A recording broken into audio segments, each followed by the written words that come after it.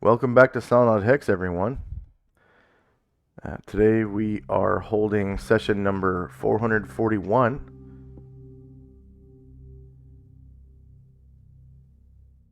And today's session is sponsored by our donors and patrons. Thank you very much, donors and patrons, for your generous donations and pledges. As well as I always forget to thank our subscribers and stuff like that for our channel. Thank you very much. We wouldn't have dynamic lighting without you. And then players this time, if you haven't already done so, go ahead and add 441 points to your player character for showing up on time.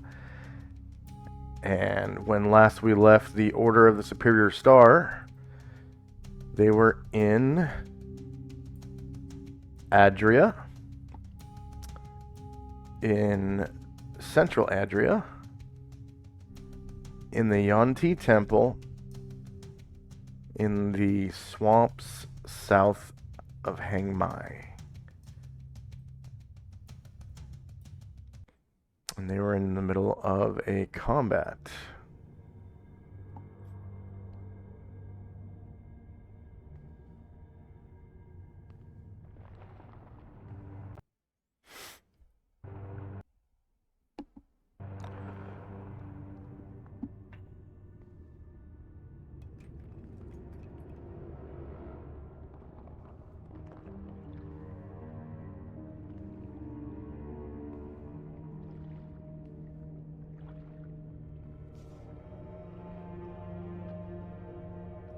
I believe we were in initiative phase, so everyone should be right around here somewhere.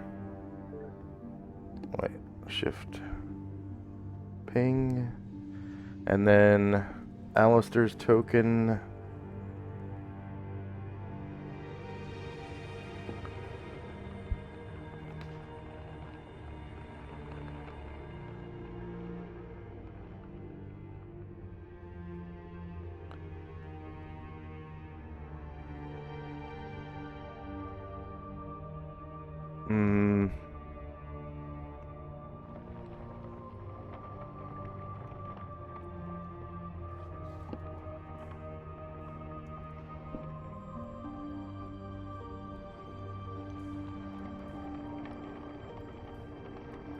Maybe I deleted it from the board because I'm not seeing it on the turn order tracker.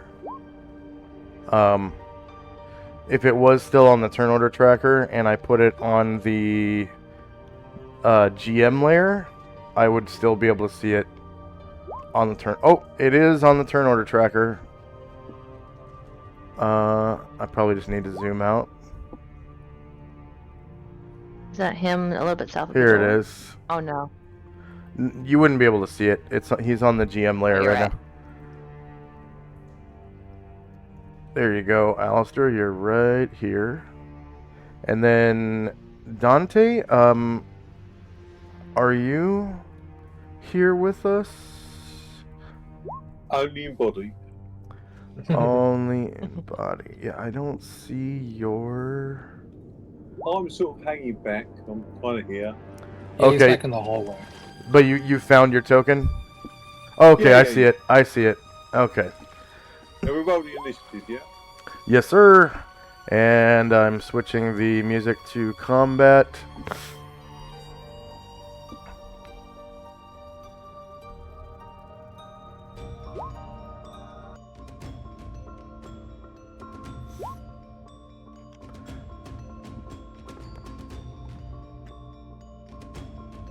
And could I have a second turn for Ashriel?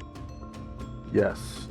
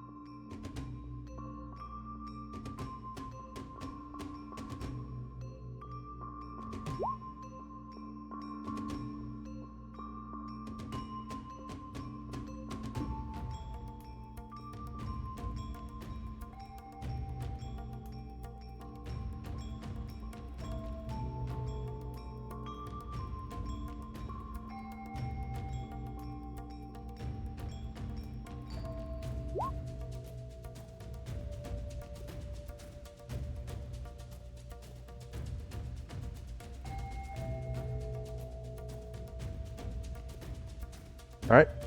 Is anyone still rolling?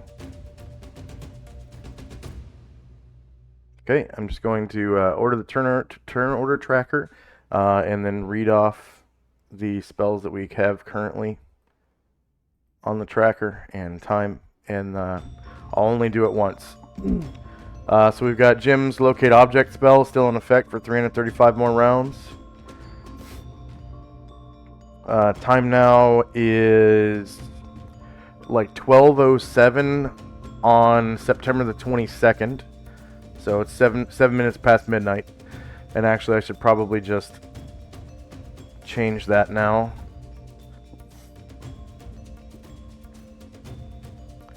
So 12 a.m. September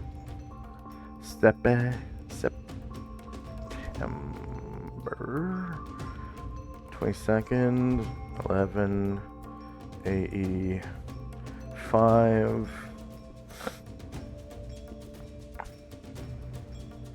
Set it up for -1 per round.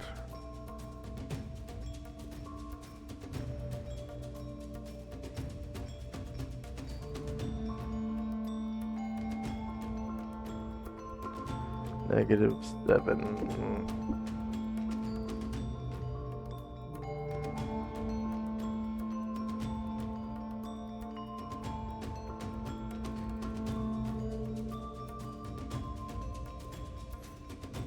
Alright, is Jim still using that control wind spell?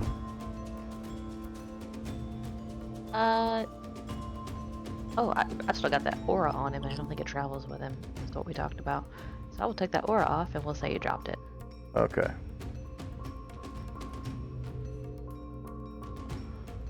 And then, Ashriel's innate protection from normal missiles on Alistair has 53 rounds left.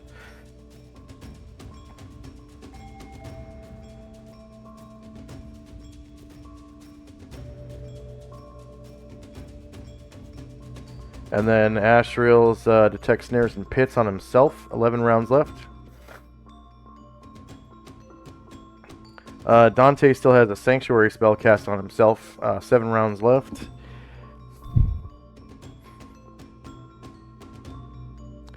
And then Ashriel's innate cast protection from evil on Alistair, 1 round left at the end of this round.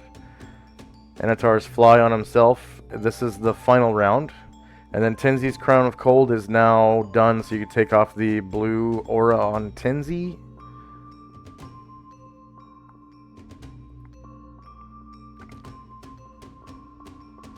And first up we have Karenglor. Okay. It's like 16 feet, so I believe he should just be able to step here and make his attacks. Yeah, they are very, very tall. Yeah.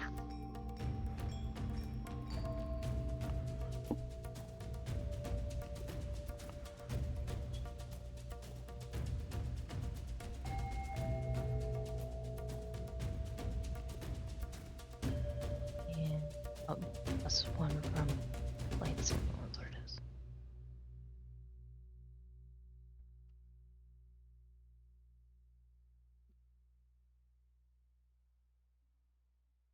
Alright, elementals are shieldless. -2 versus AC2 hits, and you cause... Yeah, sword plus 5. You cause 9 damage to the water elemental. It bleeds 9 points of water. Musashi. Musashi's jogging into the room.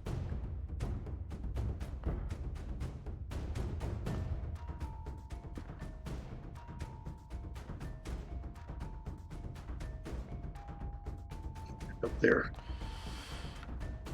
In there. Okay, Musashi needs to roll a dex... Wait, does he carry one of the necklaces? No. No? Nope. Okay, so he He was. gave it to Zalmont. He used to have him. Oh, I he can used to roll have if you one. want. Okay, so he needs to roll a dexterity check, which he'll probably pass. Otherwise, because he was running in the dark just now. Unfortunately. Yeah, that's right. Yeah, I saw that. I should have been more careful. Pretty sure. Yeah, that hallway was Actually, dark to me. somehow it's lit. Oh, there is a dark spot right here. Okay. Yeah, right in the middle there. 1, Yep. 2, 3. Okay. And of course he succeeded. He has amazing dexterity.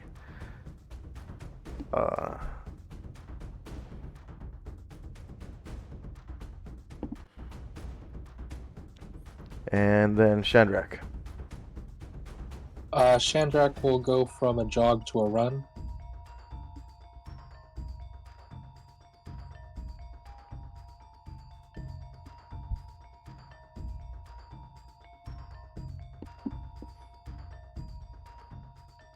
Outstanding.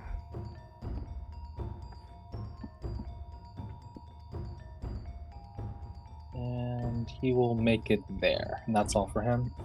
All right. And you don't have to start rolling con checks until the second round of running. Actually, 2 more squares, so right there.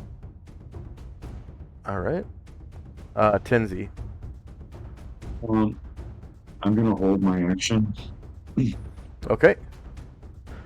One of the Hitachi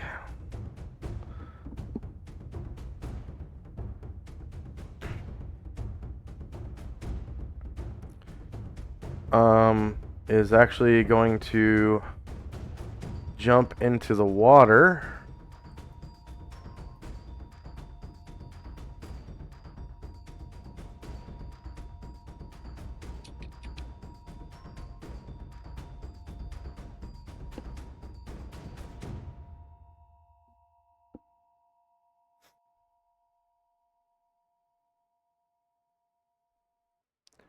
And engage Karanglor in combat.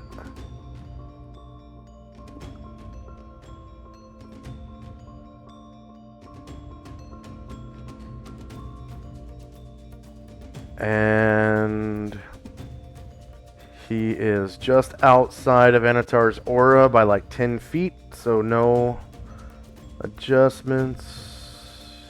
Does Karanglor have protection from evil or anything like that? No. Okay.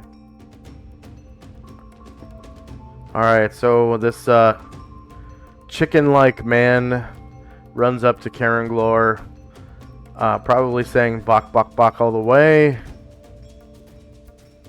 and raises his claws, bearing these nasty long nails, and tries to scratch him with his right claw. Shorter melee, same elevation, no mod to hit or to damage. And Karanglor is shieldless, but 4 does not beat AC -1. Then he comes back with the other claw.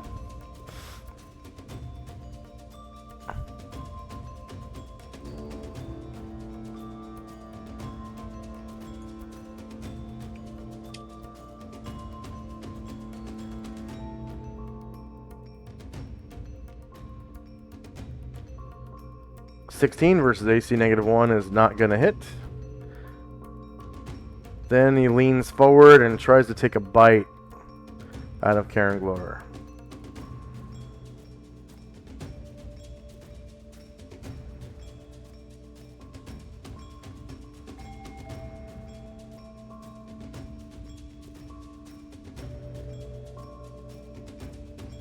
And 17 versus AC -1 is not going to hit. Anatar. Okay, Anatar will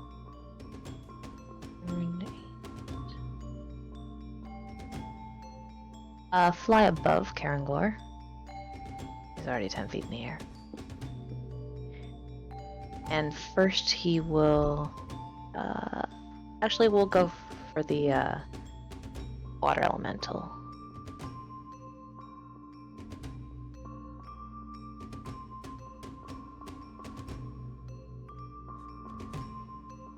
Get that Alright. same elevation or higher ground if he's 10 feet above, or 10 feet above that platform. On the water elemental, you're gonna get higher ground because they're 16 feet tall and you're 20 feet in the air. Awesome. Those fees.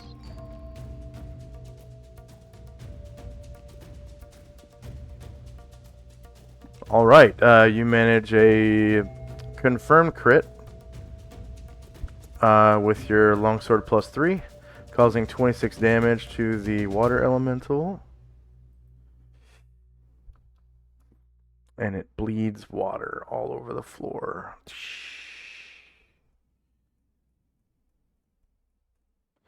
Dante.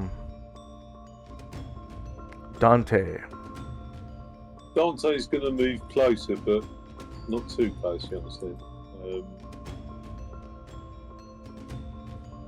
I think just enough to see the action and see if anybody requires help, but not actually.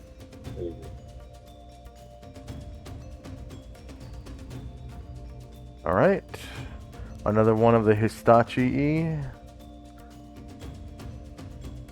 is going to...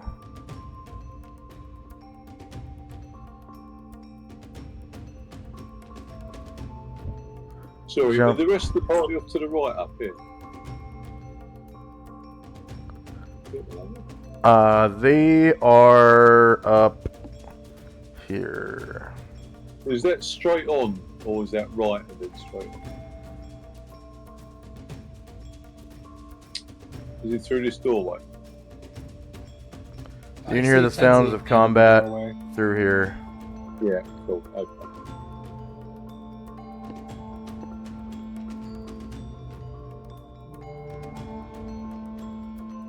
Yeah, that's cool. Thanks. All right. So one of the Hitachi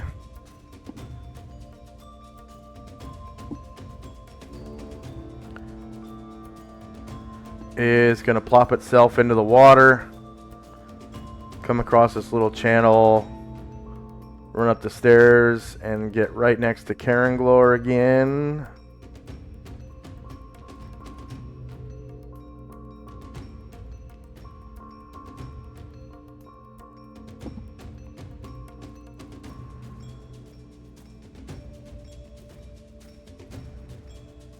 Actually, this one's going to attack Anatar.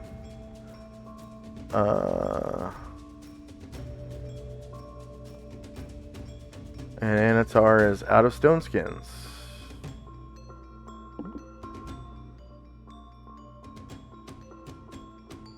Right claw.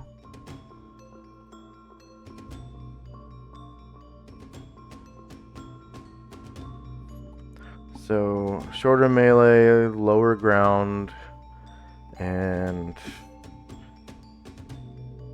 -2. Copy. So, -2 for -4 because of the aura.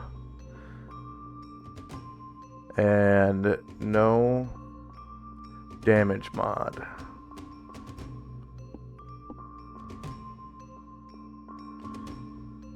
And Anatar is shieldless. 22 versus AC -7 is not going to hit. And comes back with the left claw.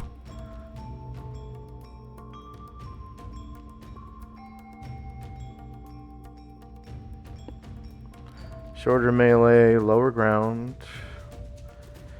-2, -2.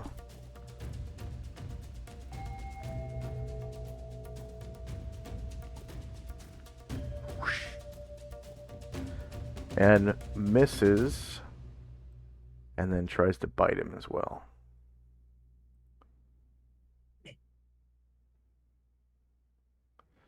Shorter melee, lower ground, -2, -2. I'm not used to chickens trying to eat me. No damage mod. 7 versus -7 is a miss. Next, Histachi is going to go to the other side.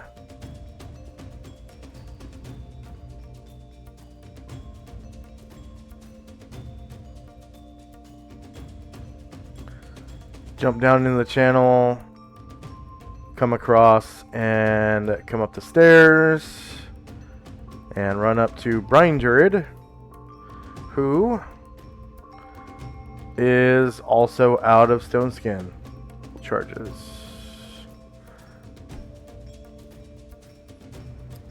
And he's in Anatar's aura.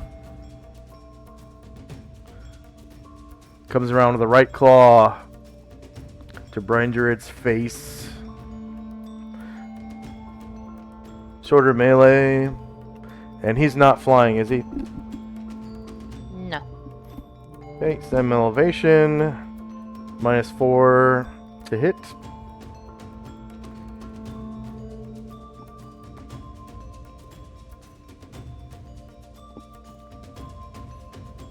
And misses.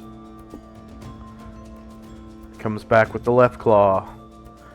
1, 2, 3. Shorter melee, same elevation, -4.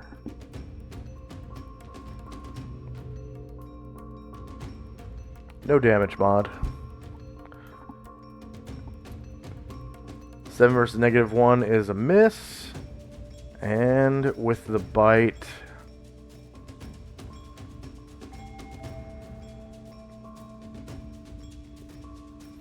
shorter melee, same elevation, -4.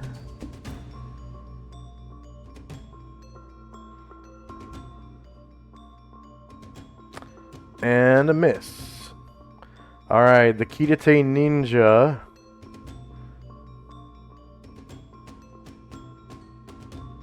are way the hell back here. I think they were jogging. No, they were fully running last round. They're going to maintain their speed. They just have to make con checks. Jog and run. 1 round.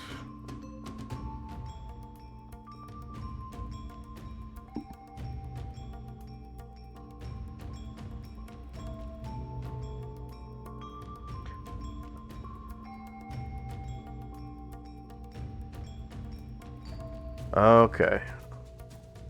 He ain't exhausted. So he runs up 36 squares.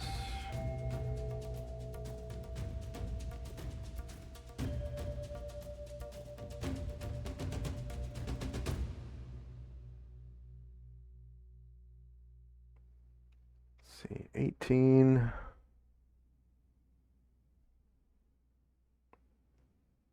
He will stop right here at the corner. 31 squares. The next Kitate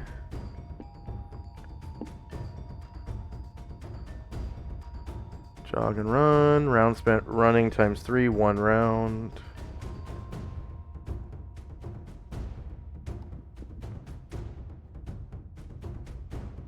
He also resists and continues running at 36, catching up with his boss.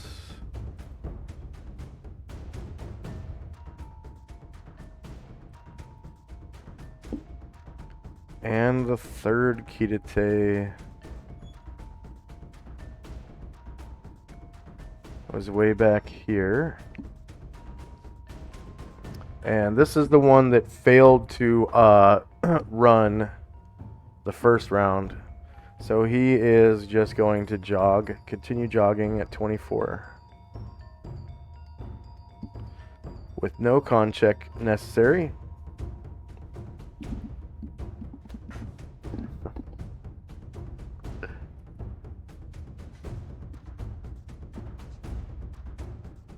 Oh, cool. Oh, for me?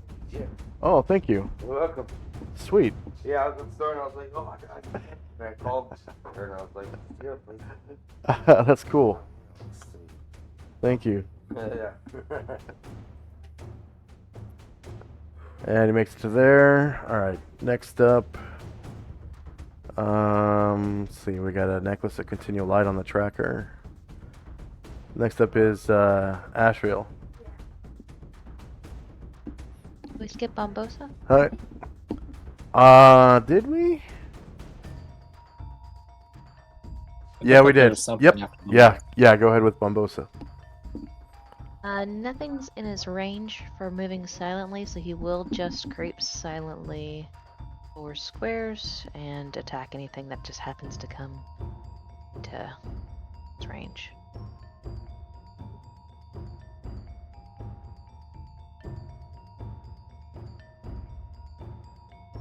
Limit?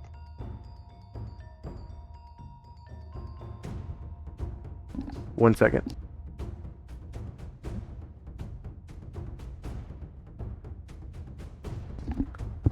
Okay, so he was sneaking.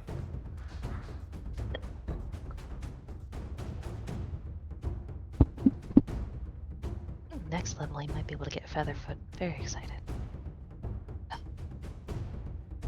With Bombosa? Nice. Nice, very nice. The Alright. thing that's been holding him back is how damn slow he is. Yeah, yeah. Okay, now it's Ashriel. Ashriel will fly forward 1 square and attack and turn a little bit to attack the Histach.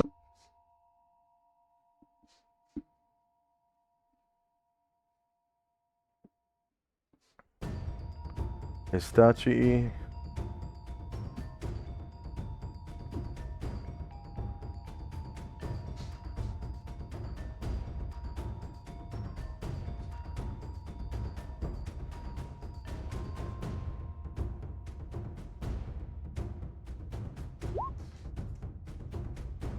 Yeah, 0 versus AC 8 is a hit.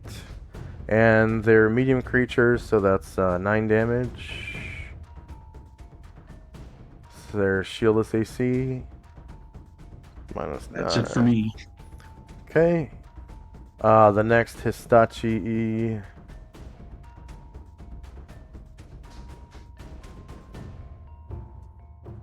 Oh yeah, because Ashriel is no longer enlarged, huh?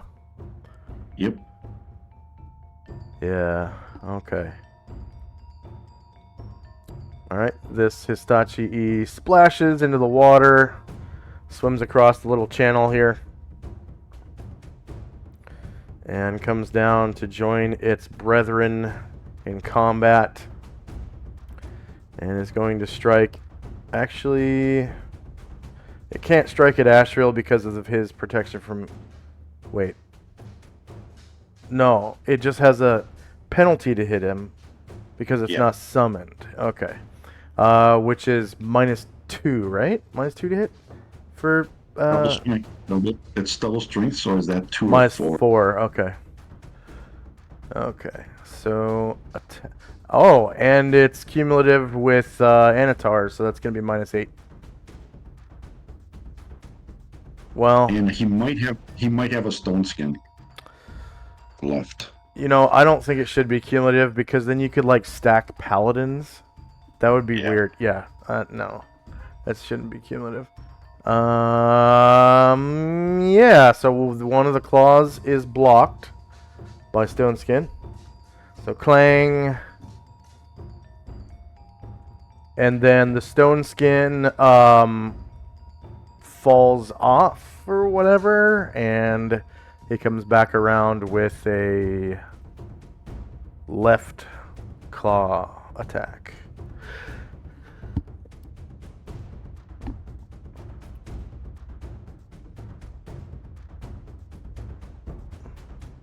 And you are flying at 10, correct? Correct. Okay, so that's melee, lower ground, and it's going to be -4.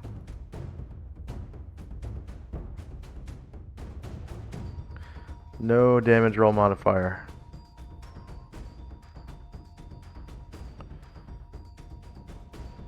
And you are shieldless, correct?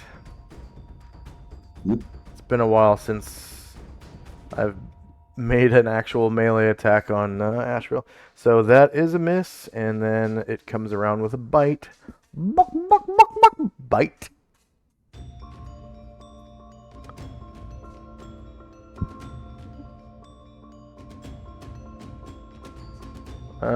Shorter melee, lower ground. -4.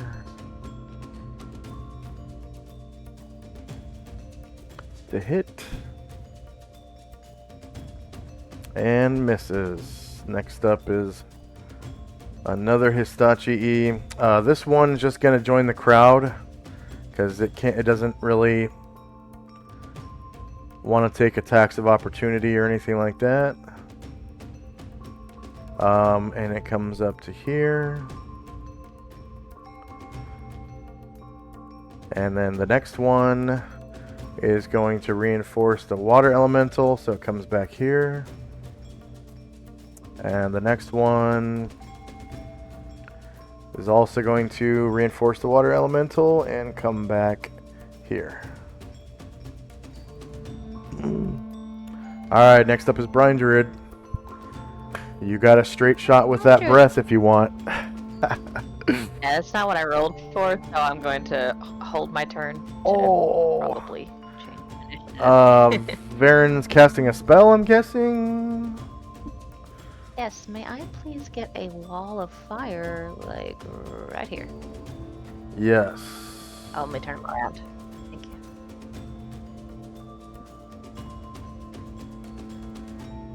Alright, spell AoEs.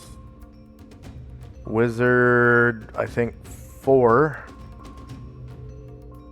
Wall of fire. Priest 5. Oh yeah, but wait, we're still waiting for the priest one to be done. Yeah. And you said there, or did you want it back here? Yeah, I want it.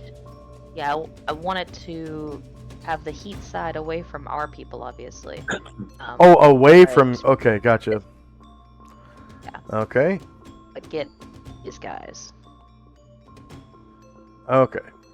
And you want it all the way across the chamber? Please.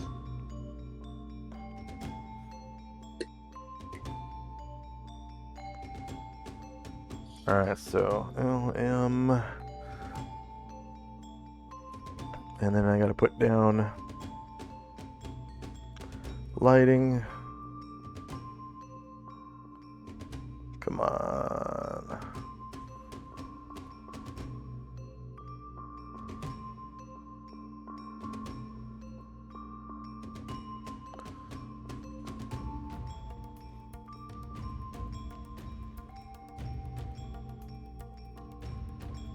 Draw polygon. There we go. From here to here.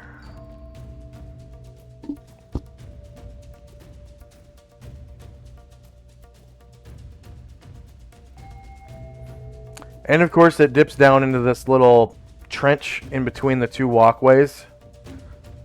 You know, so it's still only 20 feet high though. So like on the walkways, it's 10 feet high. And then down in the trench, it's 20 feet high. Because it's a 10-foot deep trench.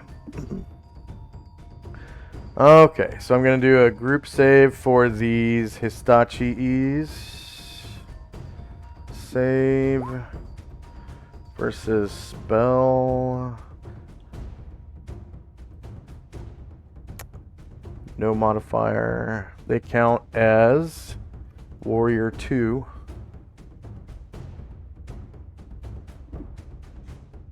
And they all fail. So the damage on you, let's see, find wall of fire. Weird, how did you roll initiative for wall of fire without using the Last time I did it, we put it on my weapon table. Oh, okay. And I need to make the priest version. Yeah, I put it on the It's honey-do on. list. Okay, 2 weeks gotcha. ago. Okay. Pretty sure it's the same as the wizard version. So go ahead and roll. I mean, other than initiative, it is identical to the wizard version. So go ahead and roll the wizard version of it. And we'll see how much damage they take. And then I'm gonna roll a save for the water elemental. And I don't think water elementals have magic resistance. Nil. But he gets a save. Versus spell.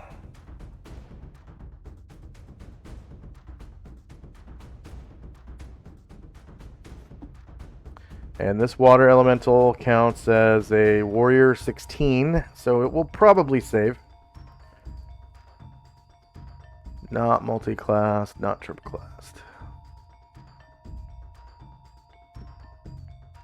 And it does, so it is cast out of the fire and is partially in water now, so it has the benefit of being in water. And it was in the 10-foot range area of the wall of fire, so 5 damage divided by 2 rounded down would be 2 damage, so it takes 2 damage. -2, enter. Alright, these Histachis in front, I'll take 5 damage. -5. -5.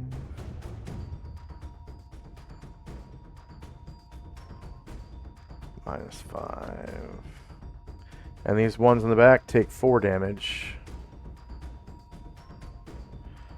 -4.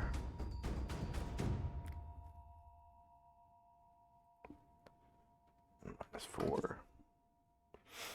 Alright, and was that a slotted spell for Varen? Yes. He doesn't get XP for spells. Oh, that's right.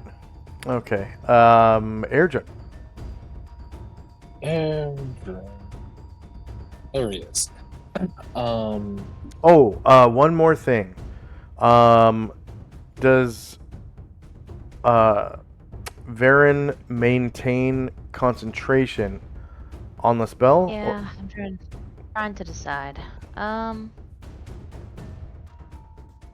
No, I think other people are going to want to do some stuff, so yeah, he'll drop it.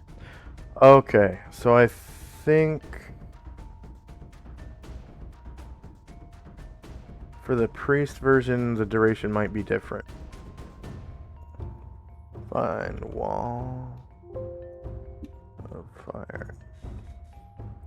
Can he just dispel it? Because I think I probably blocked off people's view to what they want. Yeah, he'll just dispel it. Okay. So a wall of fire appears, burns some enemies for some damage, and then disappears. You did a total of 5, 10, 15, 23, 25 damage. Not bad. Air Airdrin will go from a jog to a run this round. Gotcha.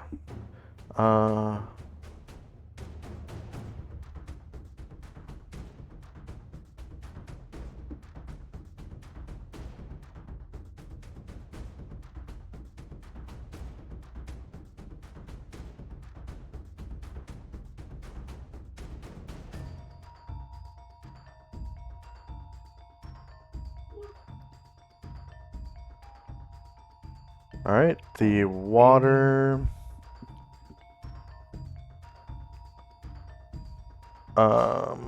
is going to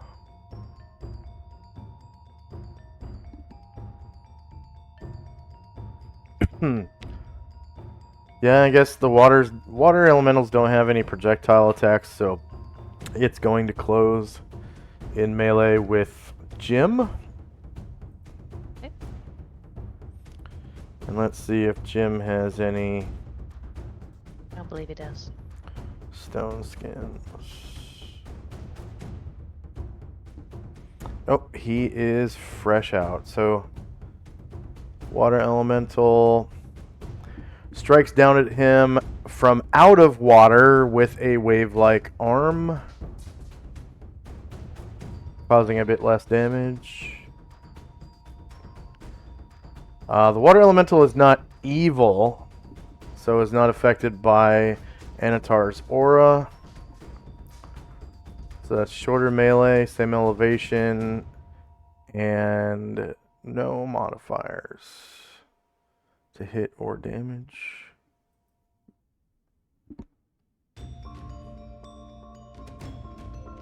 Does Jim have a shield? Yes. Okay, so that's turtle AC. 3 versus AC -3 is a miss. How did that happen? Rolled a 4. Thaco of 7 and rolled a 4. Wow. Alright. Histachi flops into the water. And we'll say, let's see, does it have the movement to get to where I want it to go?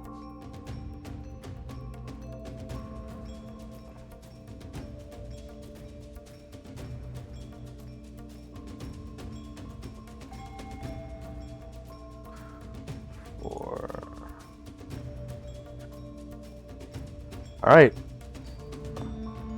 Jim gets an attack of opportunity as the Histachi passes right through his threatened square. Or squares. So this one. Attack of opportunity against his butt.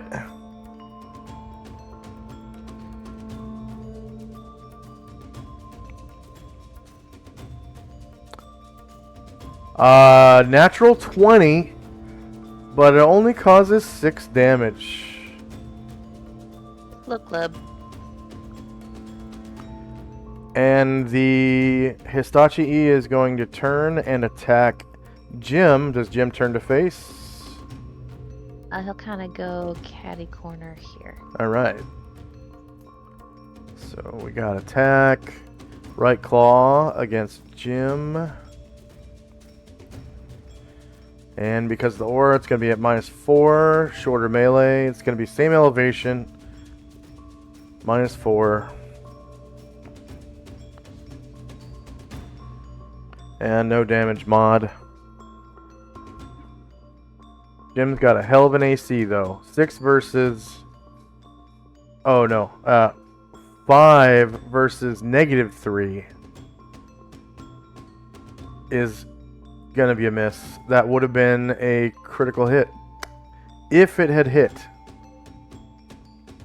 But it's way off from hitting. Wow. That was the right claw, so it comes back with the left claw.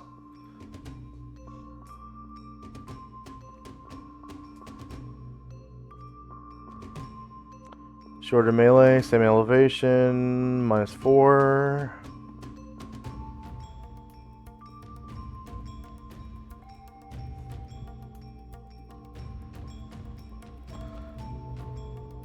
And 9 versus -3 is a miss, and he's also got his bite.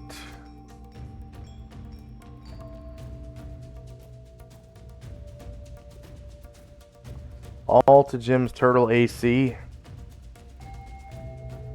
Shorter melee, same elevation, -4.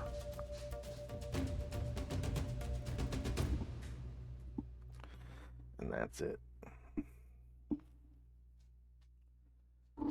16 versus -3 is a miss. The next Histachi. Could I do Go ahead, Nancy. Yes, people who are waiting. Yeah, I'm just moving. He's actually going to take a running start, move 6 squares, and try to jump up onto this ledge right behind Ashriel. Oh, with Tenzi? Yeah. Yeah. So it'll be a springing check. Yeah, which is just strength or something. But Fortunately, it's dexterity. Oh.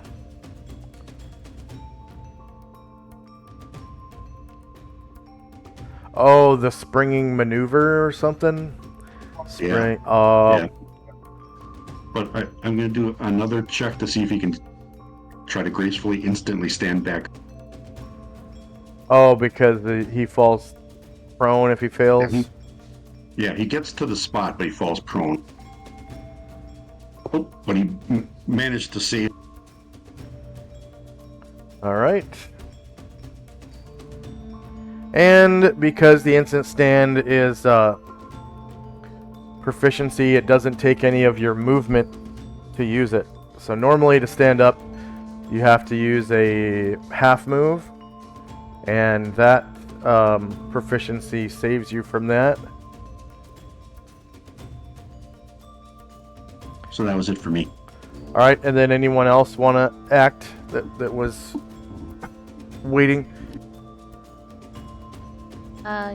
Yes. So Bombosa, can he take a 5-foot step and use his attack on this Hitachi here, please?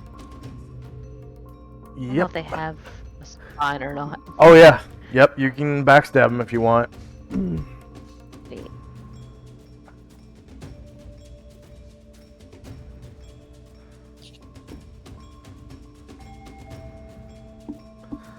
You're probably gonna one-shot him too, because they're only level 2. So you'll probably be able to backstab every round. -8 versus AC 8 is a hit. You cause 11 damage and kill it. Go ahead and describe how you do so. Excellent. Just skewer that chicken. It comes out through his stomach and like a roast on a spit.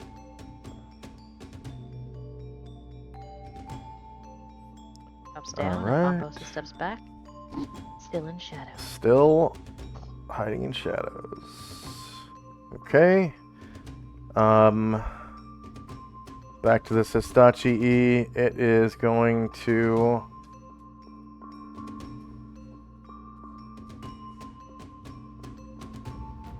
plop itself into the water, swim across the channel, and come up and reinforce these buddies against the tyranny of the flying guys over here. And then the next Hitachi, it's gonna do the same thing, except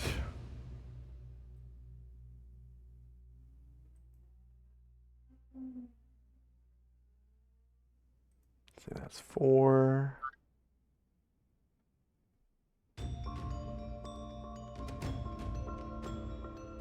Nine.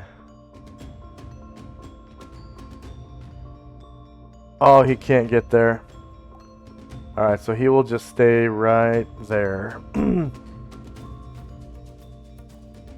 Okay.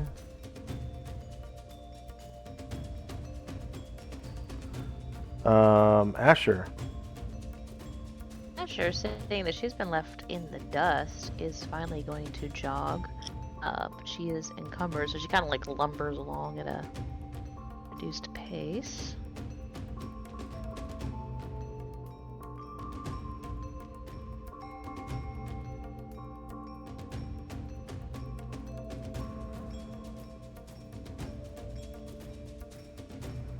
Yep, and she'll get here. That'll be it. Alright, Zalmond. Zalman is going to jog. 10.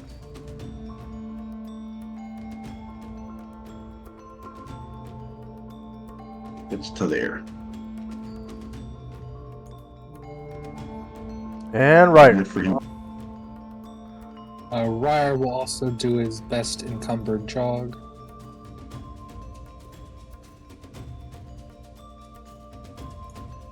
End up just inside the hall.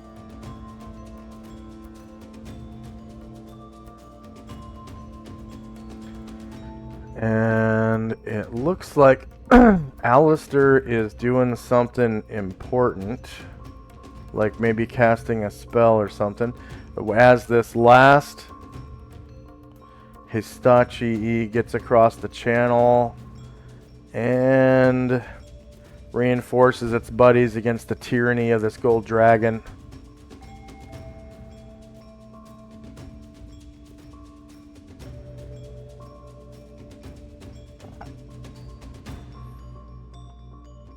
Alright, what's Alistair up to? Actually, Alistair was going to run into the room, but since all this is happening at once,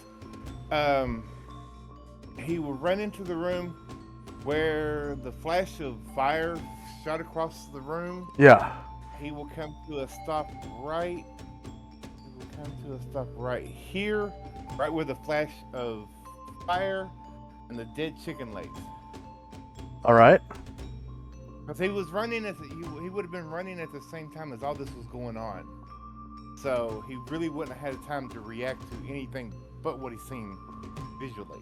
So he will come to a dead stop right where he's at. Well, what did you roll initiative for? It all depends on what you rolled initiative for. I was rolling initiative to attack. Then you can make your attack. Okay. Yeah. Now, What other make an people, attack. the stuff that other people do doesn't matter. It matters what you roll initiative for. Okay. Okay. Alright, I was just trying to roleplay it where it looked like, you know. Yep. I will make That an attack on all the, that stuff doesn't matter. on Just the- what you roll initiative for. Okay. Alright. I will. What?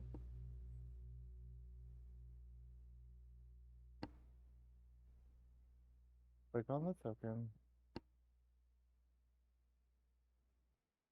Okay.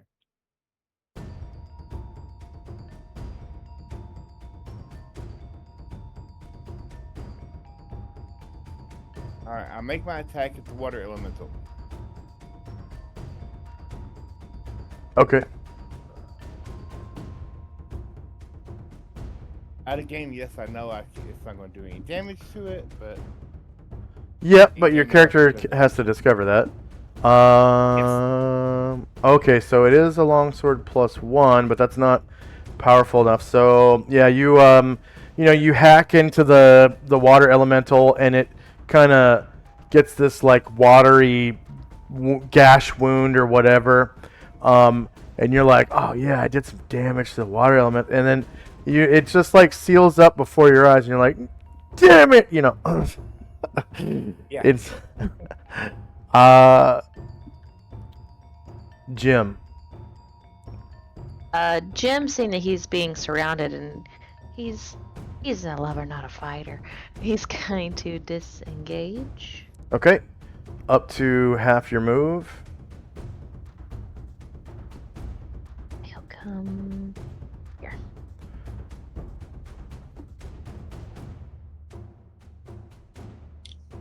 That was more than 4 squares, though, right? 1, 2, 3, 4.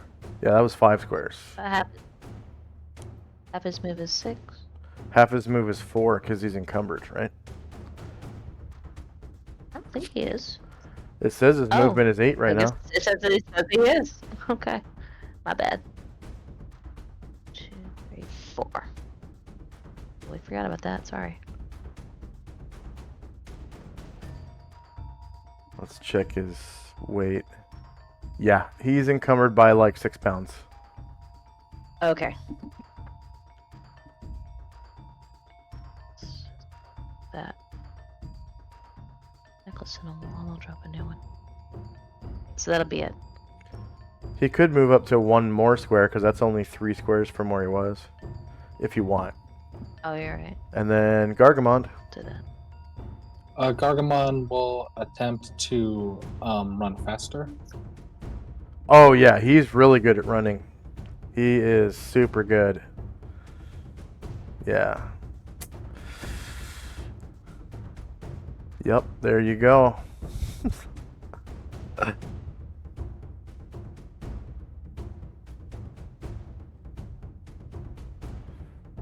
Karangler, multiple attack. Yeah, let me move Avatar real quick. he's going to go for the water elemental. And it-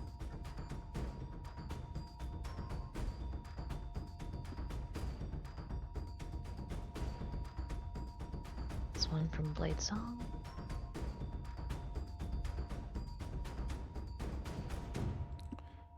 Okay, yep. Shieldless, -10 versus AC2 hits. It is a huge creature, so you do 12 damage with your longsword +5.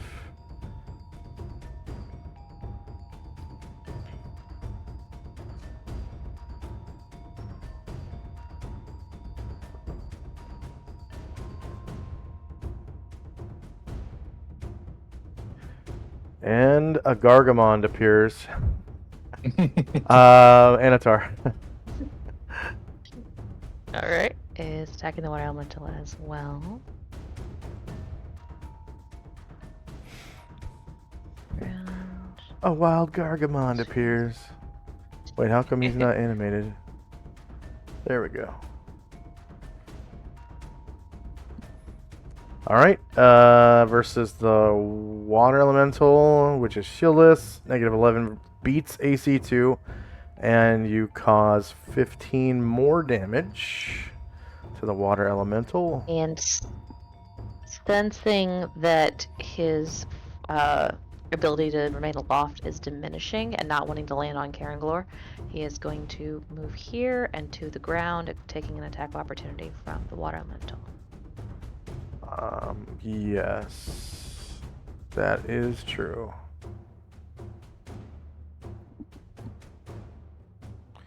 And the water elemental is out of water, attacking weakly, shakily. Shorter melee, same elevation because of the height of the creature, and no mod to attack or damage because it's not evil. And it's going to be against Anatar's back AC. Yeah. -8 does unfortunately beat -3. Anatar is a medium creature. Wait. Yeah, he's in his elf form. So he's a medium creature. He only takes 12 damage.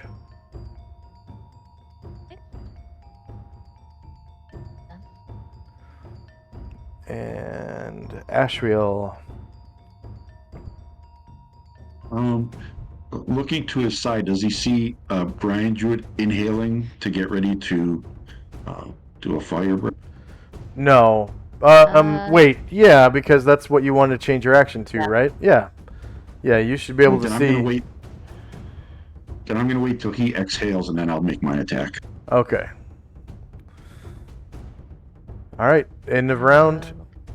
Brian Druid's breath weapon can go off. Do you want to shoot it Yeah, he's like right over Alistair's head so that it hits the water elemental, or how do you want to do it? Okay. So, Alistair, this jet of fire shoots out of the baby dragon's mouth right over your head. You could feel the heat wafting down. It feels like a hair dryer blasting down on you, a hot hair dryer. And it goes right across the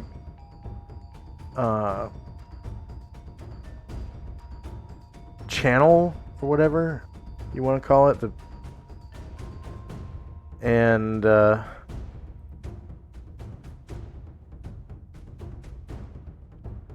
Yeah. See, God, order I knew spear this was a bad star. idea. Asher. Brine Druid. Breath of Fire.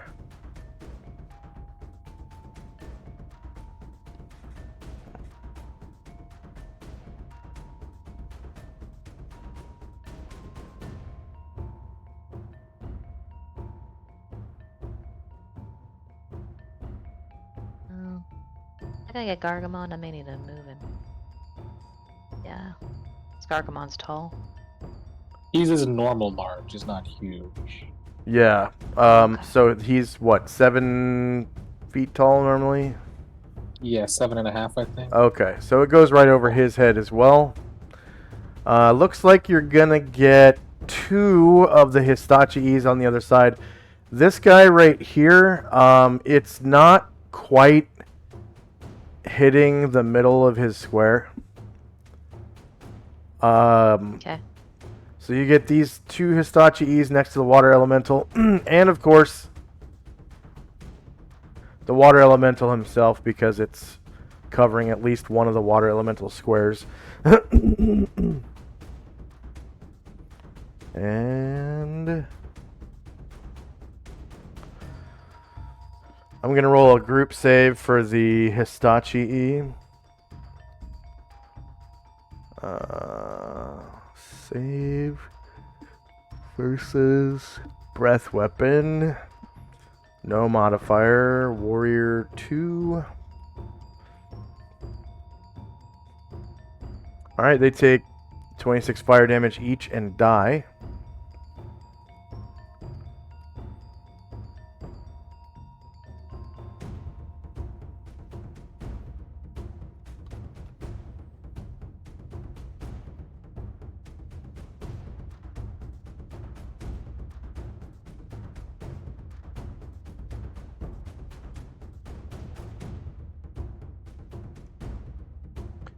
And the water elemental also makes a save versus breath weapon.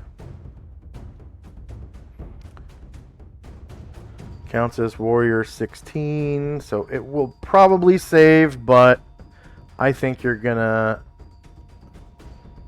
Yeah, it saved. So half of 26 would be 13, and it survives. Oh. And Just barely. water elementals don't have any kind of susceptibility to fire. Natural will swing at the same Hitachi as he did before, the one right in front of Brian Druid. Okay, this one here. And it is shieldless, so -10 beats AC 8. You cause 11 damage. And you kill it. Go ahead and describe how you do so. He always wondered what it looked like, a chicken with its head cut off. So he just takes his head off and sees him and starts running around. That reminds me of an old video game called Decap Attack. That was hard to say. Okay, was anyone else waiting? Nope. Alright,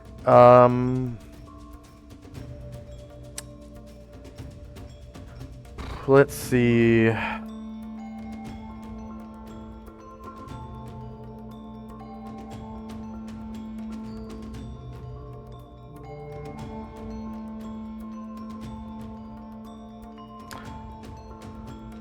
No, I don't think I'm going to do that. Alright.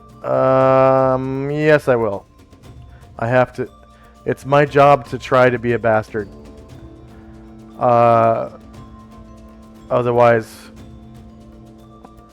I'm not really fully doing what I'm supposed to do. Alright, so...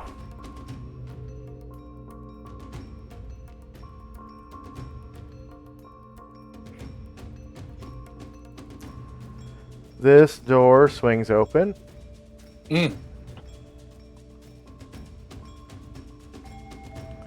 And a Yanti Pureblood is on the other side. As well as your 2 children.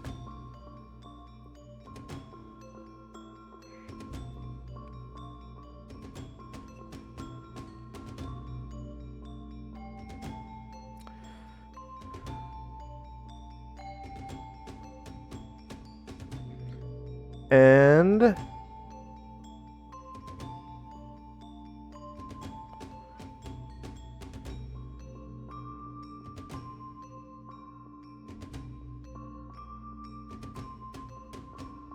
she attempts to polymorph Brine Jurid into a froggy. Let's see.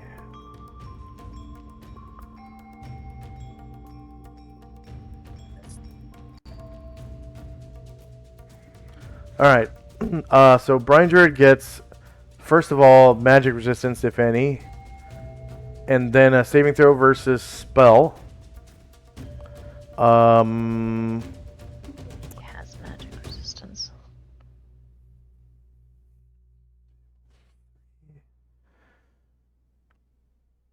There's no macro and there's no notes on it, so I'm thinking no.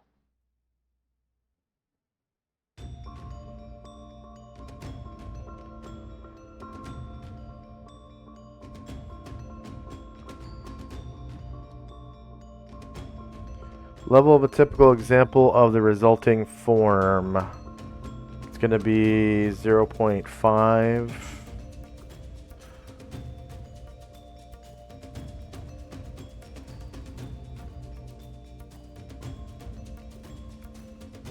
Okay. So if you fail and do get polymorphed, you don't lose your identity. Did you roll your saving throw? What is the save against? Spell. Spell? Yeah.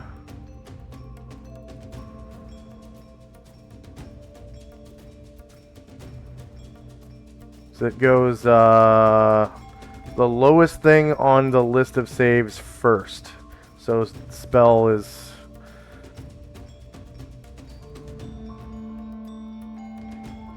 Alright.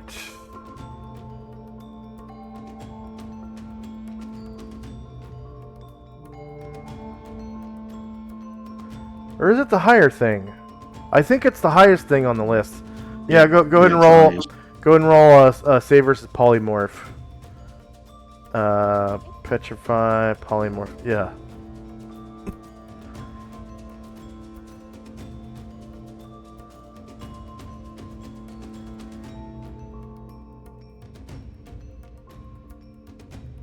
There we go. All right. And then the children. Let's see.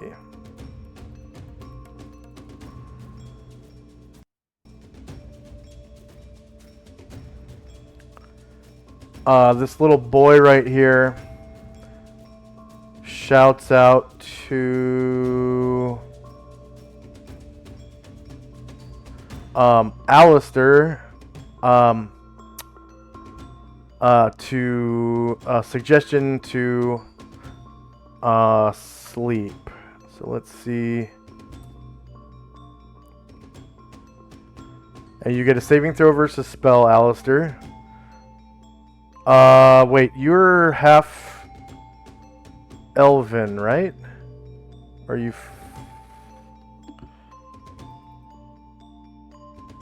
You get Yes, I'm half elf. yeah, you get your this is a charm spell, so you get your half elf ability to resist spells, and then a saving throw.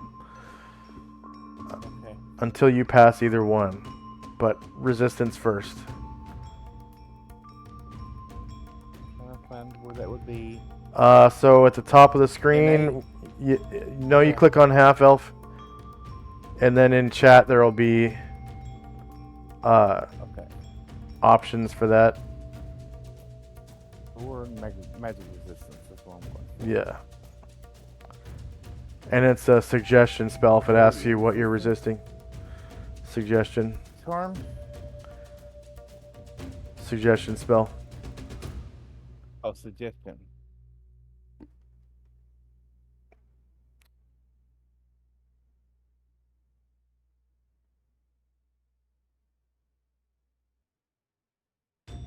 No modifiers. Nope.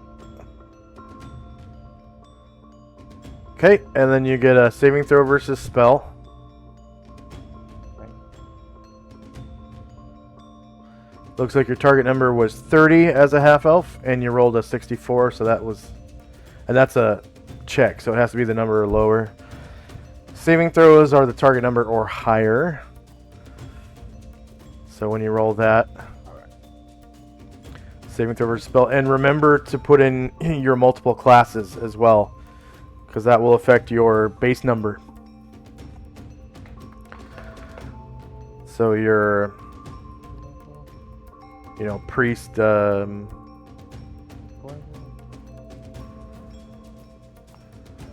priest 5 and fighter warrior 4.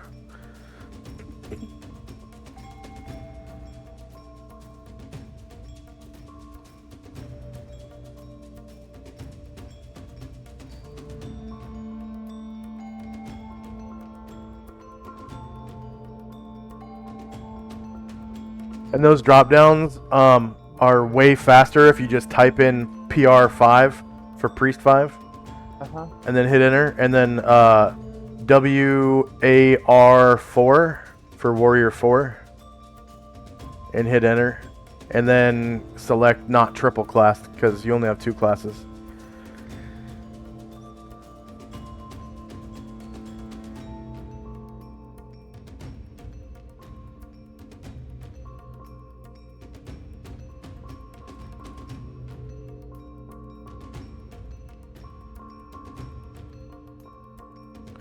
And then, do you have you have a wisdom bonus as well, so the,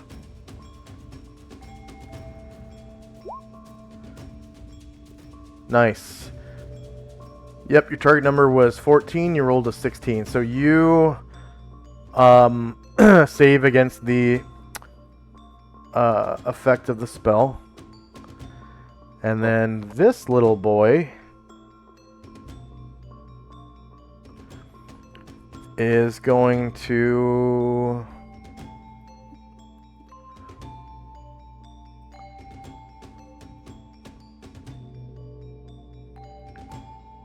step over here.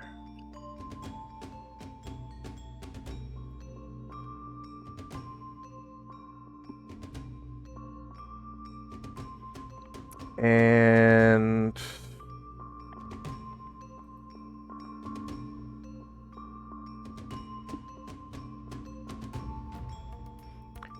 he's going to try to cause fear on Tenzi. Is Tenzi resistant to fear? Yeah, right now I You have. have a Yeah, I have the Hero's Feast, which I think gives me it, and also Blessed Watchfulness. Okay. Whoa. Oh, I did that for Beholders because they have a cause fear ray. That was cool. Okay. Yeah. I need to actually remove that. All right. And then on the other side of the room,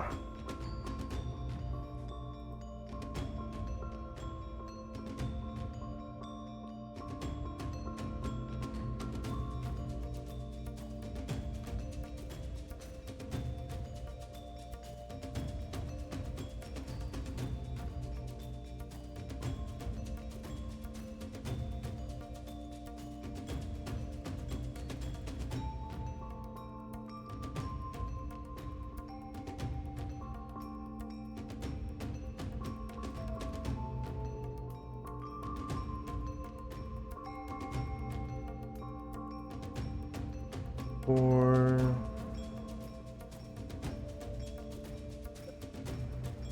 seven. So this door opens up.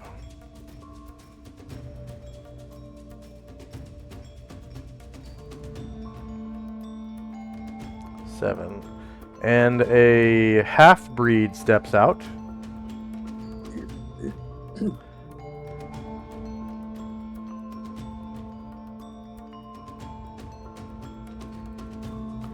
Yonti half-breed. And she has... I think she has snakes for arms.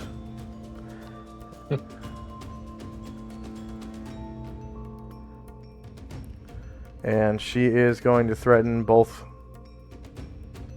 Karenglor and Anatar. Anatar will put us back to the wall.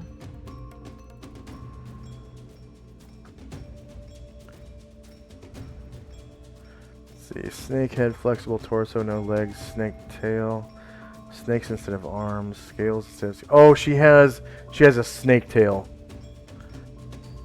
That's what she has.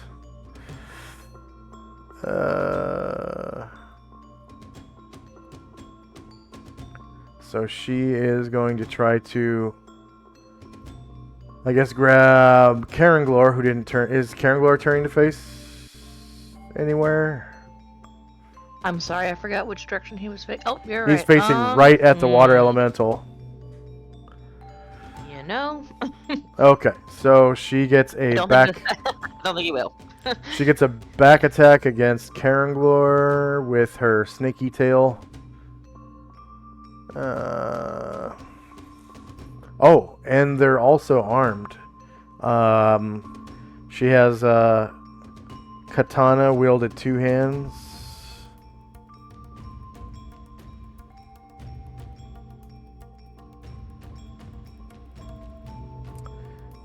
And a Daikyu with a quiver of leaf head arrows. She is going to snake arm. Oh, I gotta push the snake tail up on the list to be able to use it. Snake tail constriction. Modify.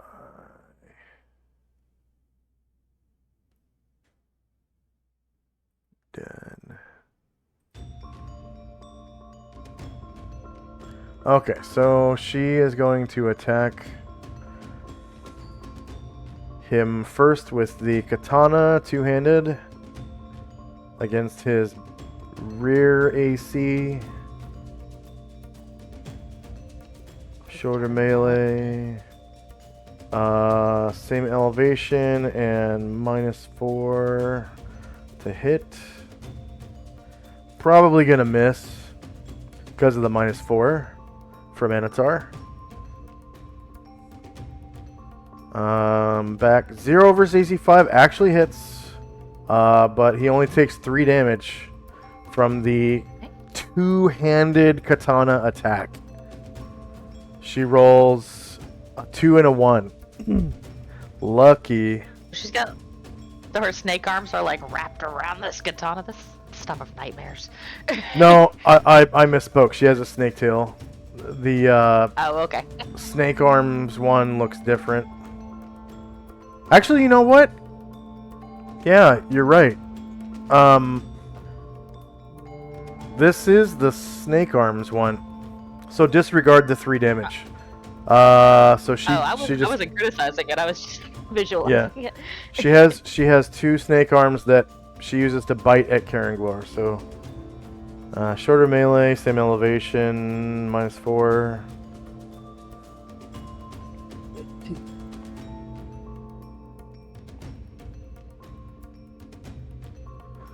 All right.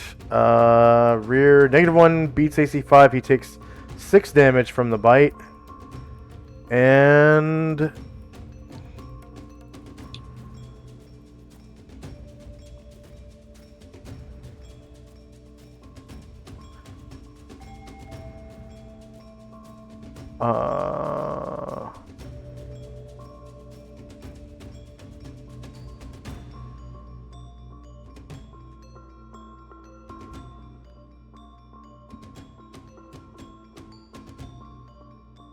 I can turn him a little without taking attack of opportunity. So before she makes her next attack, yeah, now he will go ahead and turn this direction to hopefully just give her a flank.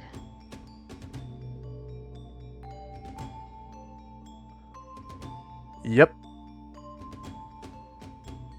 Okay. And apparently their bite is not poisonous. That's weird. Like, they use poison, but they don't have poison in their snake bites.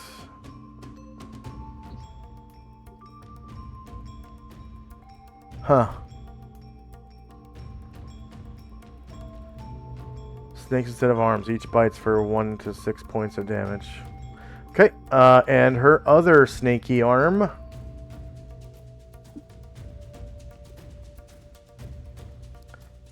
bites his shieldless.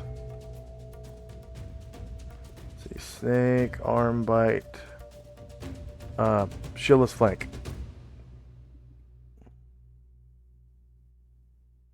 Shorter melee, same elevation, -4.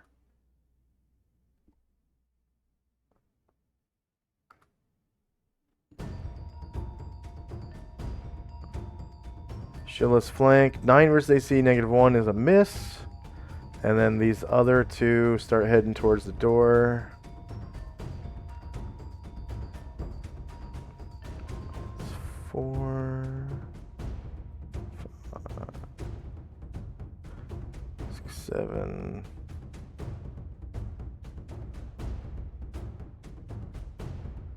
8, 9, 10, 11. And he is 1, 2, 3 squares behind her. So 1, 2, 3.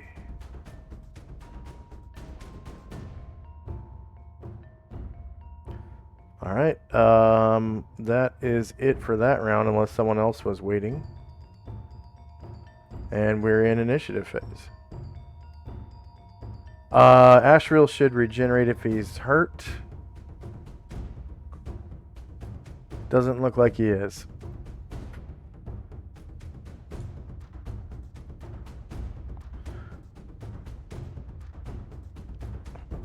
And at this point, I think I'm gonna roll.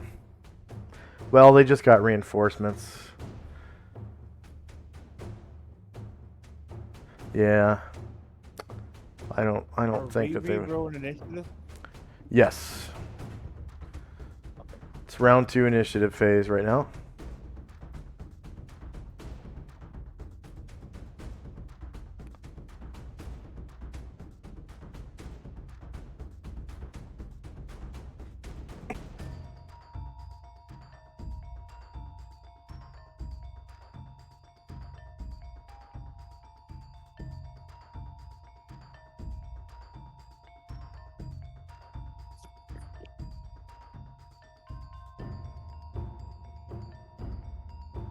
Yeah, the token for snaky arms and snaky tail are very similar.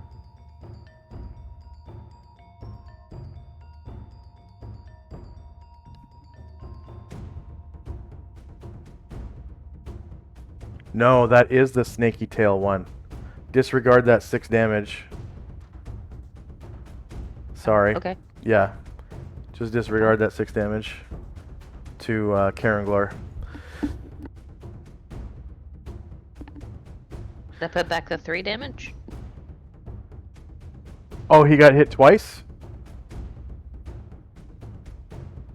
He got hit by the katana, but then didn't get hit by the katana. Instead Yeah, got hit by a snake so arm. you already added the 3 back, right? From the katana? I did. Okay.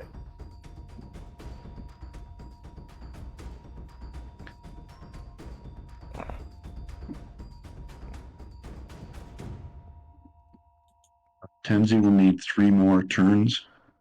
Wow, 3. 1, 2, 3. And Gargamon will need his additional attack.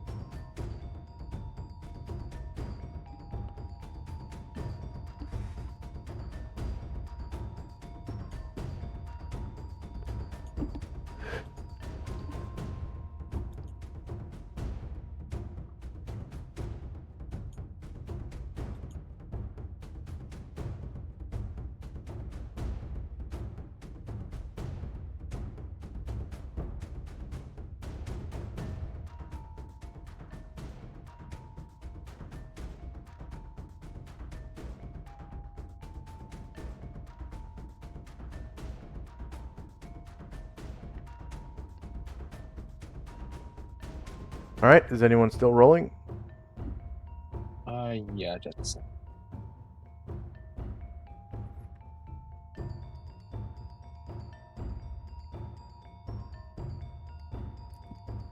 I'm good. Okay, here we go. Time and spells.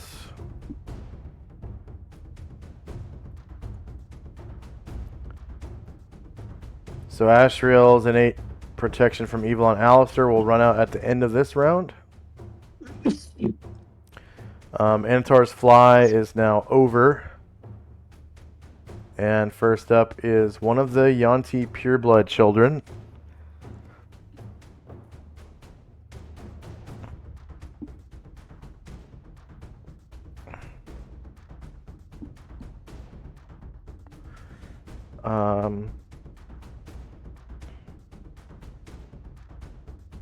Oh yeah, I gotta remove the effect of cause fear. Cause fear.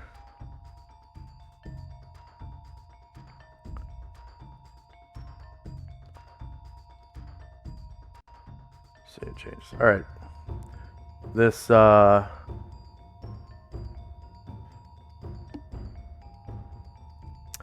This kid is going to, let's see if he has line of sight.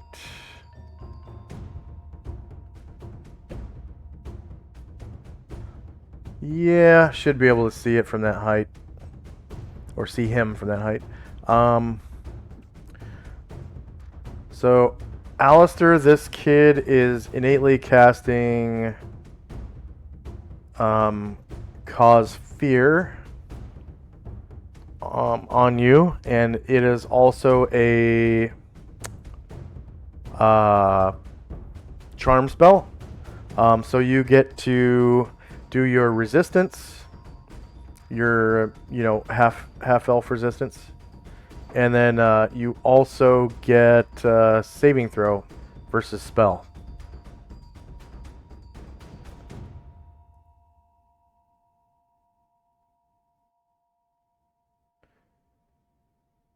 Oh, and if you... That's a fear spell, right? Yep. You get your half-elf resistance. Oh, are you immune to fear because of your religion? Question.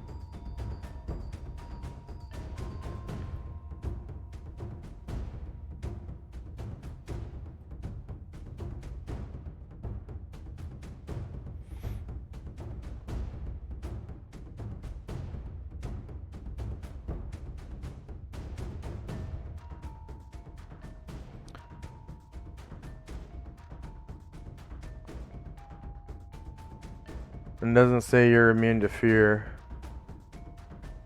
Yeah. You do get your half-elf resistance, though. Just like last time. And then you also get saving throw versus spell.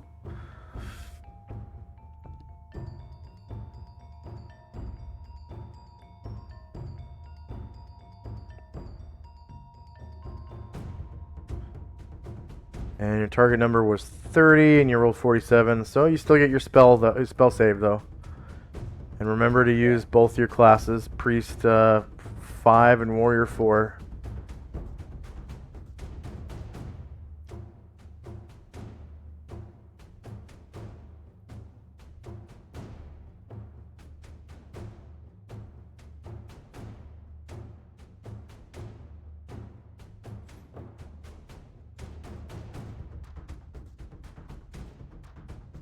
And if you fail, you actually drop what you're holding and run away.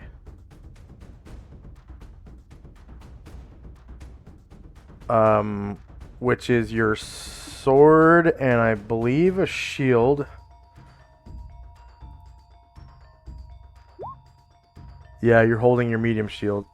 Yep, okay, so you are now afraid for 4 rounds. So you get a little fear marker, which looks like this. So that it's like a yellow face with the top of it is blue. you drop your sword and shield out of fear and Yep. run away at maximum velocity. There are 2 creatures threatening you, but one of them I'm going to say is too high. I'm going to say that this Histachi E is too high up to reach you because you're kind of on the short side.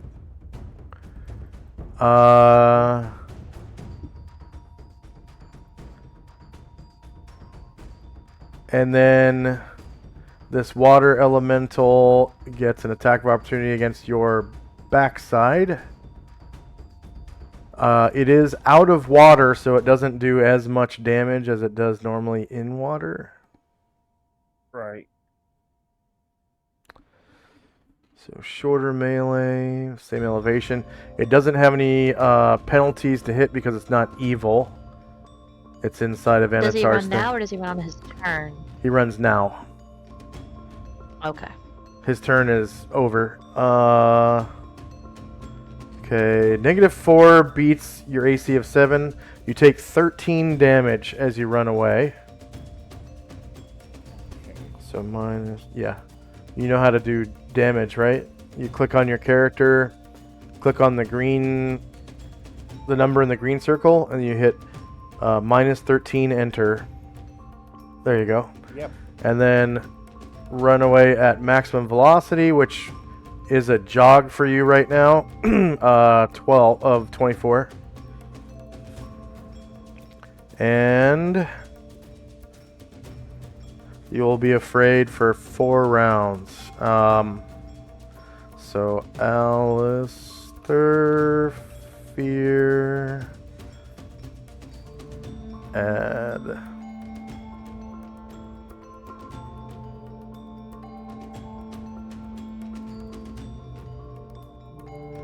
Wow.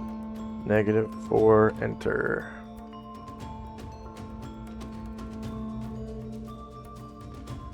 Okay, next up is Varen. There is a remove fear spell, but they have to catch up with you. Or like tackle you somehow to use it. Right. Okay. Oh, Varen is going to step. There's also an Orison.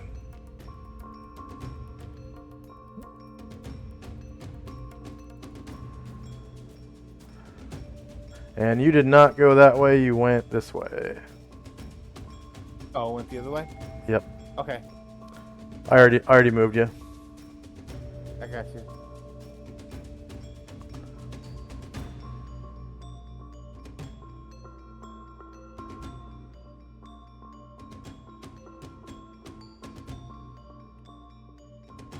Okay, so Varen attacks the half-breed.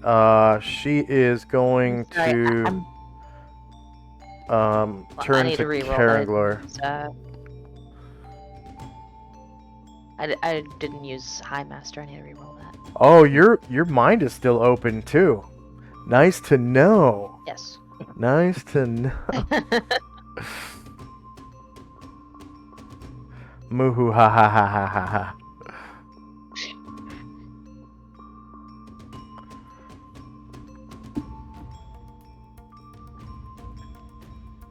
Okay, so she is facing Karanglar, so you get her shieldless flank, which is a confirmed crit, and you cause 16 damage to her, but she takes it like a champ.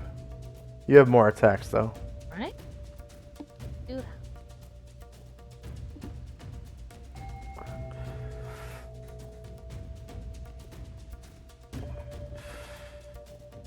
You can see her green bar kind of is a little bit more than half-ish.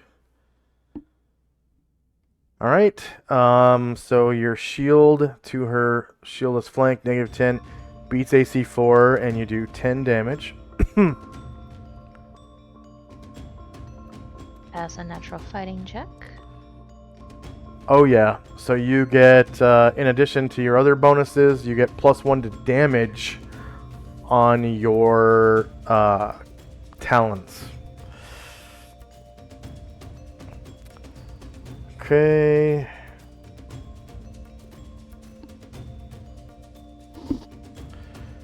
Shieldless flank to her, -4, beats AC 4, you cause 3 damage.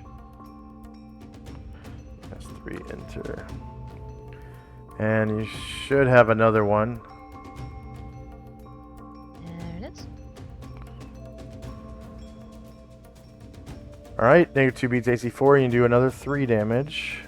And she survives. You did a lot of damage to her, though. Karen Glor. Okay, Karen Glor is... I don't think he can attack anything but this Hitachi in front of him without turning his back to anybody, so he will do that.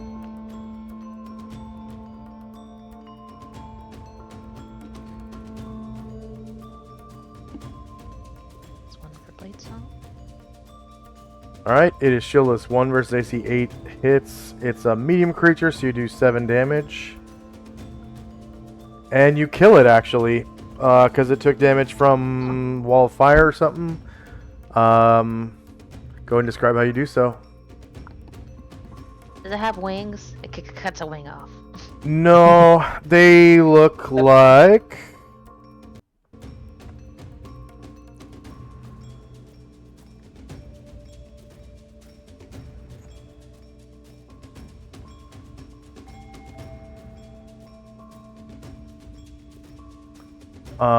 Actually, I have a picture of it in my library.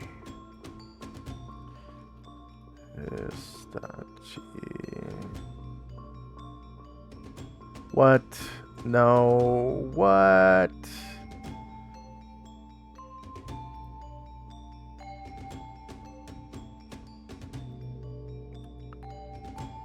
Thought I had it in my library. Weird.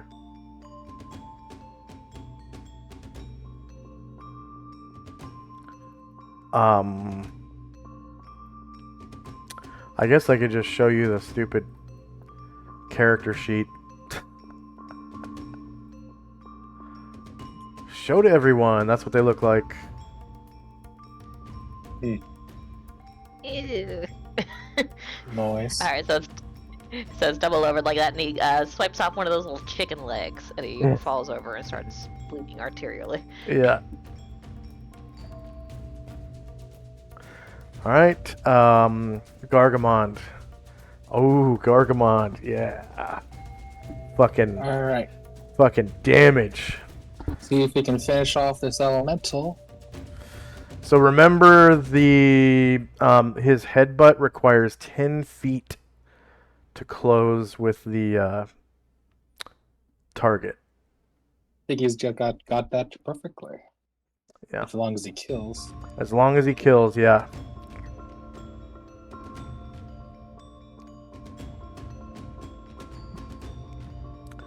Alright. Large halberd, high mastery attack against the water elemental. It is shieldless, that's a confirmed crit, and you cause 25 damage to the water elemental, killing it. Go ahead and describe how you do so.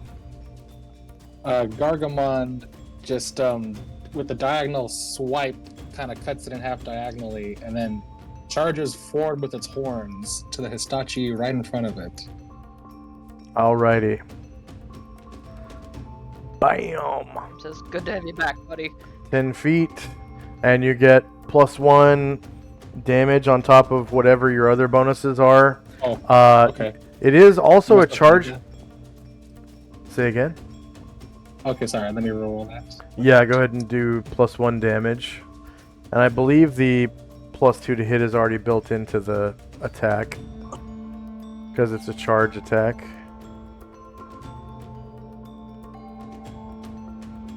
Oh, it's not.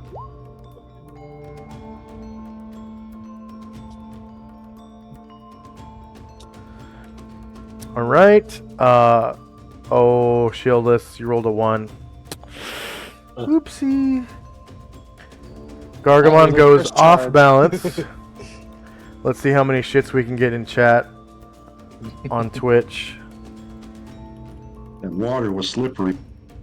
Yeah. Yeah. Exactly. What it was. Yep. All right. The Kidate Chunin.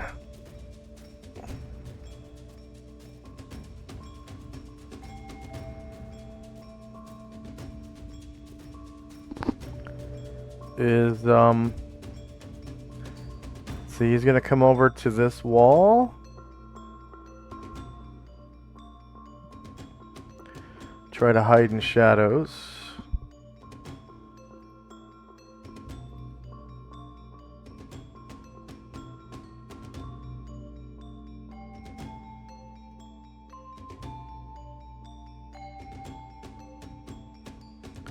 And so is his buddy right here.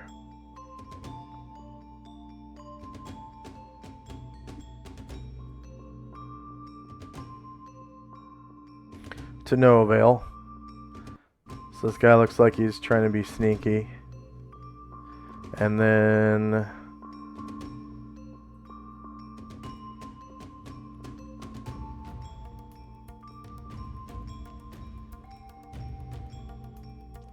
the other one was way the hell back here. Yeah. This one is still jogging in because he failed his strength check to sprint.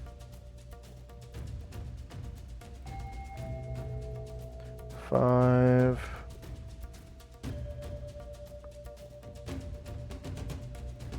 $17.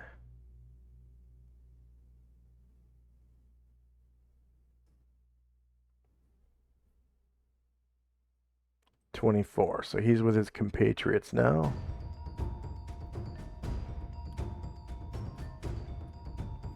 All right, next up is Alistair's turn is over actually because he got feared. Bombosa. Boss is going to attempt to move silently up 4 squares. If he succeeds, he will try to backstab the Hitachi E right in front of him.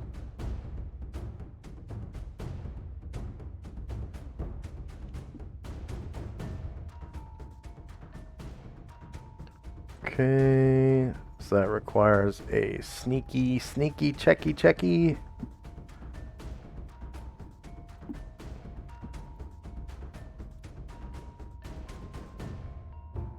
And you get your backstab.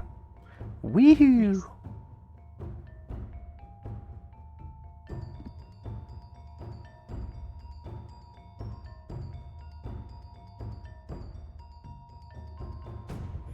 -6 beats 8. You cause 27 damage to that Hitachi and kill it. Go and describe how you do so. You maintain stealth as well. -27. Yes. enter. Sends the darn den like broadsword and just like sends it right across his neck so that he's like half decapitated Mm-hmm. and falls down and tears splurt. All right. Jim.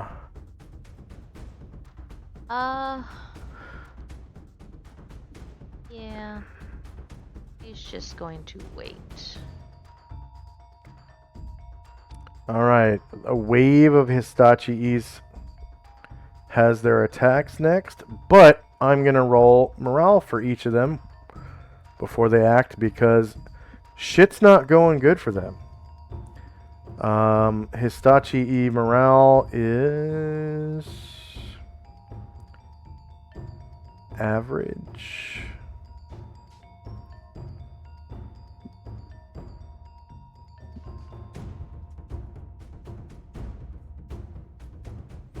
Alright, so this one steps forward and begins fighting the dragon baby.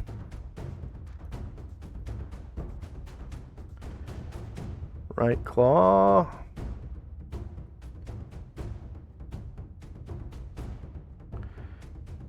Shorter melee, same elevation, -4 to hit.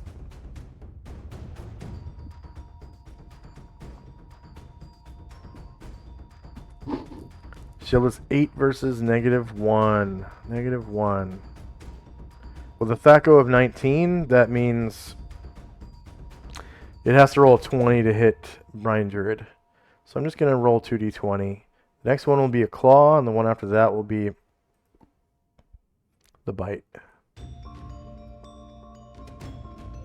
Here's the claw, fail, bite, fail. Alright, next Histachi E is the one right in front of Ashriel. Rolls morale. Succeeds. Ashriel has -6 AC, so that's another situation where he'd have to roll a 20 to hit. So I'm just going to roll 3d20. Fail, fail, fail. Alright. Next is Tachi E. Gonna roll morale. That's the one right in front of Gargamond.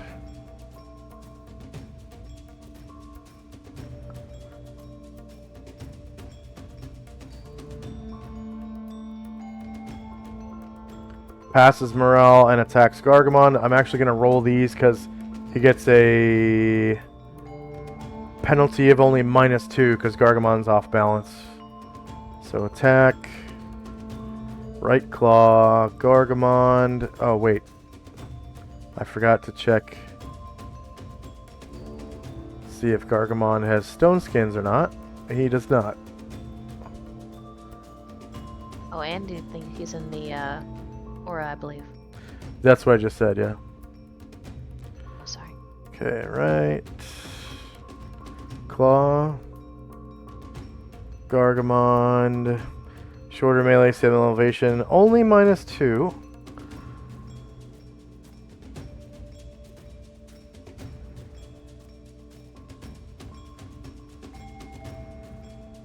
And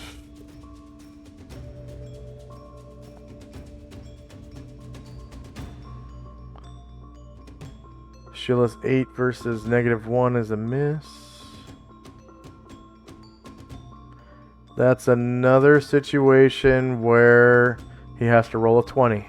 So I'm going to roll 2d20. And I'll go claw bite in that order. Fail and fail. Dante. Yeah, where is... Can you just ping where Alistair is at the moment, please? Alright, so he ran past you and is right next to you now. Right, and he was, what, screaming, looking fearful. Hands empty, like he's missing his Yeah, sword we and all shield. Cool. I mean, Dante can spell fear. I mean, he suffers it enough himself. He wasn't... I mean, I just had the movement initiative down. Could I, with my rope skill, make a lasso as he runs towards me, and as he runs past me, throw a lasso around him to stop him running any further? Yes, you get an attack versus his back AC, because he's not using a shield right now. Doesn't get his dexterity bonus because he's like fully like jogging away, and he's actually behind you and facing away from you. So yeah, you can try to lasso him. In order to keep him from running away further, I guess? Yeah, exactly that. Just sort of, yeah. So, do I do that as a rope trick thing, or do I do that as an attack? You would do that as an attack. Okay. So you'd put, lasso on there. I don't think you're proficient with lasso, are you? I'm not with the lasso, but I am with the rope. Oh, you have the rope use proficiency. Is that what you mean? Yeah. Okay. That's what I mean. Okay. So I'll give you a bonus because you're proficient. I'll give you a +2. Normally, see, you're a priest wizard, right? Yeah. Okay, so priests get like a -3 to hit with weapons they're not proficient with. Yeah. But because you have rope use proficiency, I'll give you a +2. So you only have a -1 to hit him. And again, it is at his rear AC. So what does that come down as under an attack? Touch attack or touch attack range? You can literally write lasso on a new line. Oh god. Yeah. Okay.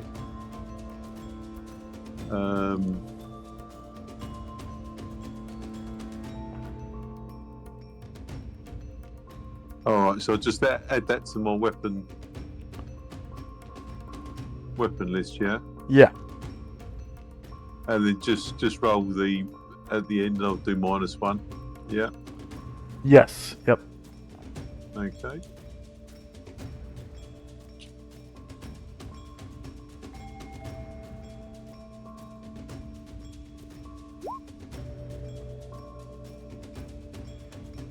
No, I don't think it's going to hit. That was initiative, bub. Oh, is it? Yeah. Oh, sorry. So, and you just roll off of your token. So click on your token, and then up at the top of the screen you click on attack, and then in chat it's gonna have a list of your different attacks. You're gonna want to select lasso. Yeah, And that's then- not showing up. Did you put it on your attack list? Yeah, I thought I did.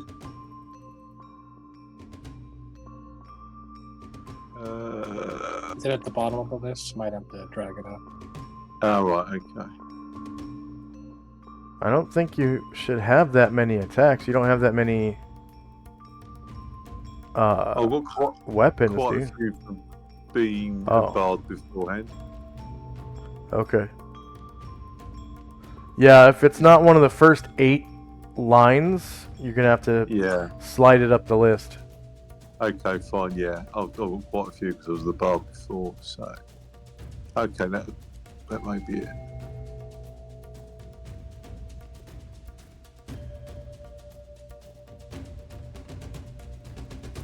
Yeah, there we go. And it does 0 damage.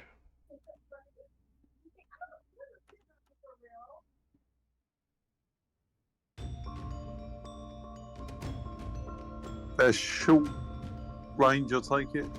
Yeah. I think a lasso has a reach of like 3 squares. I'm probably above him. So is that high ground elevation? Yes, you're gonna have the high ground. Yeah, and in -1. Okay, cool.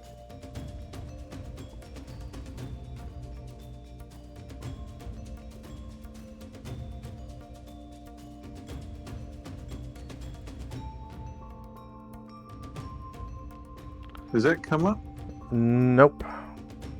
No. Right, let's have a look. Oh, all your stuff is grouped together. There we go.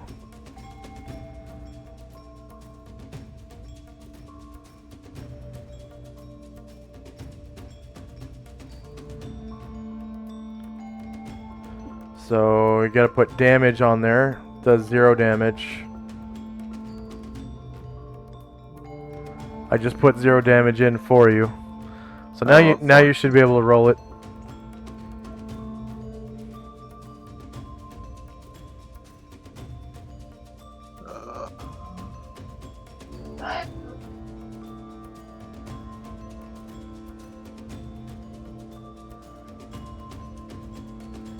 Why is it not coming up?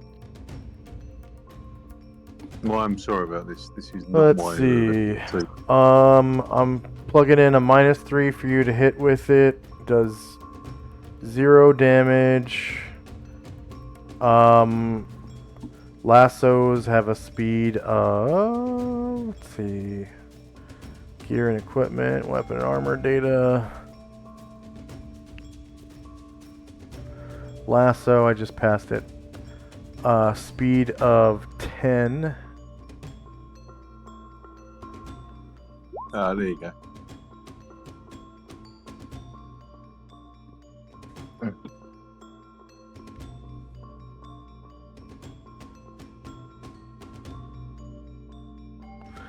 Alright, so back attack. 12 versus AC 7 is not going to work. You rolled a 2. Right. Okay. Alright. Oh, sort of. Yep. Anatar. Okay. He is going to turn southward. Try to finish off the snake guy.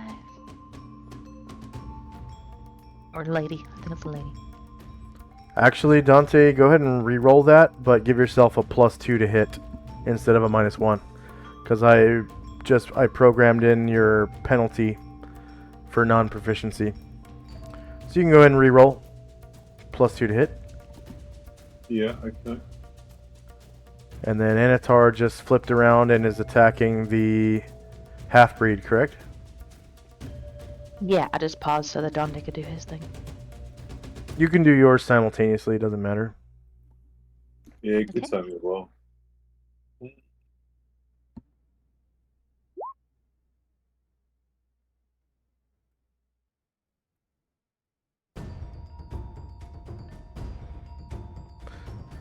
Alright. She is shieldless. 3 versus AC 4 hits, and you cause... she has a long snaky tail, so she's a large creature.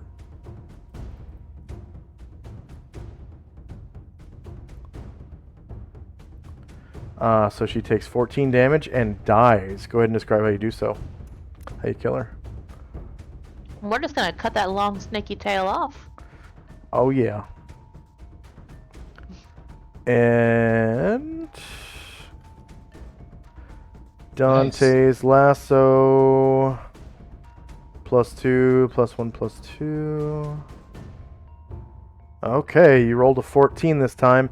Alright, so you were able to lasso Alistair. Okay, so both you and Alistair now get the grapple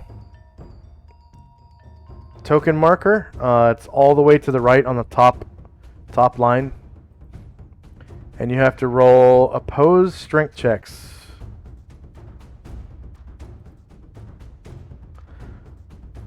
So go ahead and both of you guys roll a strength check, and whoever passes and rolls higher wins the strength check.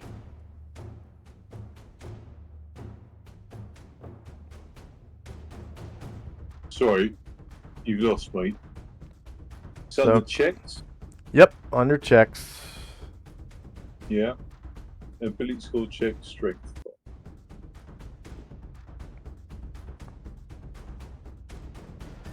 Actually- There's no modifier at all. Yeah, there's no modifier. And actually, Alistair has 4 attempts. Oh wow, you both succeeded though.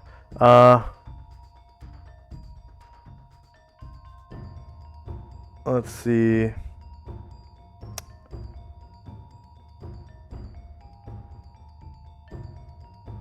So it looks like Alistair rolled an 18. No? No? You both rolled 14. Yeah, you both rolled 14. So it's tied, which means you can't move him and he doesn't pull you off of your carpet. Yeah, I mean, I'm tied on, but yeah, that's cool. So we just stalemate, yeah. Yep, stalemate. Alright. Shandrak. After seeing that little lasso maneuver, Shandrak will go into the hall, close the door behind him.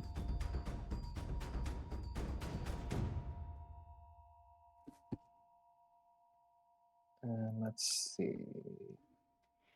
I was so worried I was going to jerk him off his rug.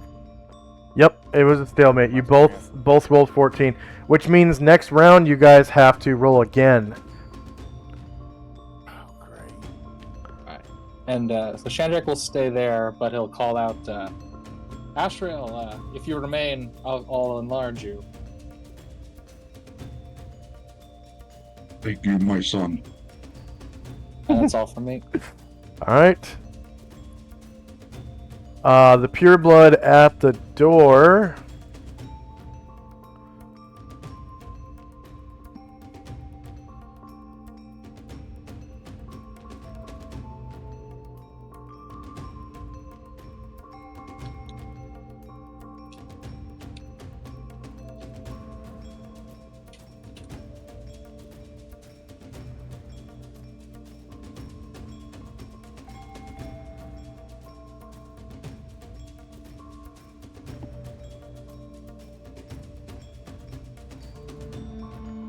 Is going to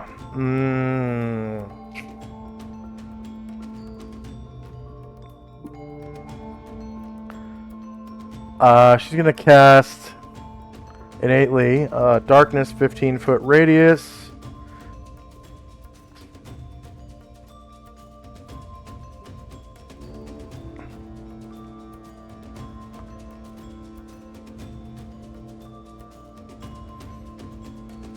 And it's going to be... That's a 30-foot diameter.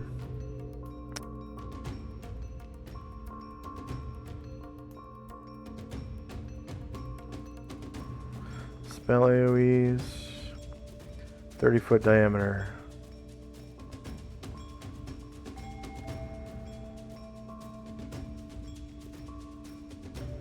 She's casting it right.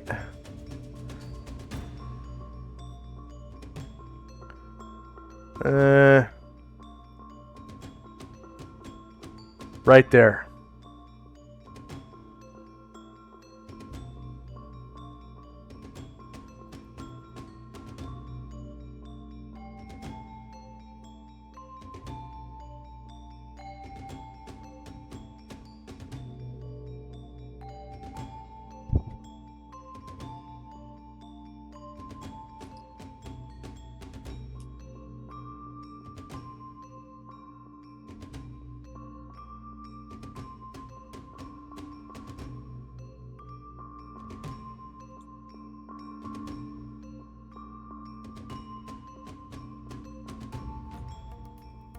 All right. 16 rounds.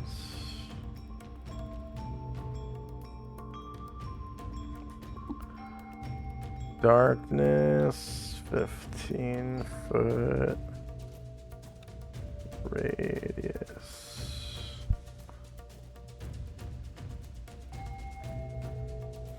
So everyone in that circle, or where that circle touches at least the center of the square, is in darkness.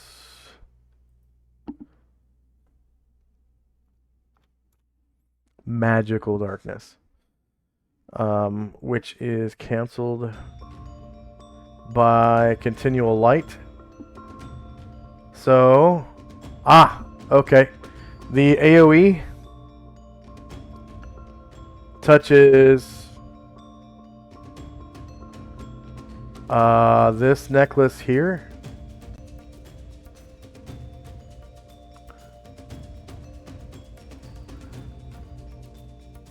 Bombosa's necklace goes dark for 16 rounds. Okay. Okay, so we will... Oh no, I Dynamic meant to lighting. avoid the... Oh! The necklaces have vision. That's not good. Mm. Or is this Bombosa. It's Bombosa. Okay.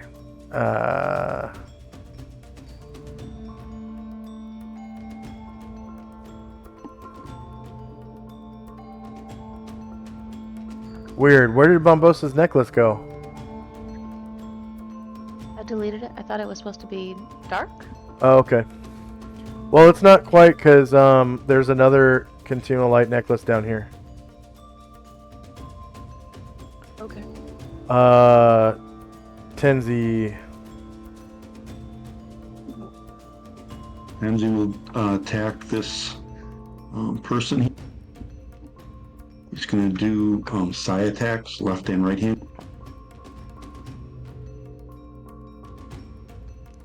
How did Tenzi get up on the ledge? He jumped. He did the spring. He can jump 10 feet in the air and 4 squares. I thought he failed though. No, he still lands in that spot. When he fails, he falls. But then he did instant stand there. Oh, gotcha. Okay, that's cool. All right. You said psi attacks.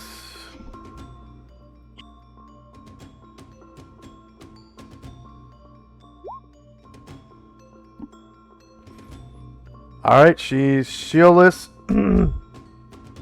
-3 beats AC 4. Wow, you caused 16 damage from your psi.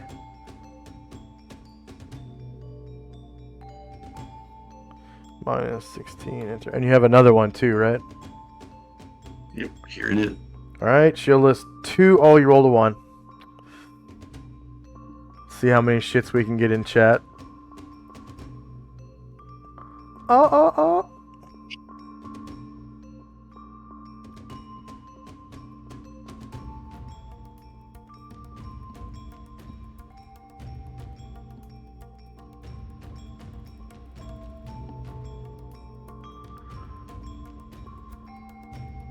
Musashi.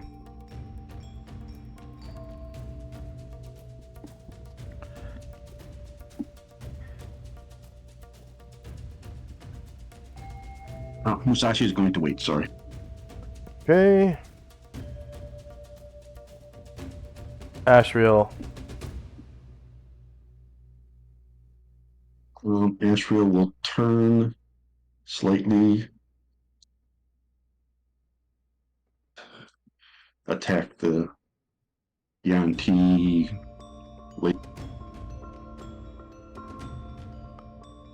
She is a pureblood, so she appears human, except for her eyes are kind of snake-like.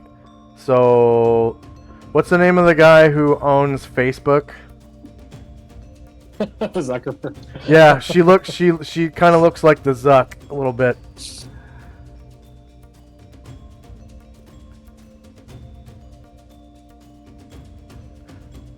All right, she's shieldless. -10 beats AC 4, and you cause 13 damage to her.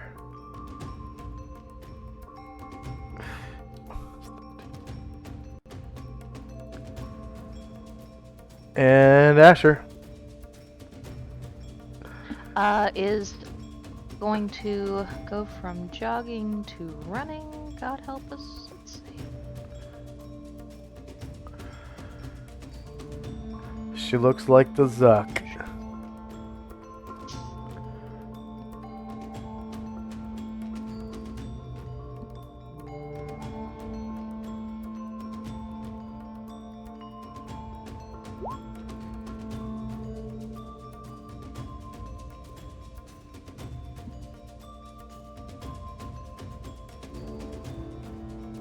She's only gonna hit third.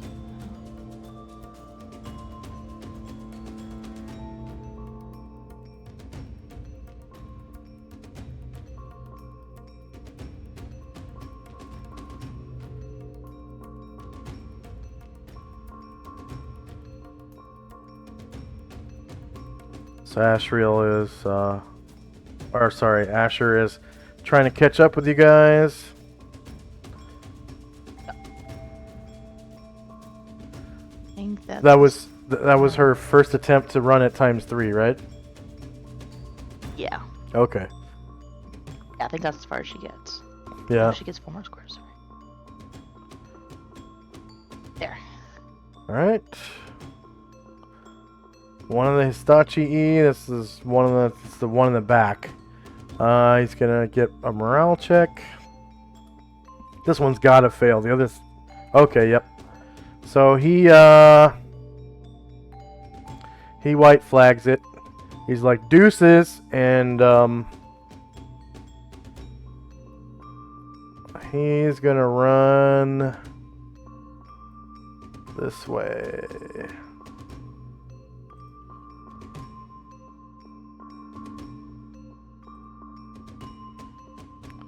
Ten, 11, 12. Alright. One of the Yanti half-breeds. Alright, she's got her long snaky tail. She's gonna try to grapple Anatar. Attack. Oh, no. So she does have a katana. So she's going to strike at him two-handed with a katana. Anatar. I'm gonna give him some cover because she's inside the other room. It's gonna be 50% cover, which is minus a lot. So find cover. Cover and concealment modifiers. That's an additional -4. Like in addition to the -4 from the aura. So shorter melee, same elevation, -2. Whoops. -2. And it has to be either cold iron or +3 to hit him.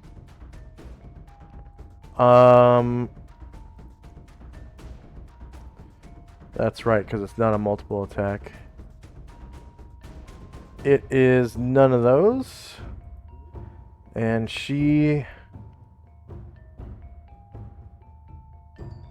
It's not a natural attack, so she doesn't get her level as a way to hit him. What is that? Weapon immunity, find... Weapon immunity. Weapon dash immunity? How about immunity? Breach immunity. Immunity to disease. Hit dice versus immunity. Alright. 8 + 3 or more is a +3 weapon. She counts as a +2 weapon.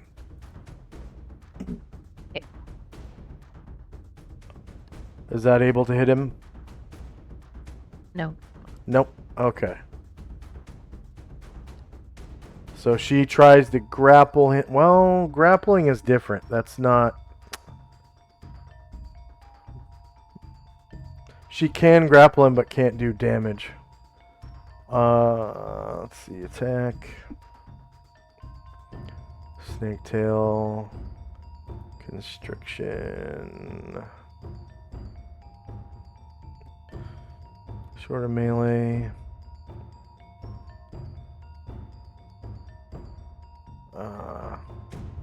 Same elevation. -2, 4, 6, 8.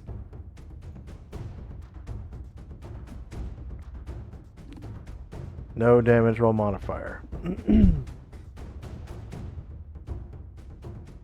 And he's shieldless, so that's a big old miss, and she wouldn't be able to do damage to him anyways. This Yanti half-breed has a flexible, kind of like snaky torso. Which gives him...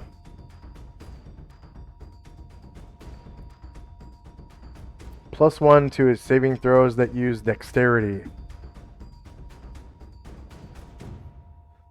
And you can see that he looks like this. He's got this weird kind of crazy flexible torso thingy. He is going to come in here and try to attack Varen. Does Varen turn to face? Oh, he is facing, actually. So attack. Katana, 2 hands. Varen. It's probably going to have to be a 20. Shorter melee, same elevation, -4.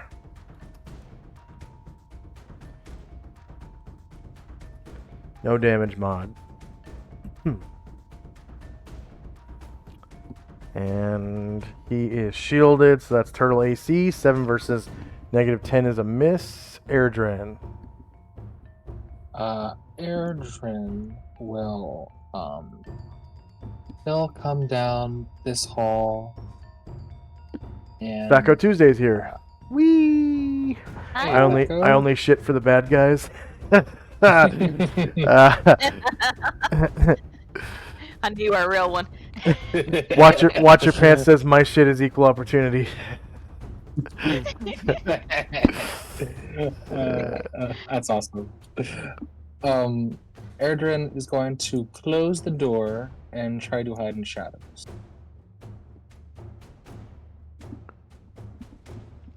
Okay. Checks. Thief skills. Hide in shadows. Alright. One of the pureblood children has the next turn, but we have been playing for like 2.5 hours and we haven't had a break yet. So let's go ahead and take a short 3-minute break. That'll give us a chance to get a drink or snack or something. Use the bathroom. Alright, we'll be right back in 3. I got some pre-roll ads for our viewers. And as soon as the pre-roll ads are up, we'll be back in play. So 3 minutes starting now.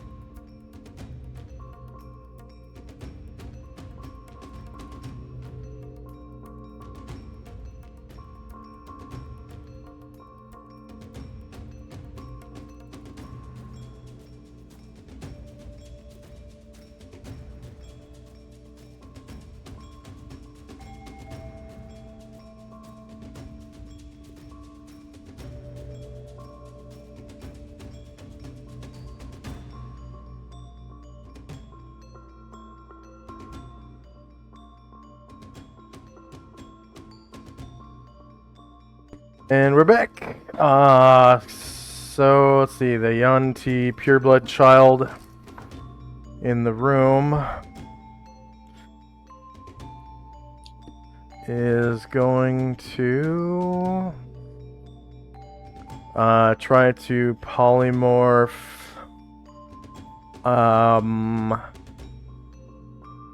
Varen into a rata. La rata.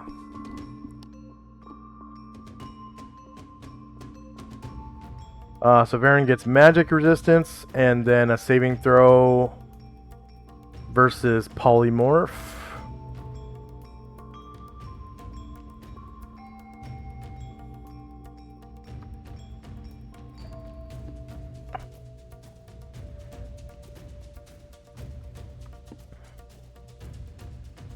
And if he fails, he will not lose his identity.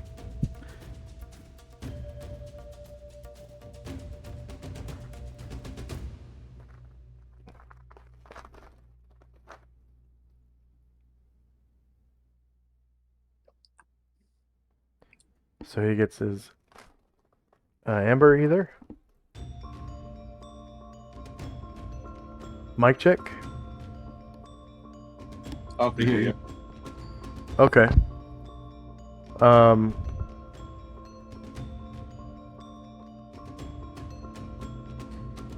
Amber, are you there? Can you hear me? Maybe her mic is doing that thing again.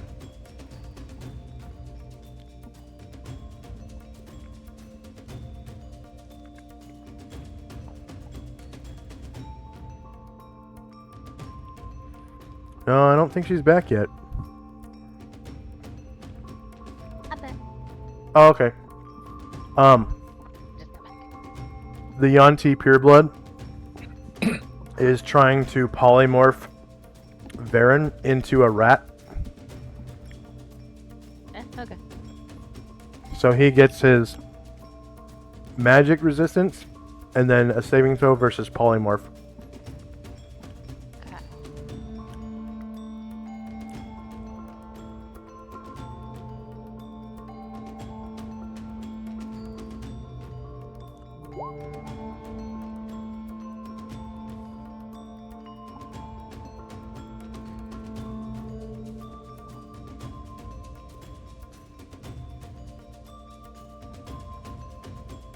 Failed magic resistance only by 3%.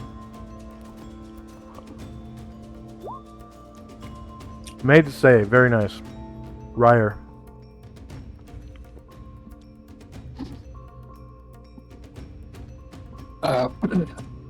He failed to go into a run, so he's just continuing his jog. Okay. Hitachi rolls morale.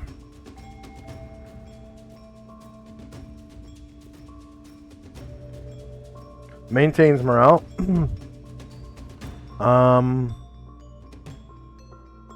He's gonna come around and attack Gargamond, I think.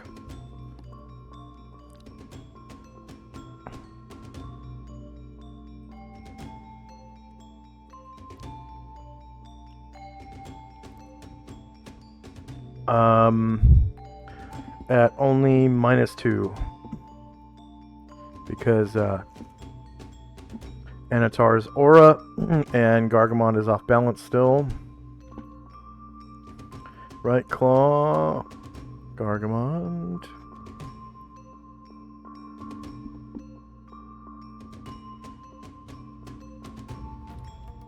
Shorter melee, same elevation, -2 to hit.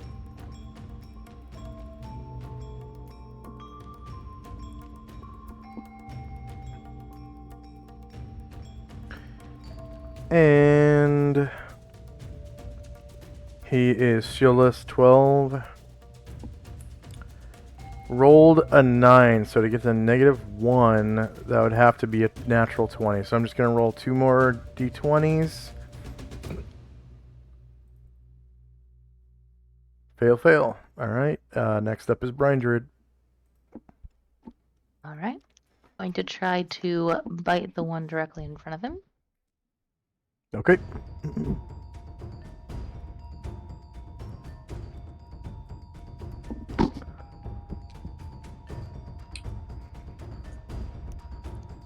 All right. It's shieldless. -7 beats 8.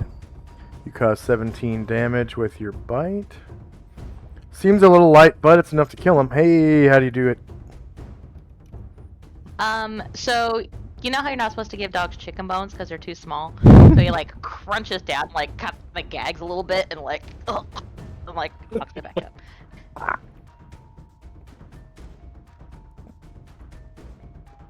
Zalmond. Zalmond is jogging. He jogs up to the closed door. Would he be able to open it? Yes, opening unlocked doors is a free action during your move.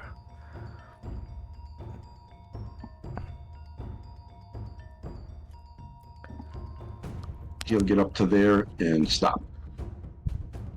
Okay.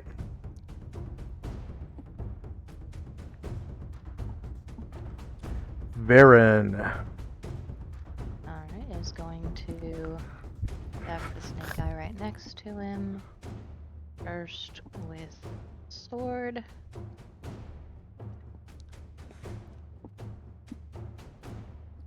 Hmm. And then with a claw. Okay. Sword hits for 11 damage. Oh yeah, he's facing you. That's right.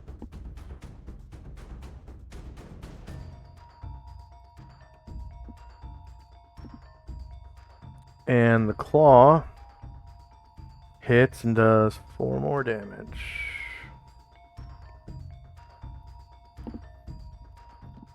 Karen Glor, multiple attack. Well, yep, he'll turn and attack the same enemy that Varen is on.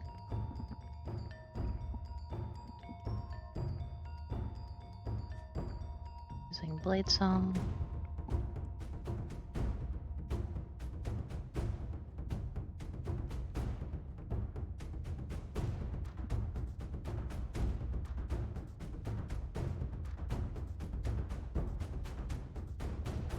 Alright, shieldless 1 versus 4 hits, causing 7 damage. Next up is, looks like Anatar. Yeah, so I think Anatar can go here and then let me zoom in a little bit. And then kind of face this direction to avoid anybody Yep. getting any weird stuff on him. And he's going to go after that same enemy.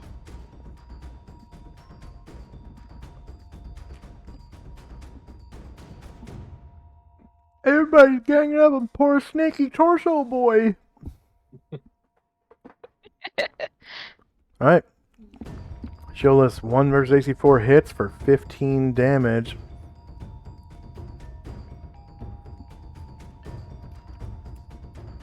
Tenzi.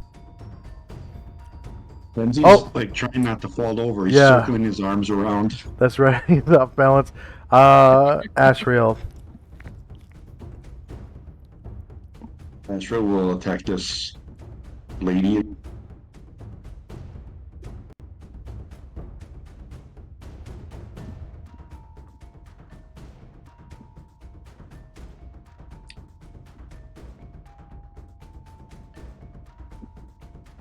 Shieldless -3 versus AC 4 hits.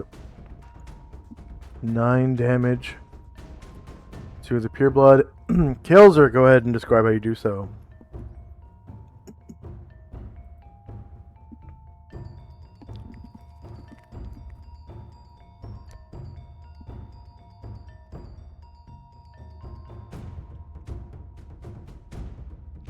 Don't want to describe? Okay, that's fine. Varen.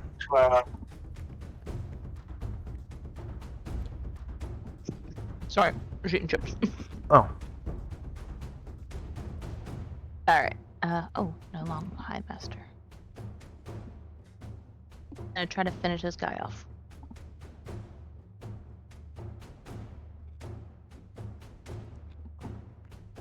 Shield is negative 12 versus AC4 hits, 16 damage. That's enough to kill him. Go ahead and describe. So he's like twisting around doing his snaky torso thing, but that doesn't do shit about his legs. So Varen's gonna like bisect him like right below his waist.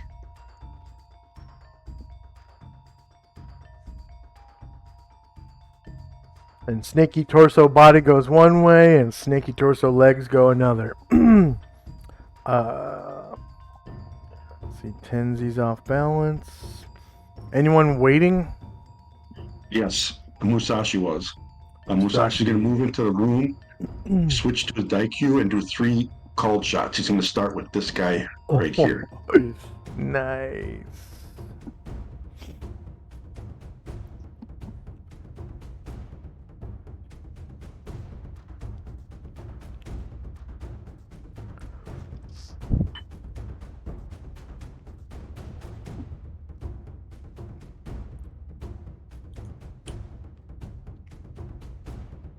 Alright, Shieldless. Ooh, critical. 13 damage. That's enough to kill him. Go and describe how you do so with your Daikyu. He switches to Daikyu, just kind of slips into the room and lets loose an arrow right through the chicken head. And he'll do another one to the one that's in front of. Okay, go ahead.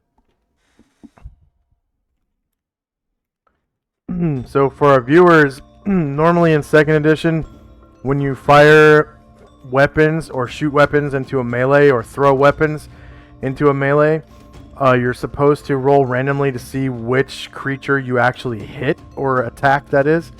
Unless you do a called shot, which is -4 to hit. So he's sacrificing aiming time, basically, in order to not threaten his friends. Okay, another critical. 16 damage kills him. Go and describe how you do it. It's just kind of like rapid firing arrows. It goes right under Gargamon's legs, right into the torso of the Hitachi. And then his last one, he will fire. Oh my.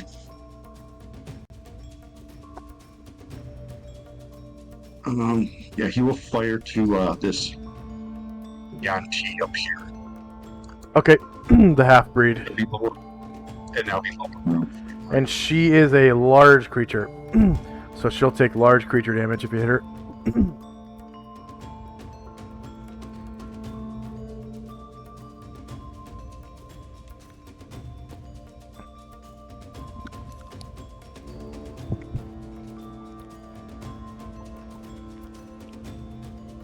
Oh, rolled a 1. It's the end of the round, though, so you don't have to put a shit. Alright, so you can remove your shits and remove your weight symbols. Regeneration occurs, which nobody with regeneration is hurt. And we're in initiative phase. Alistair, don't bother rolling initiative. You'll be doing another strength check on Dante's initiative, however, because he's trying to keep you steady or something. Probably trying not to fall off of his carpet, too. Yeah. I got you. And everyone else, go ahead and roll. Actually, you know what? There's... What do we got? 1... Okay, yeah, go ahead. Roll initiative. There's 1, 2, 3, 4 combatives left.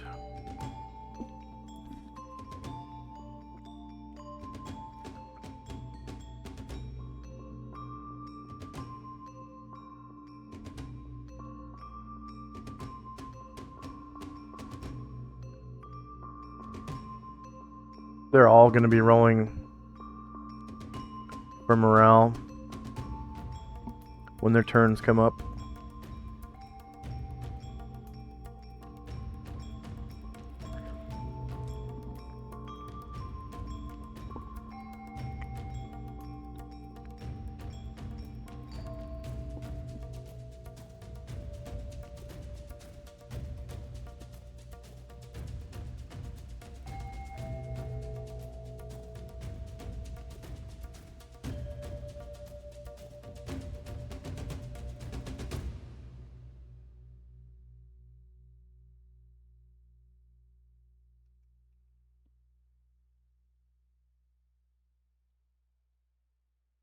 Okay, is anyone still rolling?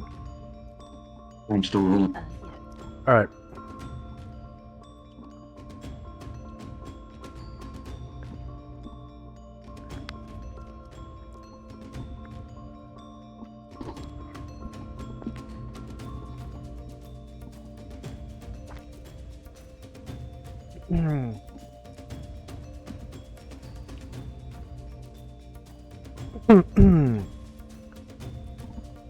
I'm gonna need 2 extra for Musashi.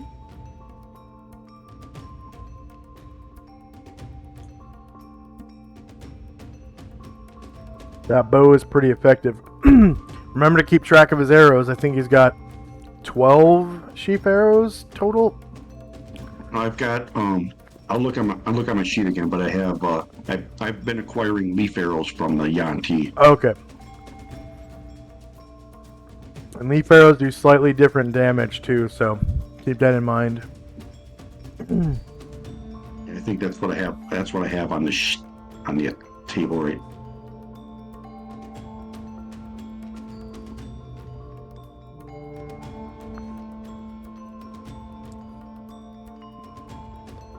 Alright, is anyone still rolling? Yeah, I got to update Musashi yet now. Musashi, okay.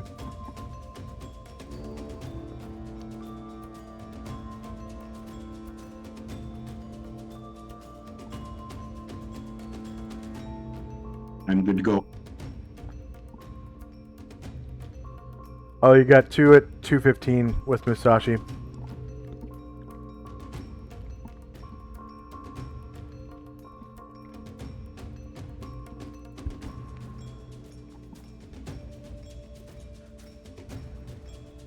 There you go. Sorry about Okay.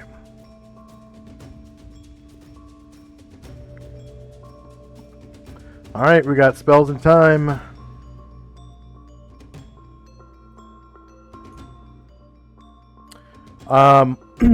Astriel's innate casting of protection from evil on Alistair is now over.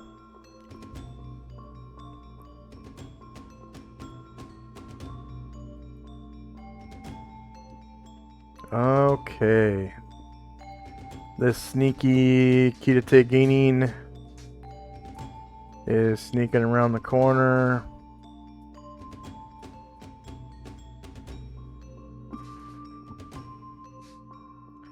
Not very effectively. Alright, Tenzi.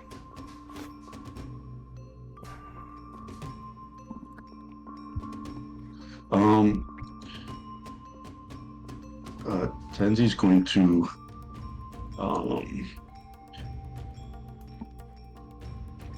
jump under Astriel with his foot out, doing a flying kick on this Hitachi. Alright.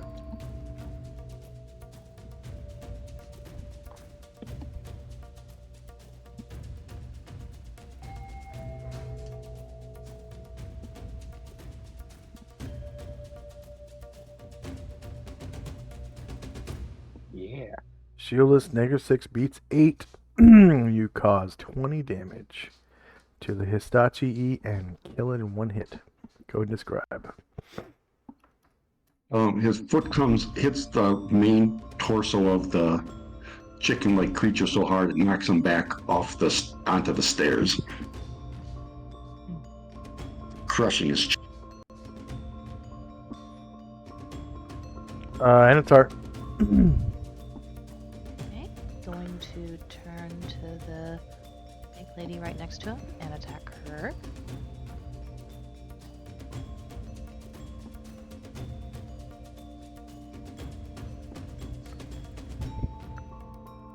One versus AC 4 hits, causing 12. No, she's a large creature because of her long, snaky tail. 13 damage. She was otherwise uninjured. And the half-breed is going to try to grapple with Anatar with her long snake tail.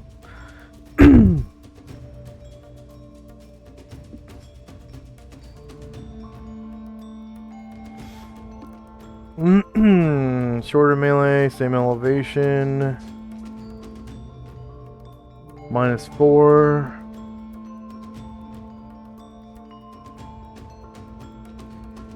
And no damage mod. She can't actually do damage to him with this attack. He's shieldless. 8 versus -7 is a miss. She still has a katana, but she's, I guess she'll wait.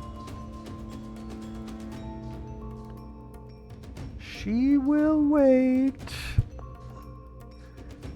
Dante. Oh yeah, I'm in this tug of war at the moment with Alistair, so let's do that. Yep, go ahead and roll a strength check, and then Alistair, you go ahead and roll a strength check. And whoever passes and rolls highest wins. Ooh, Dante failed.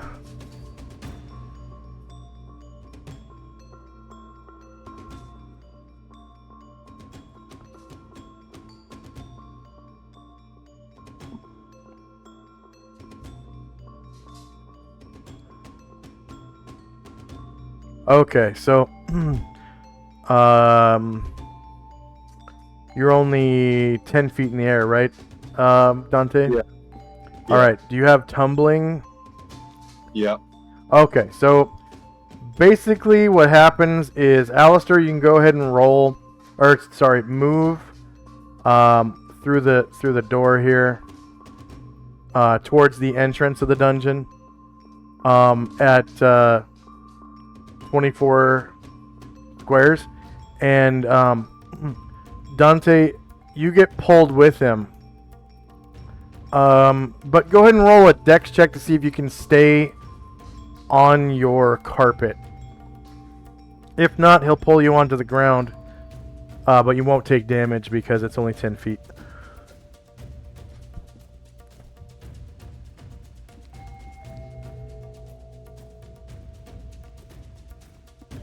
Alright, so it pulls your whole carpet with you.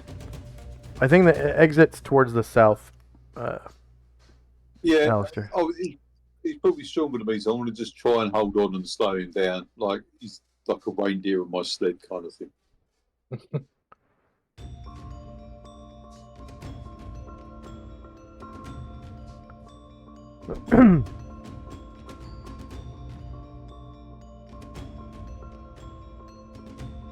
And the other Kidate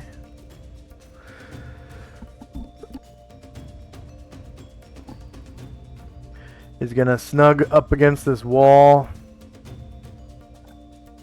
try to hide in shadows.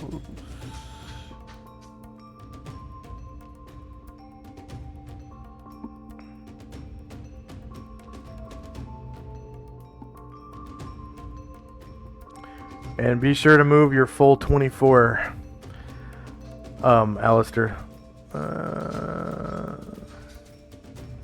Which one is Alistair? Is it? I did. Yeah, that's Alistair. He's the one with the Yeah. bow. Right there. Does he get a reduction on his movement because he's putting along Dante on his carpet?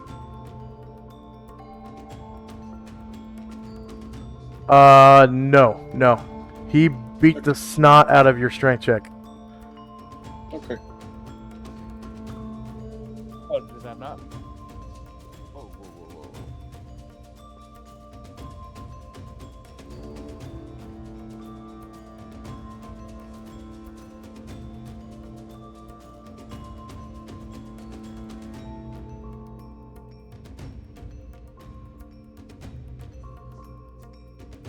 Oh, wow. I did cut it short. Sorry. Thank you. Yep. Karen Glor. Okay, Karagor is going to step up.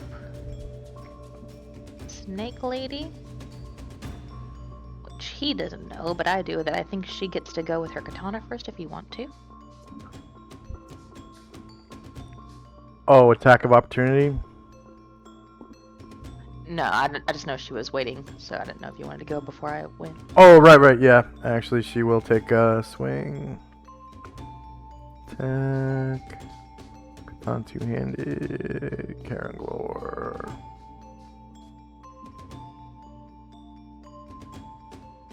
Shorter melee, same elevation. -4.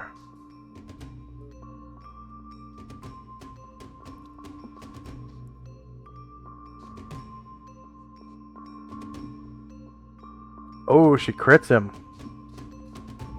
He takes Okay. 13 damage. And he gets his attack. Okay.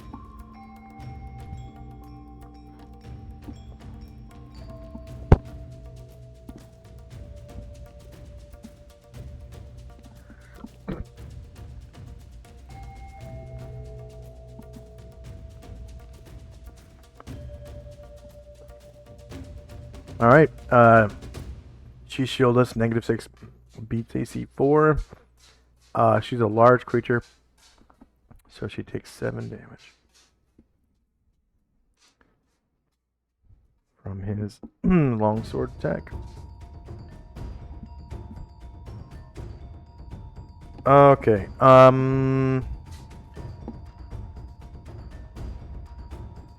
Zalman needs to roll a dex check.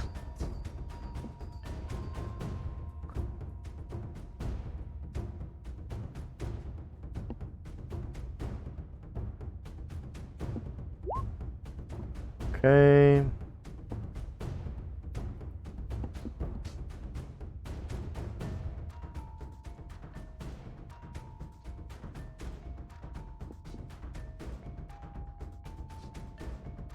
What? No.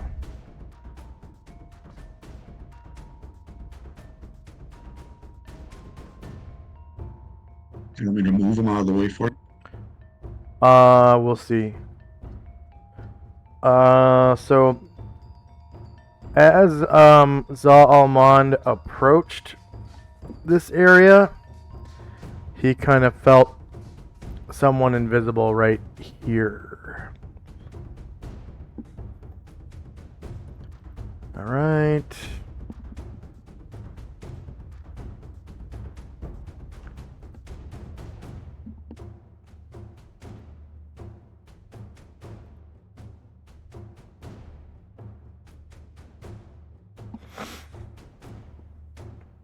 And this person kind of loudly climbs this wall here,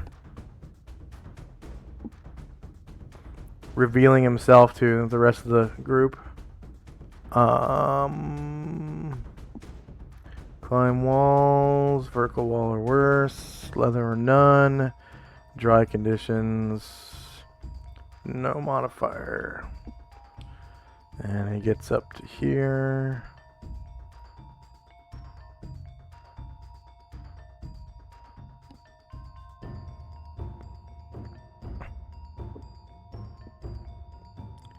And actually that's all 4 of his squares of movement.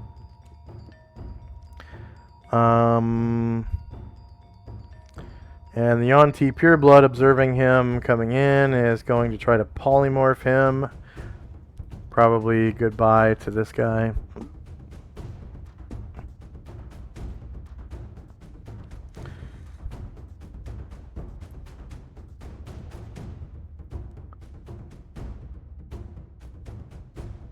Okay. Oh, he's level 13. Okay. Trying to polymorph him into a crow. I think crows have 1 full hit die.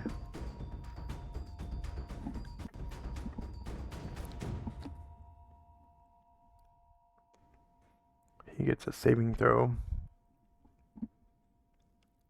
versus polymorph.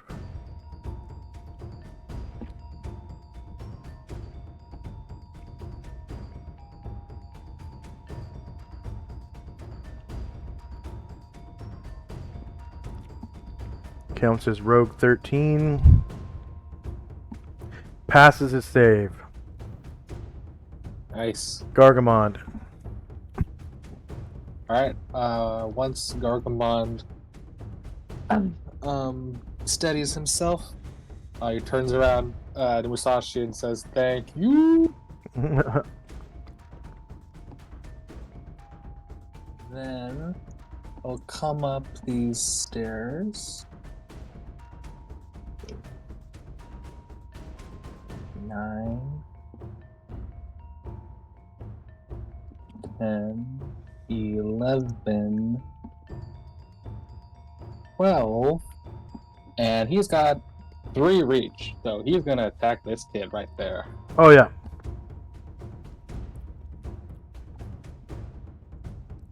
This one right here in red. Yeah. You do have the lower ground. Oh, I'll reroll that.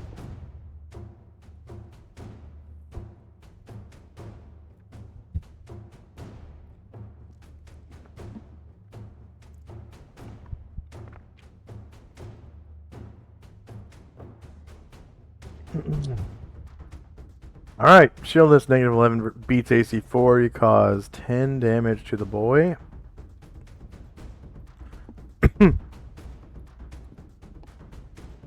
Asher. Alright. Asher is going to try to run again.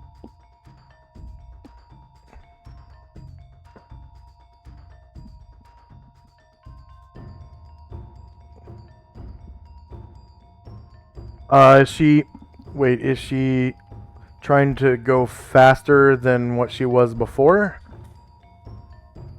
No, I Or- think she's just going to keep running the same speed. Yeah, because if you do that, you don't have to make strength checks. You do have to make con checks Okay. every round, though. Okay. I'll So, do that. and it's built into that macro. Is she moving at Oh, okay. times 3 already? She did last round. Yeah. Okay, so that means all you have to do is, use the same macro, but you just do the the con checks. So you've spent 1 round moving at times 3. And 0 rounds moving at the other speeds. I believe that's what I put. Okay. And let's see. So Asher is going to.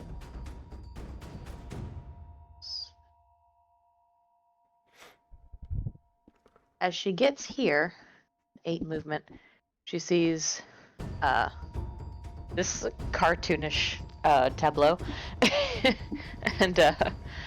But yeah, she hears, I think she's close enough to hear combat. So she kind of like stumbles just for a microsection, but like says, deal with that later, and keeps running. Kind of huffing, deal with that later.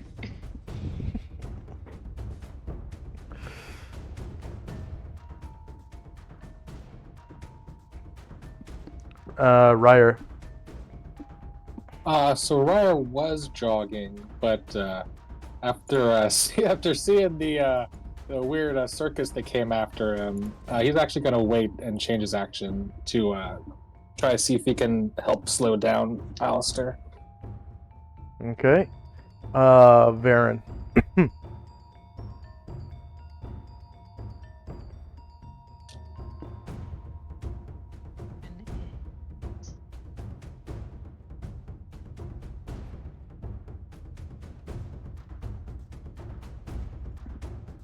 Going to move through Caranglor's square to here. I don't know if that went through threatened squares. I don't know which way direction she's It did. facing. Yeah.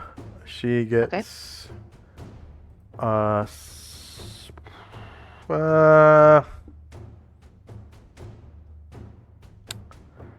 She gets katana attack. Okay. Actually, no. She's gonna do a snaky tail constriction grapple thingy.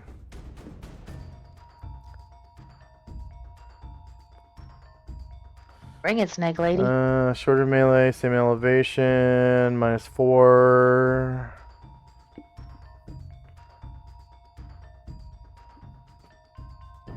No damage modifier. 8 versus AC -2 is a miss. And Baron's attack.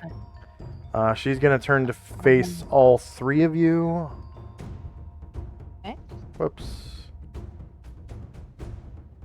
There we go. Maybe. It's going to be front shieldless.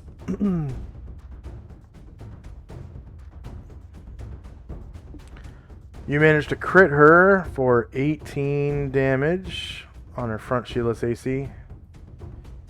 That's 18. Enter. And you have your shield and 2 claws, right? Shield. -9 beats her AC. 14 more damage kills her. Go ahead and describe how you do so. Yeah, so that was a shield, so he like brings it right into her face and just crunch, and like basically like her nose and her forehead are look collapsed, and it's sickening. What? Let's see, that was 3 movement.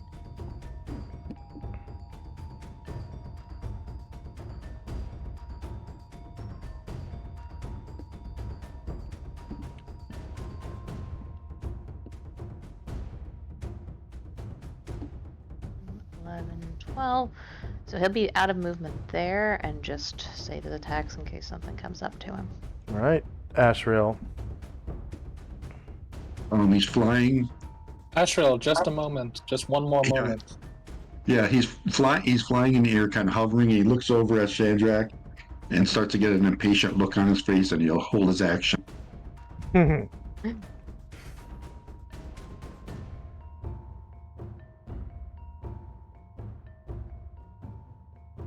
Oh wait, that's against his instincts. His not his ethos, but yeah, it's his ethos. That's not his ethos. His race. It's like he has to move in and attack. He is compelled to move in and attack without waiting. The power of Christ compels you. You will fly in to this person in the back and apply a Nodachi. Alright. The little Yanti pureblood will turn to face him.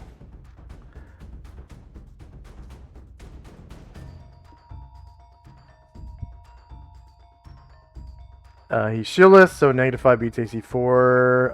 You cause 15 damage to the otherwise uninjured Yanti.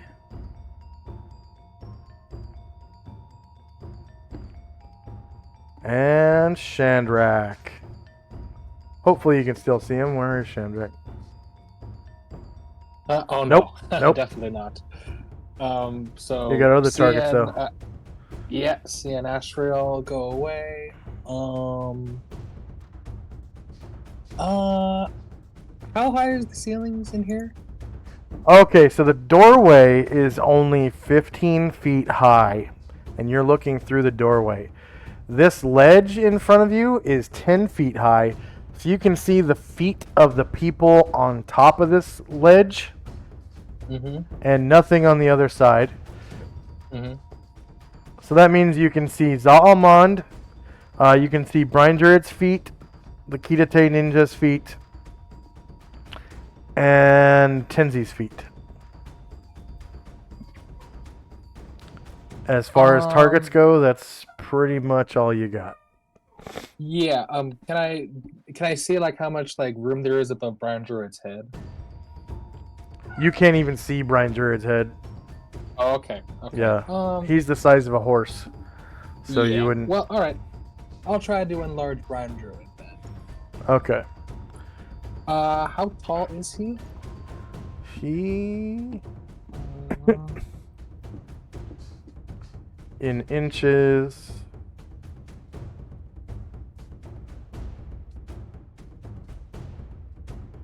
Okay, so he's 16 feet long.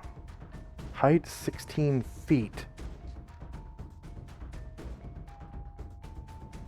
That can't be. That's So is that 8 feet tall? Too big.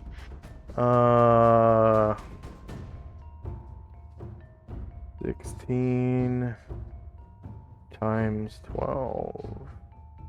So that's 192 inches. Yeah, I guess. Oh, that's his whole body.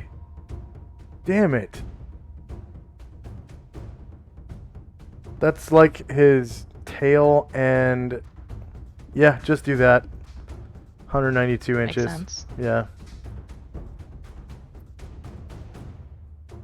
364 inches slash R 364 divided by 12.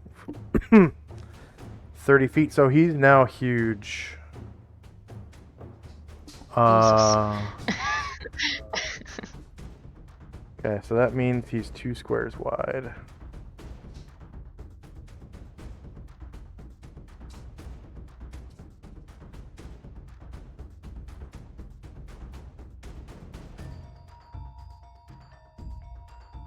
He wasn't expecting it, so he like growls in surprise. Yeah, Shadrach just reacted. Oh, did you want to save against the spell or not? No, he was Okay. just surprised. Okay, so he kind of gets displaced by this spell because there are friendlies up here. So it just kind of pushes him over here because he's so big now. And you can face him any way you want. So that lasts for 45 rounds.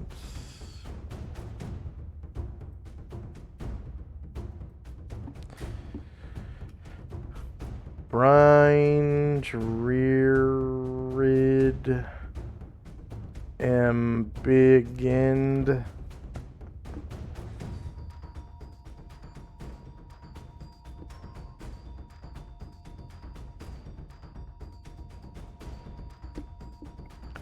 Negative 45.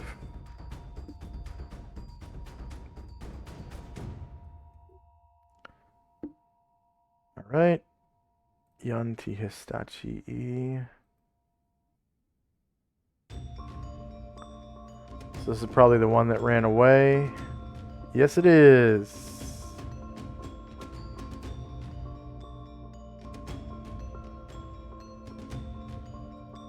Aaron's like Liam Neeson. I will find you. I will kill you. I have a particular set of skills. Alright, so one of the purebloods. He's gonna defend himself.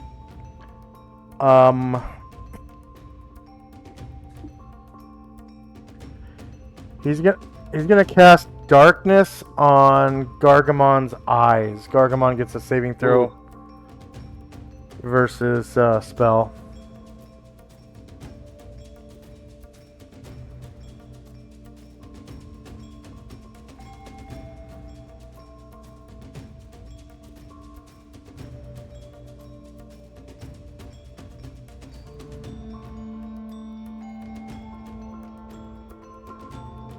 Okay.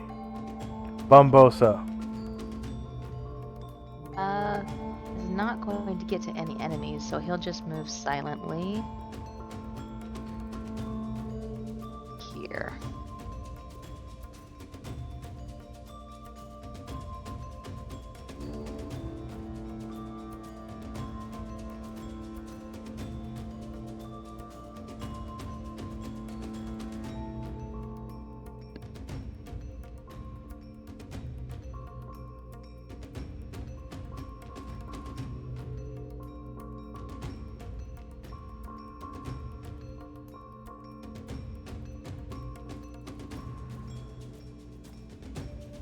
Alright, Zalamad. Zalman will move further into the room.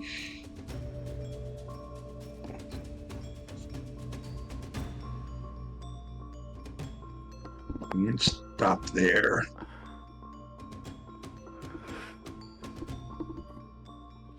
And Brine Druid, he can fit through these doors. They're 10 feet wide. Alright. And because he's huge, he no longer has to like climb the walls or like try to fly over them. He can just step on them because they're only 10 feet tall. 6.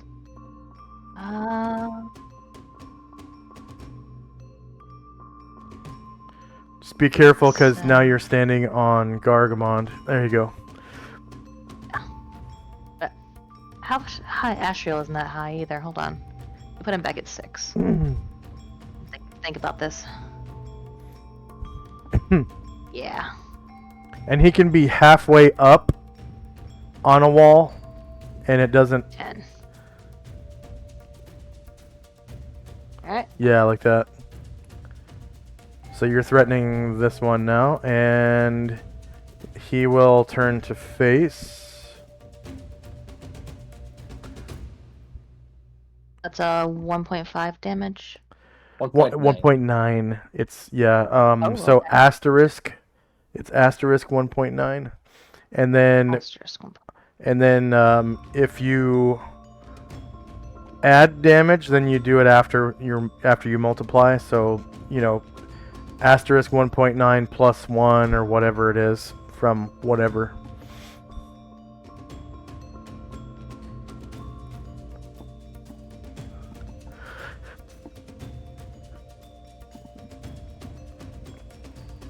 Alright, the child is shieldless. -2 beats AC 4, and you cause 41 damage from a bite, killing the boy. Thank you, Shark. 41. Go ahead and describe how you do so. More like he just gets like a couple of teeth on him, and takes him like a toothpick in between 2 of his teeth and just snaps him.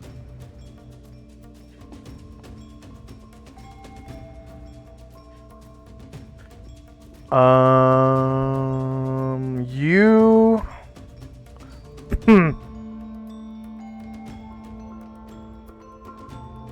Oh.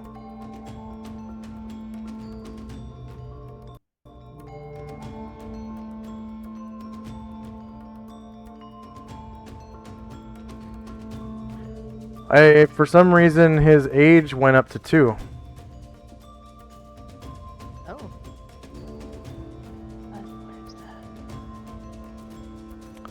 that? So I just turned it down to 1.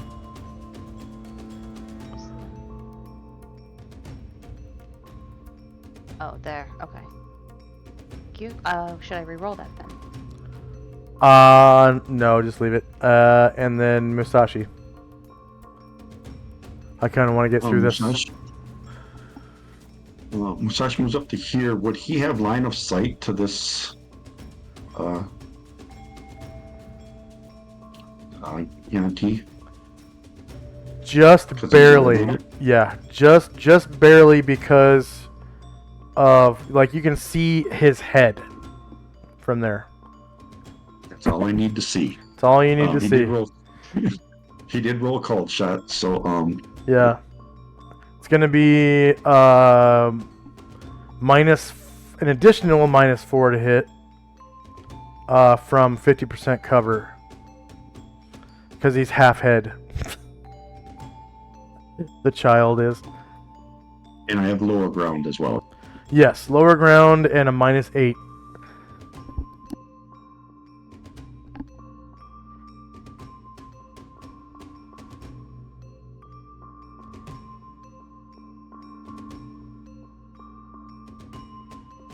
Shieldless 8 versus AC 4 is a miss.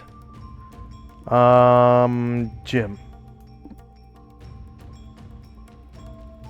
Is just jogging to get a little bit further in. Actually, it's not even jogging, he's just gonna walk, but he did roll for movement. He's gonna get this far. Just be a little bit closer in case somebody needs healing. Okay, Airdron. And that'll be it.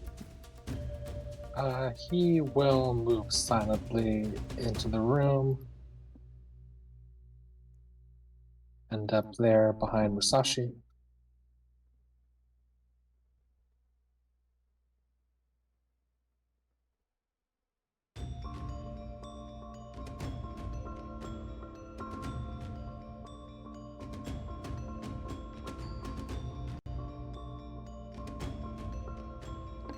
What the heck?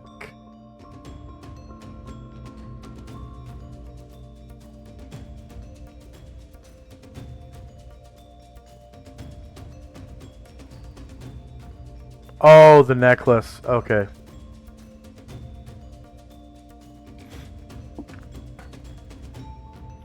Alright, I sent the necklace to back so you can put it back on him. Thank you.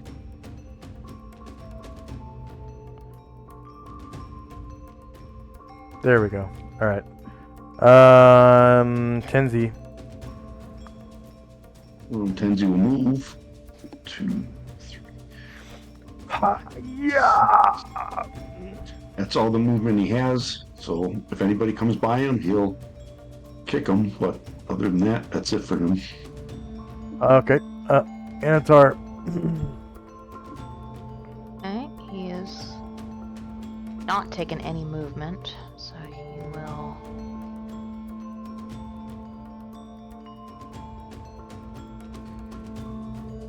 Five, 10, 12, 16, 17, 18. That is the end of his movement. Heron Glower. And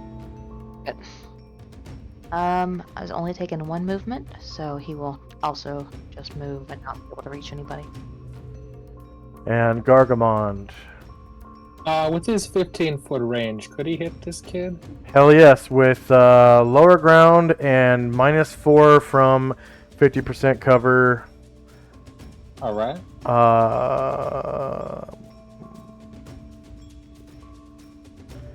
And the kid will face east, which is basically towards you. Oh, So it's front shieldless. time. Oh, yeah, you rolled a 1. Okay. Varen. Movement. Okay, Ashriel. Will attack. Okay, he will turn again, so it's, whoops, front shieldless.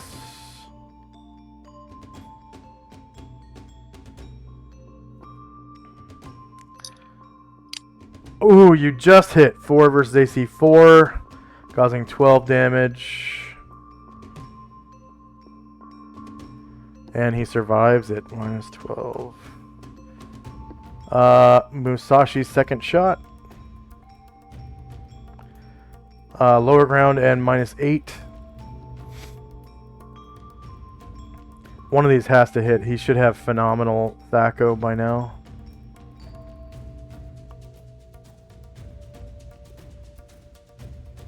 Their AC isn't super good.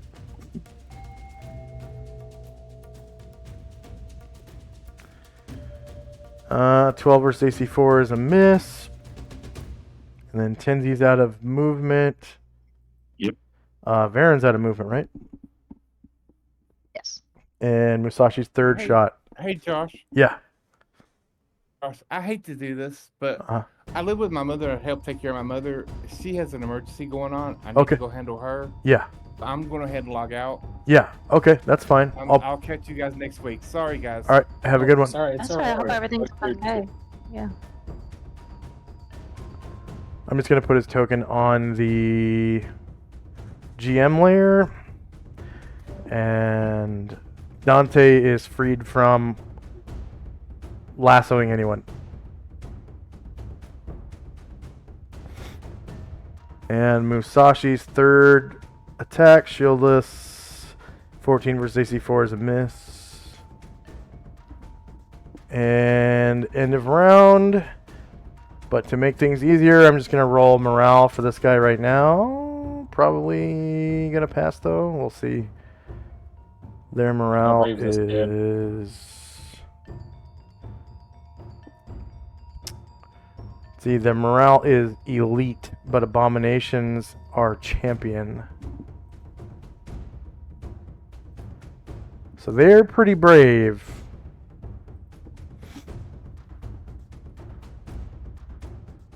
Yeah, he keeps fighting.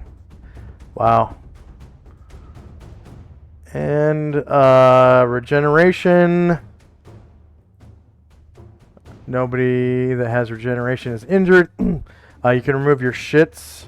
Was anyone waiting? Ryer was going to help pull Alistair, but yeah, that's all. Okay. Well, he can do a his full move or jog or whatever then. And then we're in initiative phase.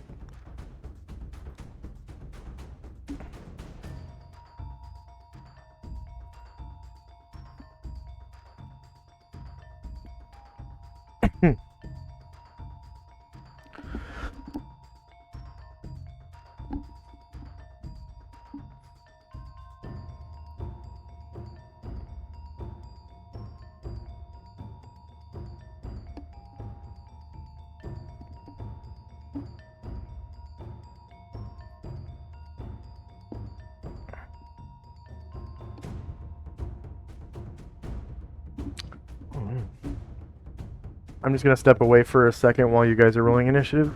Just real quick.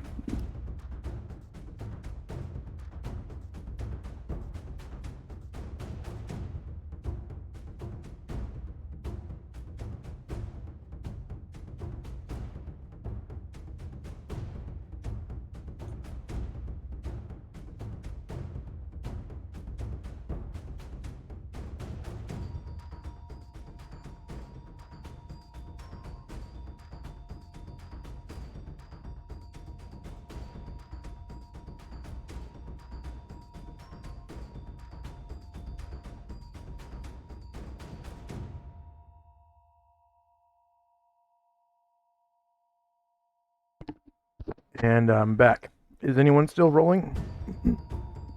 I am Populating still. multiples. All right. You need multiples? Oh no, I was populating them. I'm almost Okay. done. Okay. Hopefully it won't even come to that, but doing the thing. Yeah, hopefully it'll end right at the beginning. Okay, done. Okay, is anyone else still rolling? I am, but my desktop just froze, so I'm refreshing.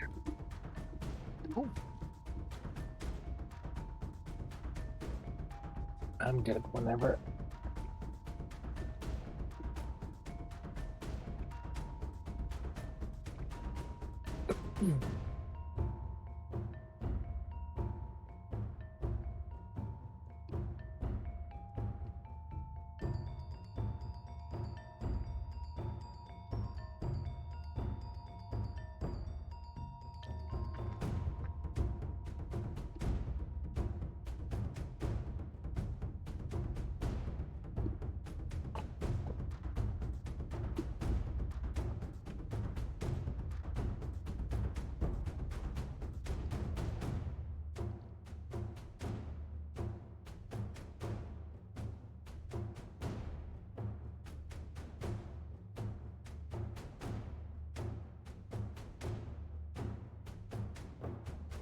Ah, looks like Tenzi got taken off of the map. Maybe I don't know what happened when my desktop crashed. Oh. Oh, So I'll drop a new token. Yeah.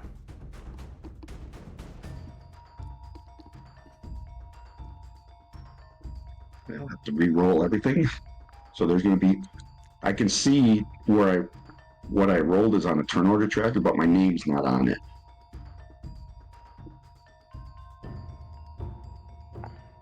So I will re-roll 10. Yeah, go ahead and re-roll.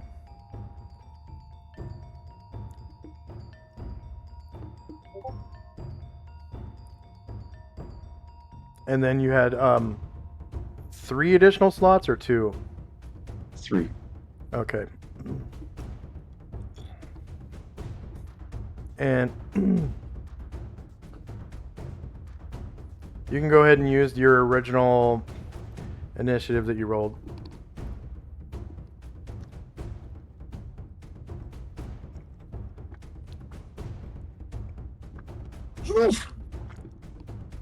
You.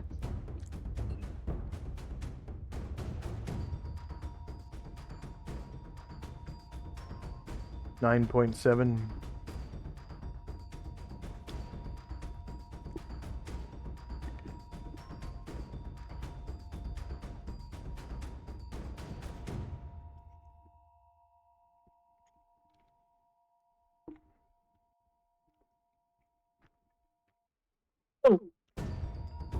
Bless you.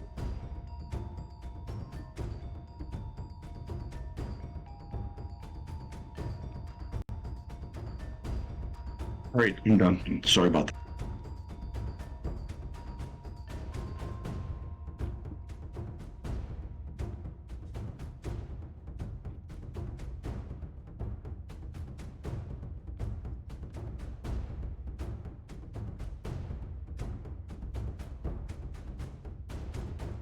Alright. Spells and time. First up is Anatar.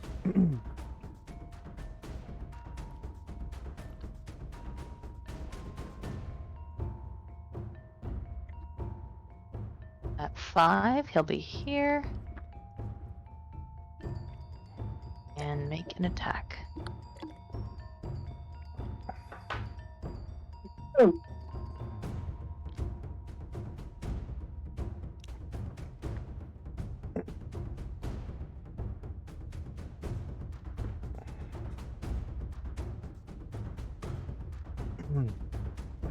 Alright.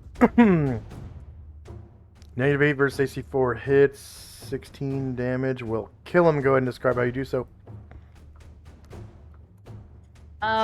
Yeah, so the little guy's just hanging on by a thread, and he turns around, and there's a giant sword that comes and just, like, slices him right across the chest, and he falls back into a pool of his own blood.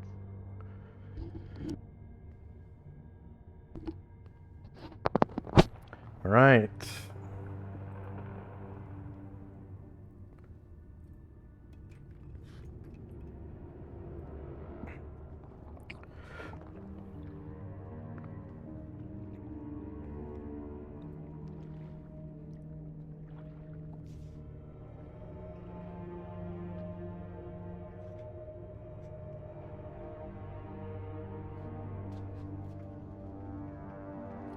The Kidate tuning is going to step into the room.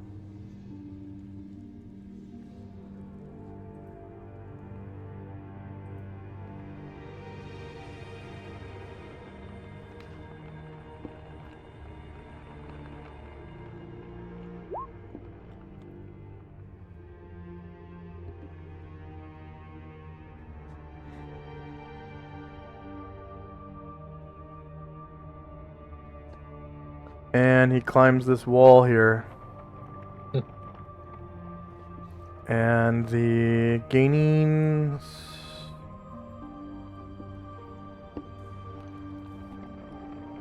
We're gonna do the same thing.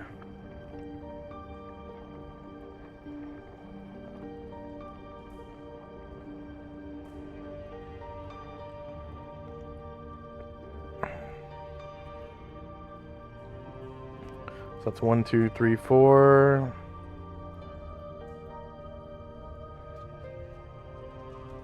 Nine.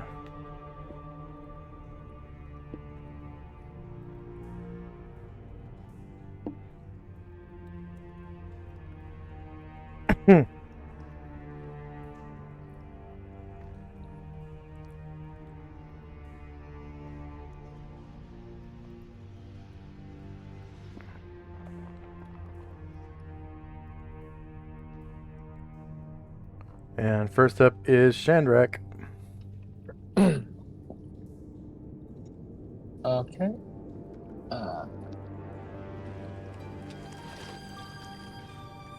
Shandrak will he'll move up to this wall, and then he'll try to climb up it.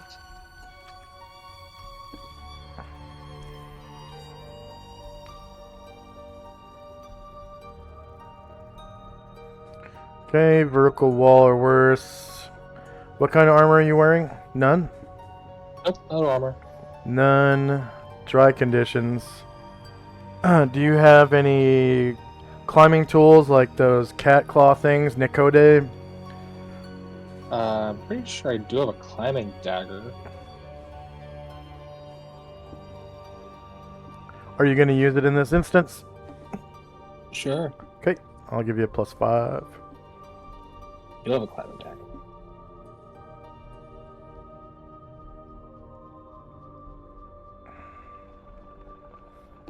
Alright, you're able to get up top, and it eats up 4 movement squares. Alright, To climb that's 10 feet. That's half my movement so far. And remember, your movement outside of combat is doubled. Yeah.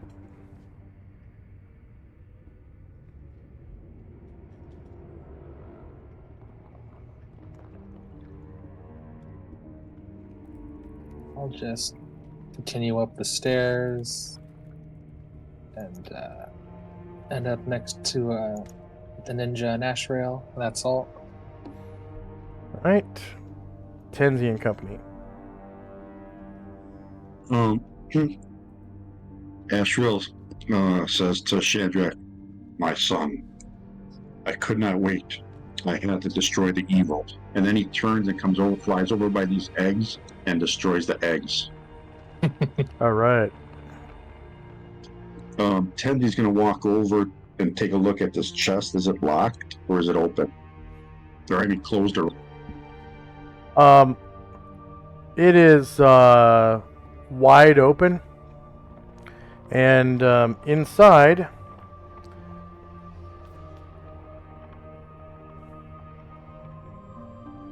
you can see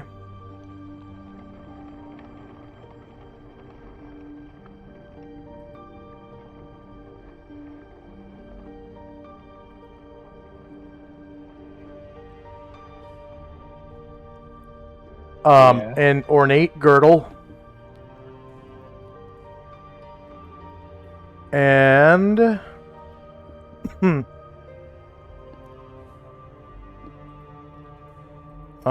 4. Wait. There we go. 3. Excuse me.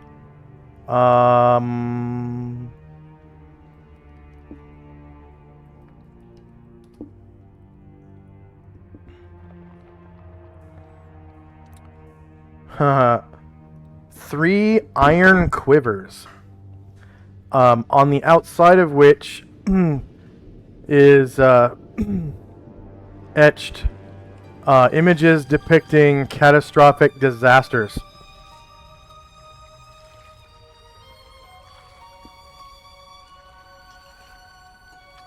Okay. Musashi is going to go up over by these Yanti that had quivers of leaf head arrows and fill up his quiver with arrows from them. And Zalman's just going to stand guard where he is. Okay. That'll be it for us. Asher and Company. 1 second.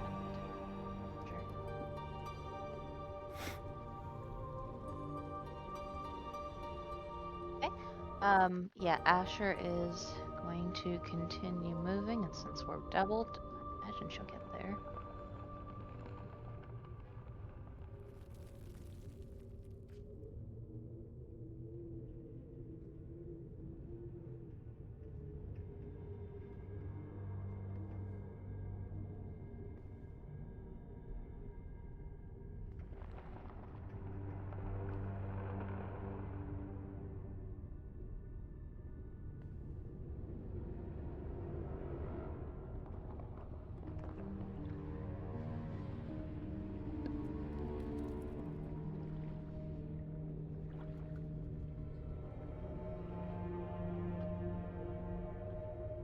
Best at a jog. She'll get there.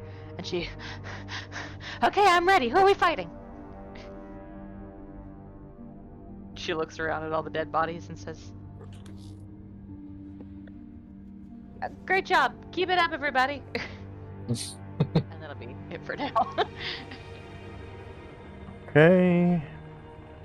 Dante. Oh, I'm yeah. sorry. Hold on. The treasure.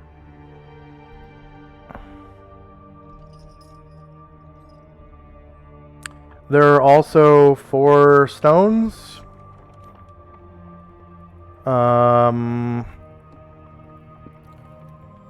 That appear pale, a pale blue green, and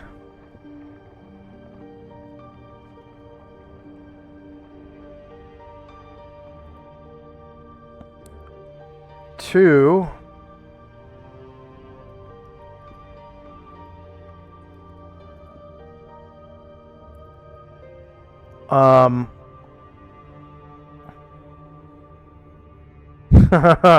interesting. Okay, so get this. Platinum filigree, 1/100 of a pound parchment depicting nude human maidens. Dante calls dibs on that. We found the porn. You found porn. Oh, random treasure. Ben's just like shaking his head. Those little kids had this.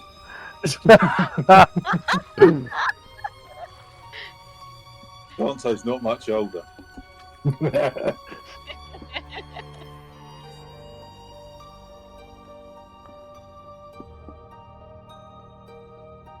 What we gotta call this room?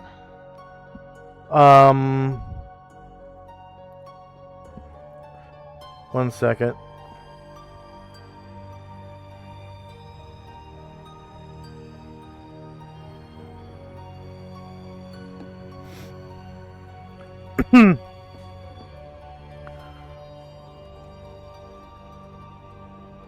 Okay, so this is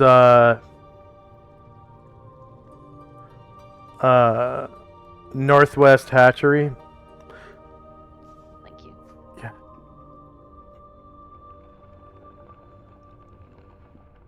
Like a lot more eggs in that other room.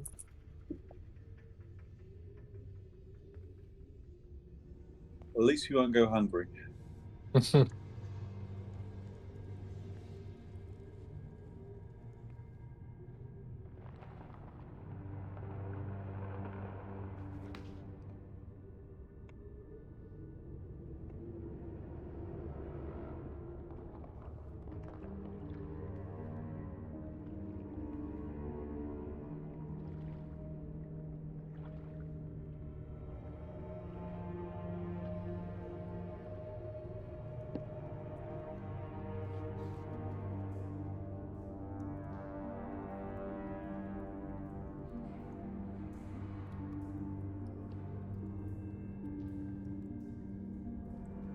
All right, Dante. Yeah, Dante's a bit confused about where Alistair's gone, but he's sufficiently content that he's stopped running, so he's going to return to the others and the plunder. He had to stop and make a boo-boo, so he needs his privacy. Of course.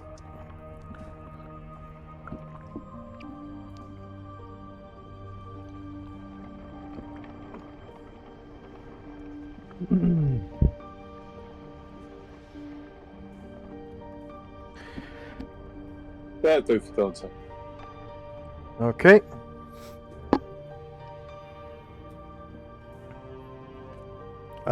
End of round. Time and spells.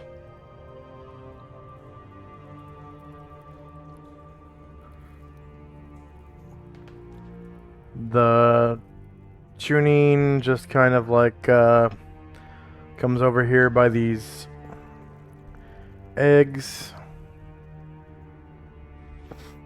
And tries to hide in shadows.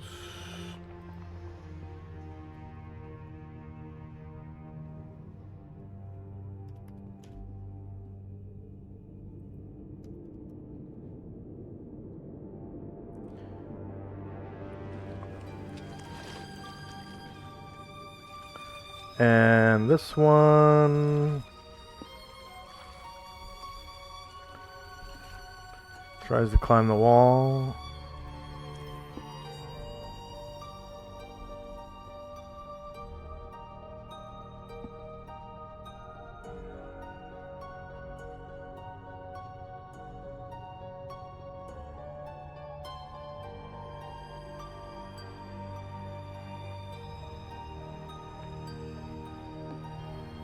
Alright, next up is Shandrak. Shandrak will turn around to Ashrael, chopping away at the eggs, and say, "Now, just hold still just a second, and try to enlarge him."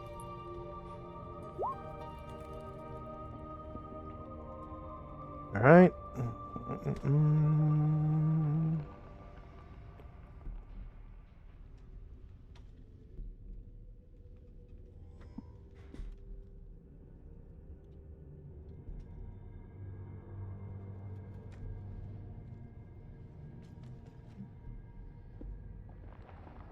45 rounds.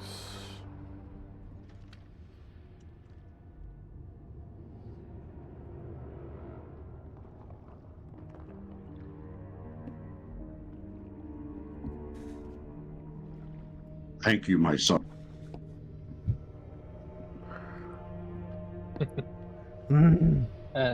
Erdrin will move silently further north into the room.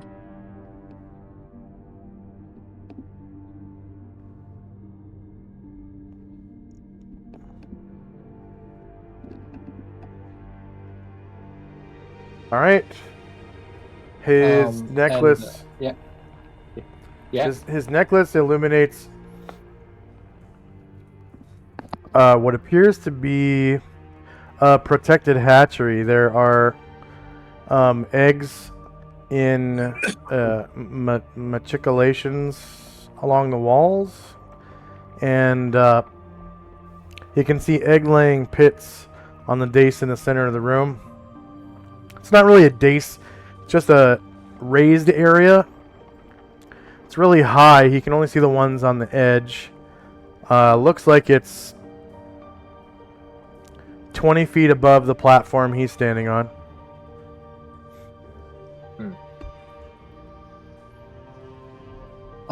And the last thing is Ryer will come over and look at the treasure, and when he sees the girdle, he'll try to rack his bard brain to see if he recognizes anything interesting. Mm-hmm. Go ahead and roll legend lore. And we'll see how many rounds. I think it's a random amount of rounds, right? Yeah. Oh, I think you roll this one. Oh, right, yeah.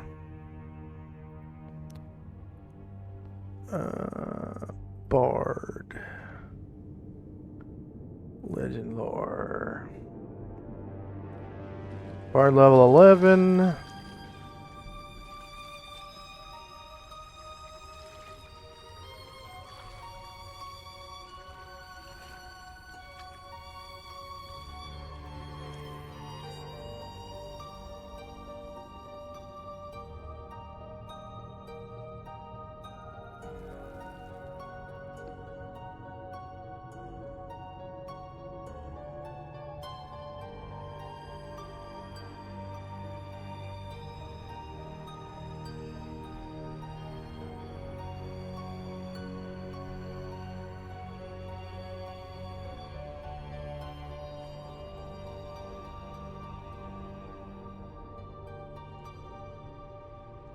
Alright, Tenzi and Company. Tenzi will step back to let Ryer work on the item. Asriel takes his left hand off of the Nodachi now that he's enlarged, pulls out the greatsword and comes flying around. And seeing more eggs, will go on a spree of destruction.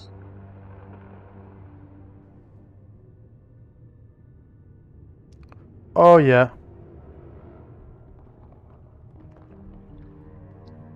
And Musashi has filled up his quiver with arrows. Zalman just waiting. That'll be it for us.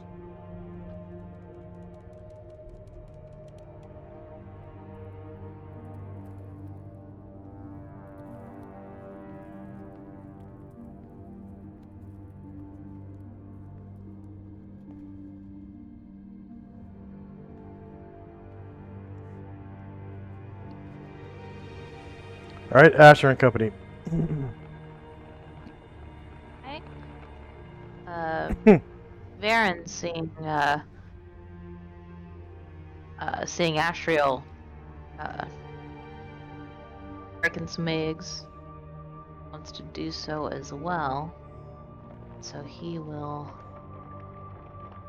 turn him around. Yeah, he will fly across this little channel and land here, and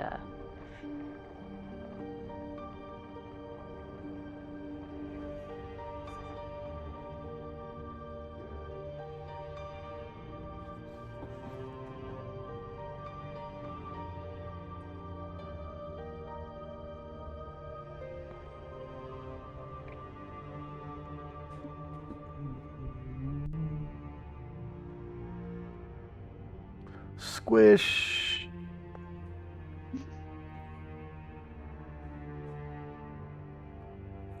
And these eggs are Gosh, would you leathery.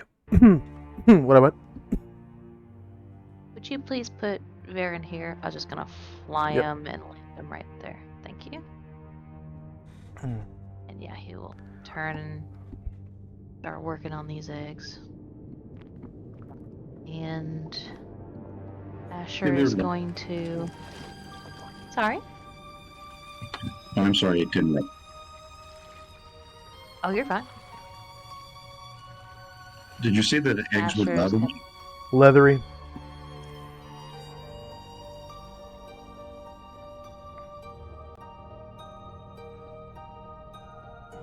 So Asher enters this room where she hears commotion and sees people looking at the treasure chest and gets pretty excited. But he says that Ryer looks like he's concentrating, so she just lets him do his thing. Yeah, you can see him holding this girdle. It looks. Have you ever seen Fire and Ice? Fire and Ice. X guy. Who we go?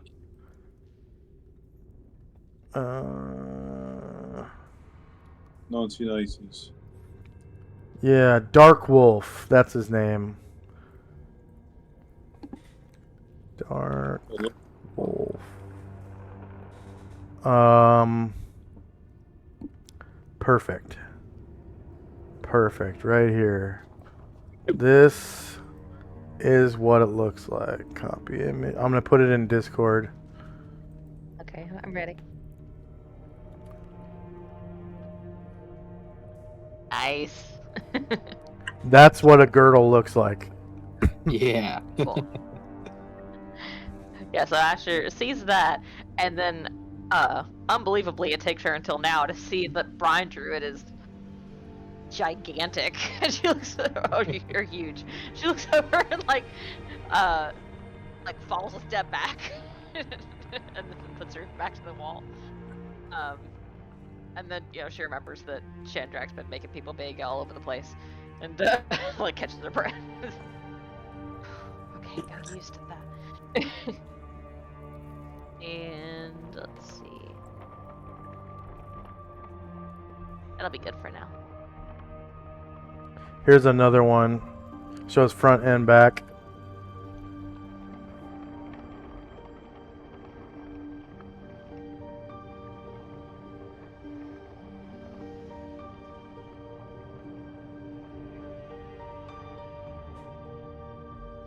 That's kind of a pixelated picture, but it shows front and back.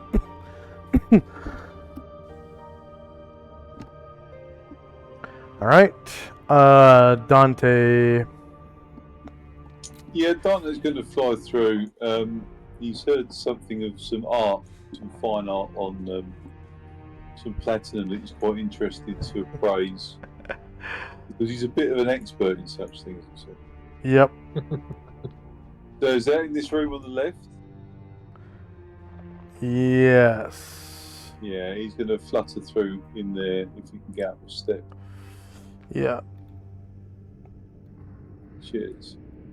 And yeah, asked to have a look at this platinum to appraise it, and obviously study the final works of it as well. Okay, go ahead and roll appraisal. And you said you're appraising the porn. The fine platinum artwork, you know, yeah. All right. Oh. One So person's it's- porn for a person's fine art. It's two pieces of parchment, upon which are sketched nude human maidens, and they are in platinum filigree frames.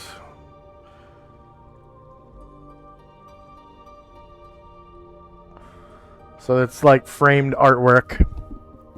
Hey, And you determine that each of them is worth 500 gold pieces. very.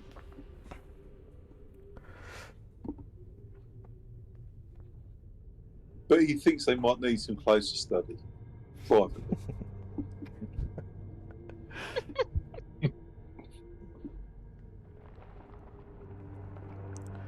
All right, end of round.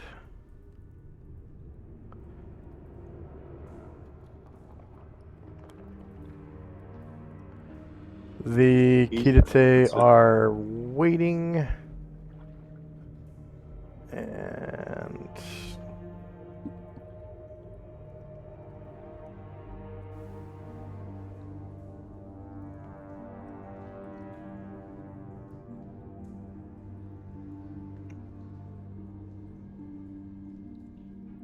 Shandrak Company. Chandra will take a 5-foot step, and then will enlarge Gargamond. Okay.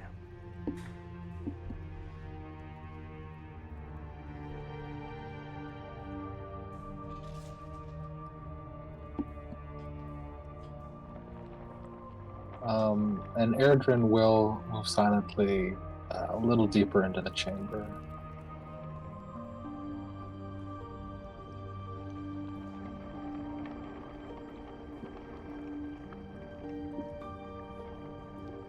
The hell?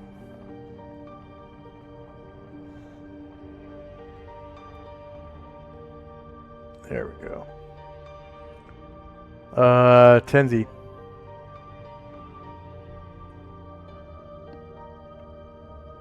Again, shakes his head, seeing how interested Dante appears to be in the art in air quotes.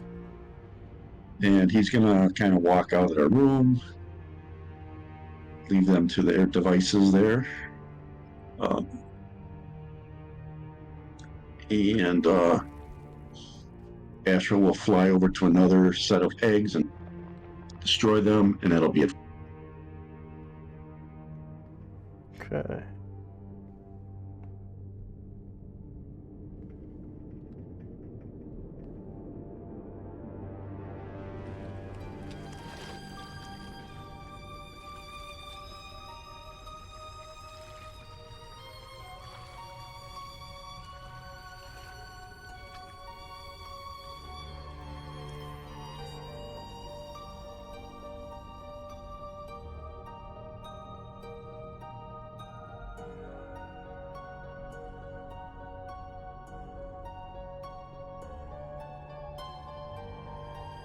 Asher. Hmm.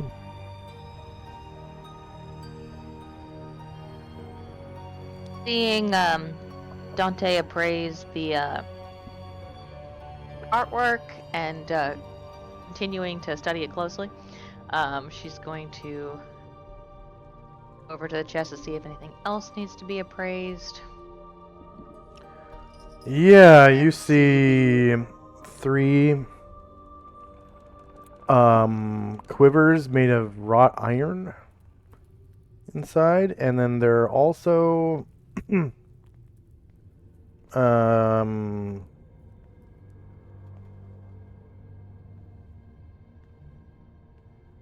said there were blue-green stones as well. yeah, blue-green stones. Right, she will appraise the stones.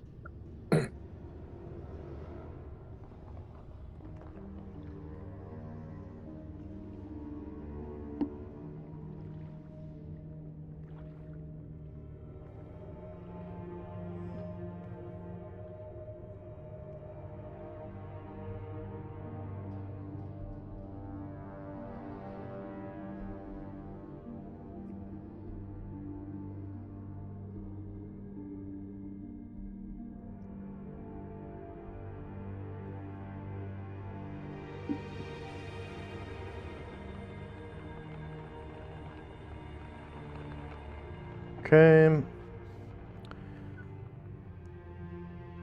These stones are pale blue-green aquamarine, worth 500 GP each.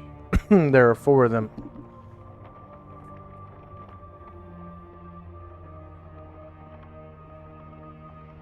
Alright. Worth 500 each, you said? Yes.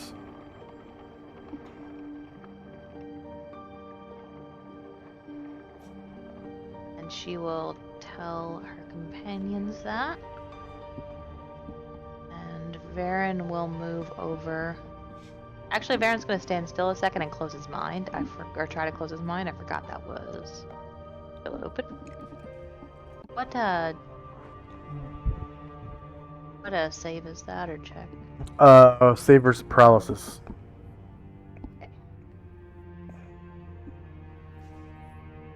And if he fails, he can save every round till he passes.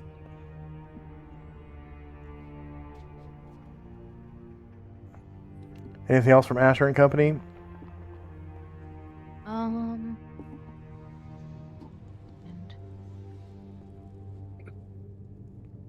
no, I think that's good. All right, Dante.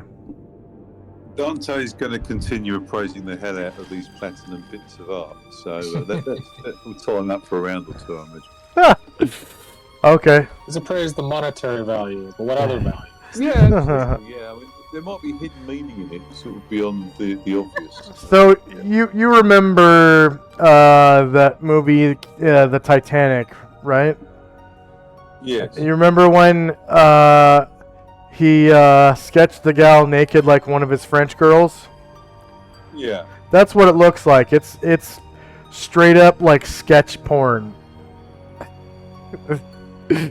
And it's like two different women, just like that though, like on a couch with a fur whatever she had in her necklace, and bare chested.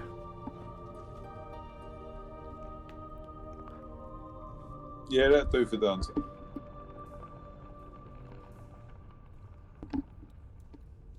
All right, end of round. I'm gonna resort because there's a couple more things added.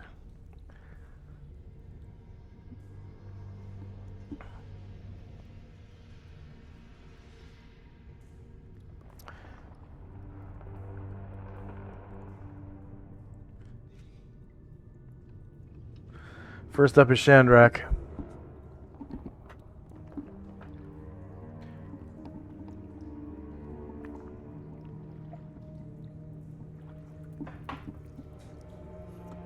Shandrak!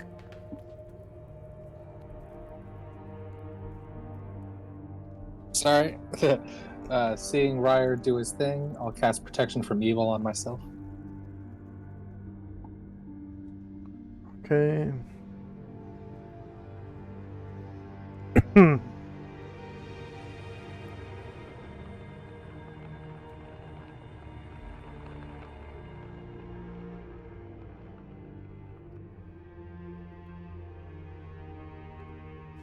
Eridan will sneak up to these doors and try to listen at them.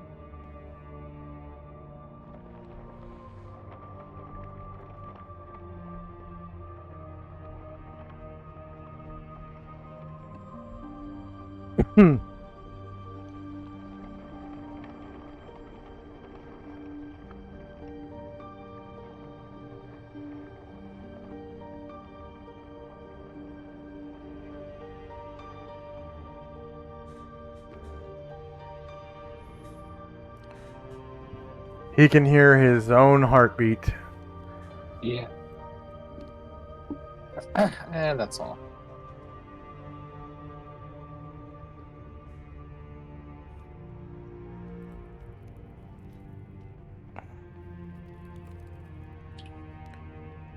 Alright, Tenzi. Lindsay is going to head over this way.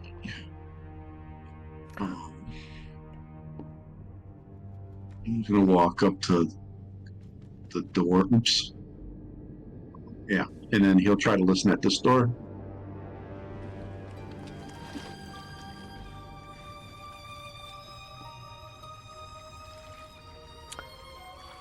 You hear the sound of air passing through a seashell.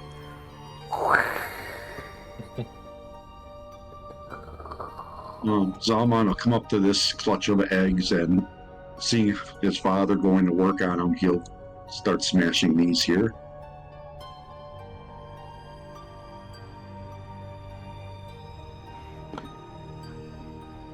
And Musashi will move, and that'll be it for us. Asher. Okay.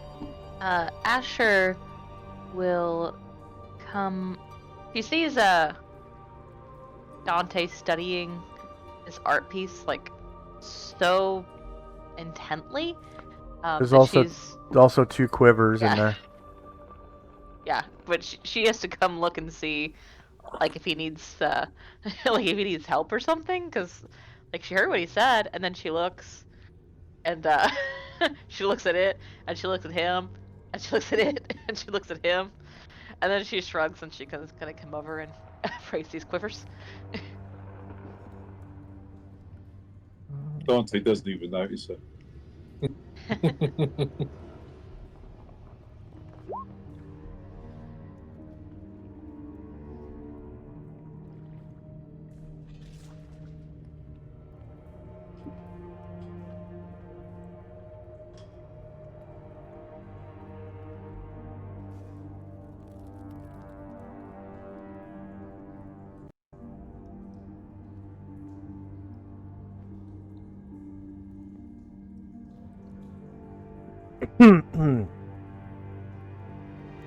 Alright. They are still just 1 pound. They have like wrought iron buckles and fittings and stuff around the normally canvas, quiver. The whole thing isn't made of iron. So it weighs 1 pound. But the fittings are depicting catastrophic disasters like earthquakes, meteors, floods, things of that nature. And you determine that each one is worth, because of its artistic value, 70 GP. So not enough to enchant, but certainly worth more than a normal quiver. And they look cool. They have like black canvas, iron, sort of almost like what a I guess like a samurai's style quiver.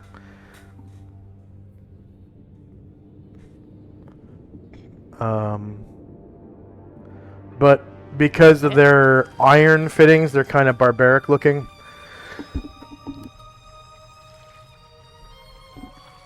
Definitely like Adrian, but probably made by barbarians. Okay. So she will, yeah, she'll tell the group that and say, I can probably get a little money off of this. But if someone just likes them, yeah, nice looking. Careful though, sometimes your arrows turn into snakes, I recently discovered. And Baron is going to come over and destroy this clutch of eggs.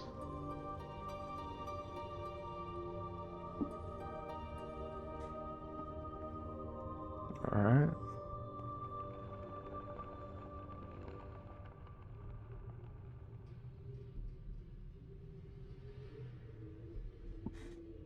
And Asher has kind of moved through her people, and she's looking around and seeing that people are looking pretty fucked up. And she says aloud to she says aloud to Shandrak and Dante. I don't think Tenzi's in this room. Says, starting to worry that we may not be in very good shape if we do find method. Mershulk? Marshall, yes. I'm finding myself hoping that he's not in the next room. Hopefully not the next room, but well, yeah, we were considering resting a little while ago, right? So we're getting pretty close to that point. Asher nods and says, yeah, I'm not sure we have a whole lot longer in us. That'll be it.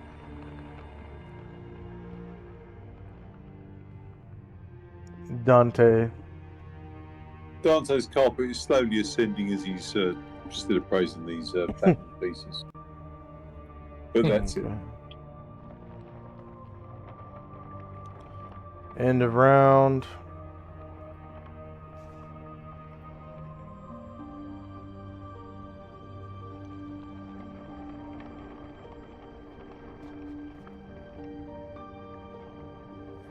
So Dante's Sanctuary will expire at the end of this round. Okay. First up is Shandrak. Shandrak will call Gargamon to come over here. And then cast a protection from evil onto him. Okay.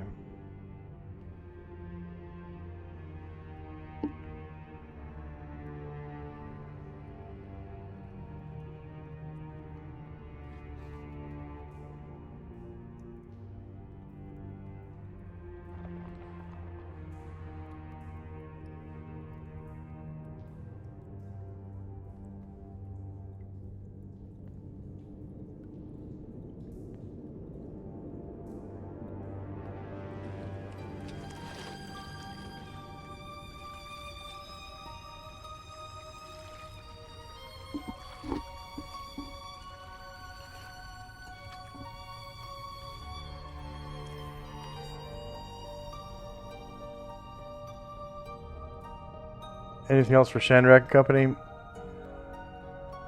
No, I'm good. Tenzi.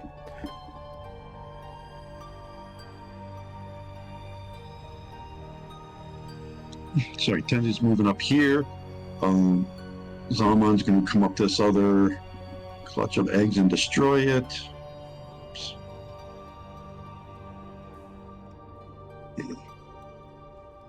Astro will fly over to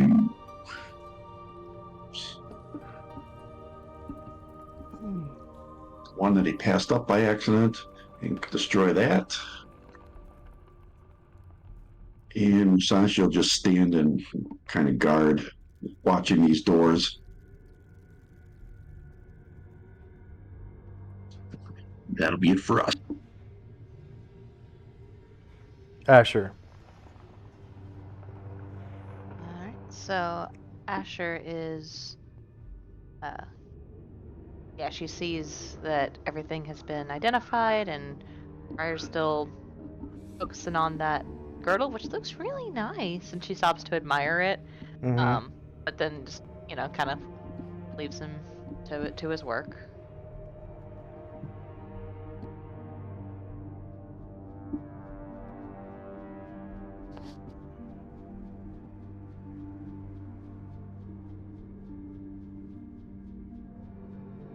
And heads toward where people are listening at doors and planning on heading over to ask them what they are hearing. And Varen will move north.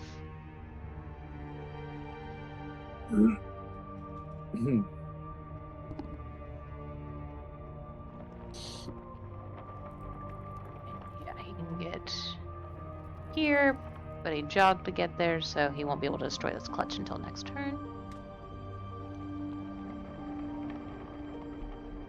And before Asher leaves, Anatar says, looks at the girdle and looks at her and says, well, when we do rest, I'll be able to look at some of these items and give you a better idea of what they do. I have a few things now, Mm-hmm. so it'll be worth identifying. Anatar gives you a 1,000-watt smile.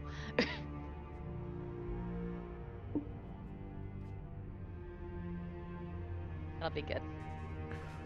You ever have one of those dreams where you can fly, but like you're not very good at flying? Like you might have to, Yeah. you might have to get like a running start to take off, and when you do fly, you fly really slow. Yeah, That's- I have had that. That's kind of like what flying is for some characters in D&D. Like fairies, they fly slow. Like they can actually run faster than they can fly.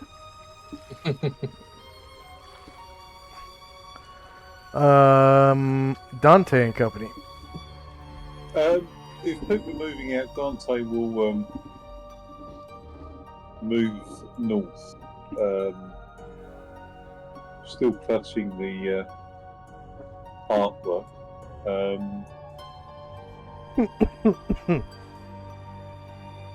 But yeah, up to about here. You want to go across the hall? But no. Oh, okay. So people are right up the top, are they? Up here.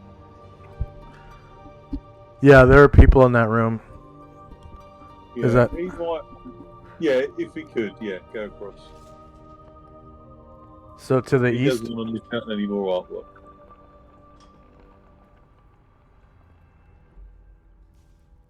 You want to go across to the east or to the north? The north, I think.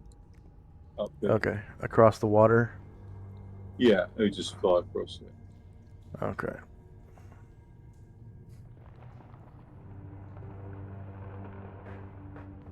That'll do. There you go. Okay. End of round.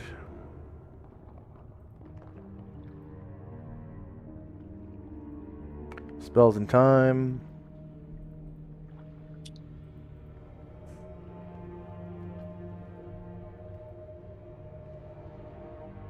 Shandrak. Gargamond is going to go investigate the room across the way to make sure everything's all good in there. And let's see. I'll get that far and just see some eggs.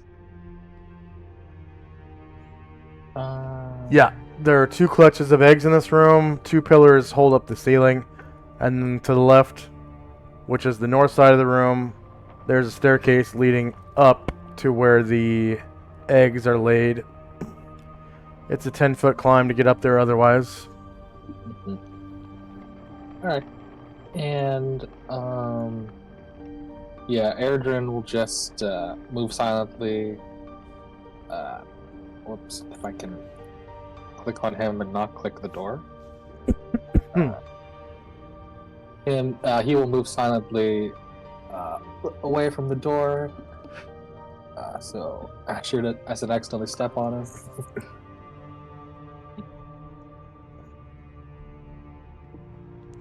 Wow, are the doors all of a sudden working again? Yeah, I don't see through those.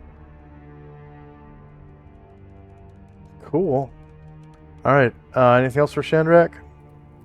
That's all for me. Okay. Tenzi. Astral will move up to what I think are the last 8 to be destroyed. And destroy them. And just kind of wait to see if the others join us. I don't think we can. I mean, we could rest, but I think we did the nap spell not too long ago. Yeah. I don't think we can. Yeah. I don't think we can do anything for a while. Yeah. We'd have to chill. I think we have to wait till like 2 o'clock in the afternoon or something like that to nap again. I think that's true, yes.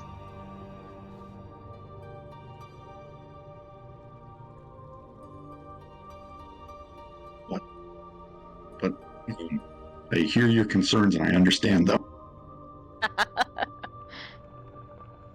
I'm not sure how many more fights my people got in them.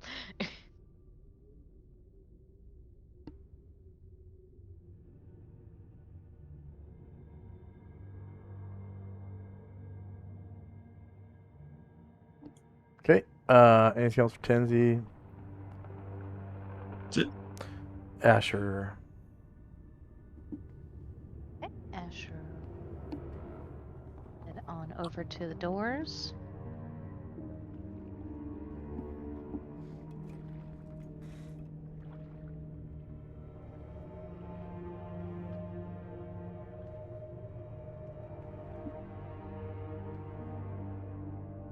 Oh dear.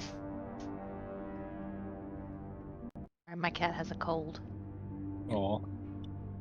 Oh, poor thing. She looks over at Tenzi, because she saw him kind of by the doors until before he moved and said, "Anything interesting?"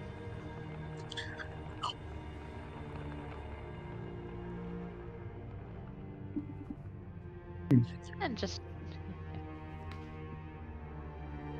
in case, she'll put her ear next to it and she'll give it a listen. Okay.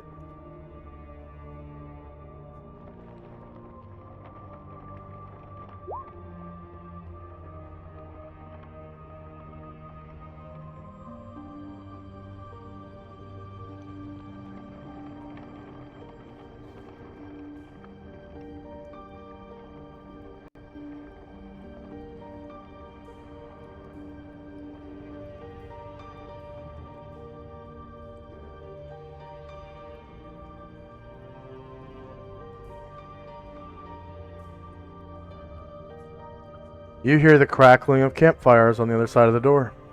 And you get 200 points. And did you backstab in the last fight, or was that Shandrak?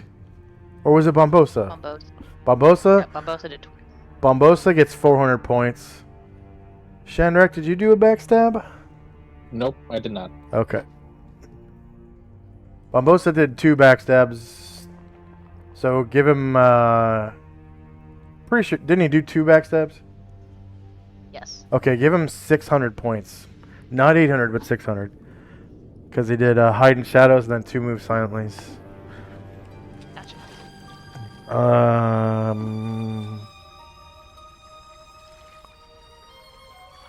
And then anything And, else for Asher? Asher will tell people what she heard, and and then Baron will destroy the clutch of eggs that he's next to. Baron, okay.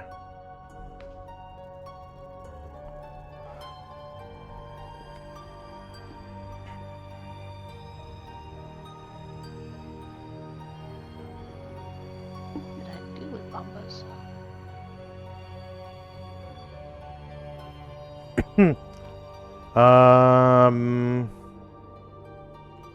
I don't know. Oh, I found him. I don't know what he's doing up there. Oh, I think Dante accidentally took him. I don't know how he has him, but It was no accident. He wanted to come have a look at the platinum as well. Oh, I probably accidentally moved him because I okay, scooped him up and moved Dante. that makes sense. I will put him back.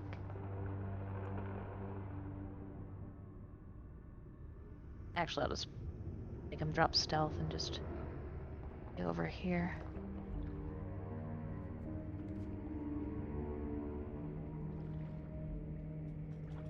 And that'll be all. All right, Dante. Yeah, Dante slacked his thirst with the artwork. He's going to offer healing to anybody that might need it before we can move on. Put your hand shoot in the air. What's that? Sorry. So the bunch of hands shoot in the air. Yeah, Erdrin comes out of hiding, and he's one of the hands.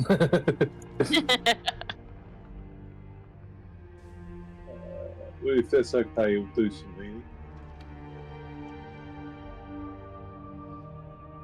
Yeah, there's not much healing actually.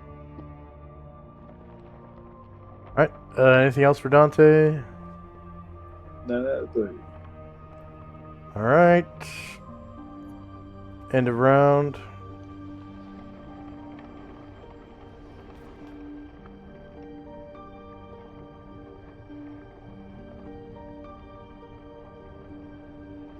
Spells in time.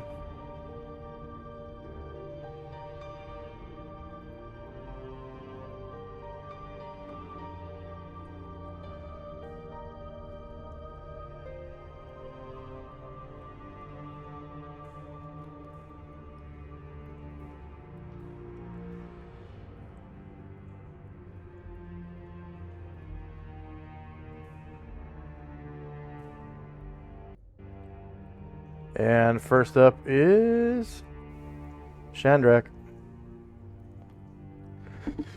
Okay, Gargamond, after the Yonti summoned the demon that summoned another demon that killed him, has no love lost for these things, so he's gonna kill this clutch of eggs.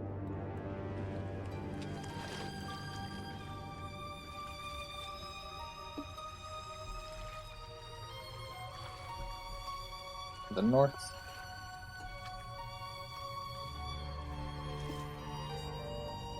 And Shandrak is just chilling by Ryar to stay by him until he finishes his thing.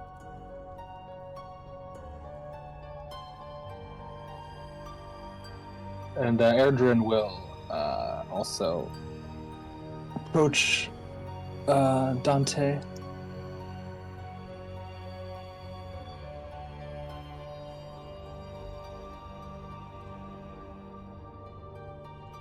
I could use a little healing.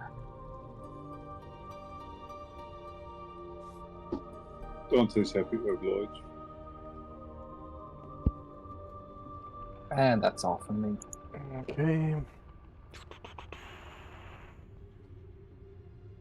And Tinsy. Diddle-doo-doo-doo.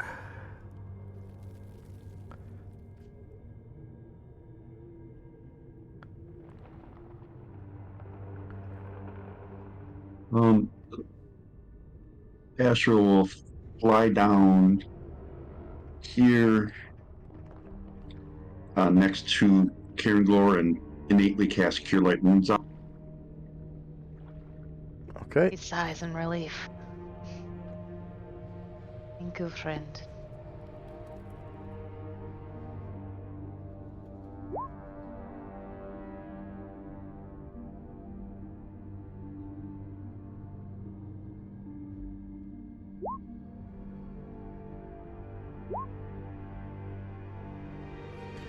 The Kitate come jogging up behind you, Asher.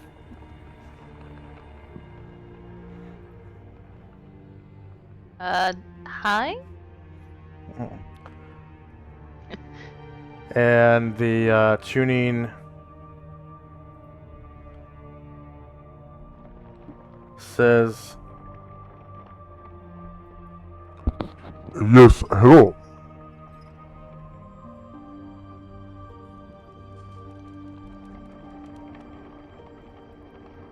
We're just, destroying some eggs and regrouping, and, Very good. I'd only hear fire on this side of the door. Oh, fire. Yeah, like campfires or something? It must be one of those well- braziers. It's likely, I would think. But yeah, we're just, settling some things here, and then we should be on our way pretty soon. Outstanding.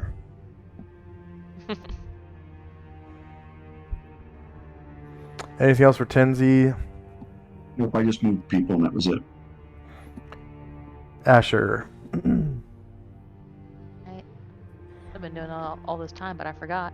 Anatar is going to do a Cure Light Wounds on himself.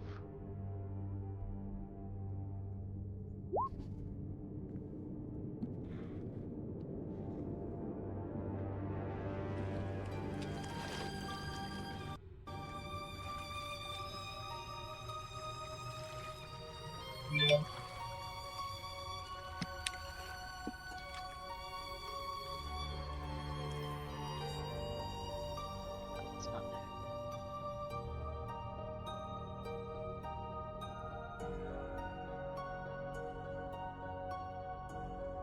Good morning.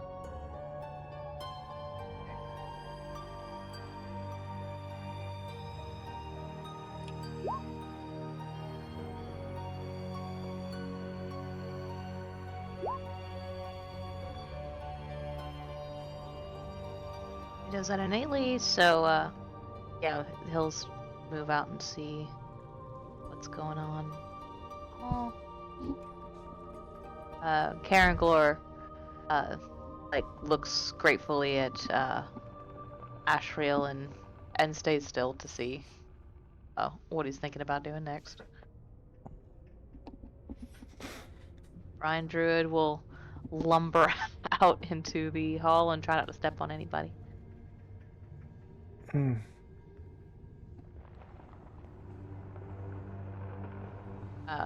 Actually, he will stay in here and say, I'll stay in case I need to carry things.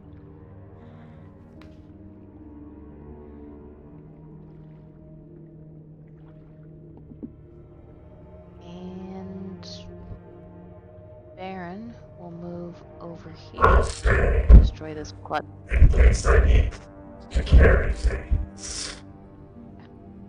And Baron will move here and destroy this clutch of eggs. Okay.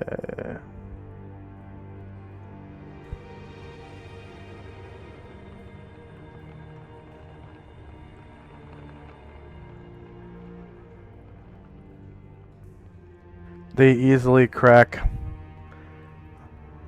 their leathery outsides, just explode open.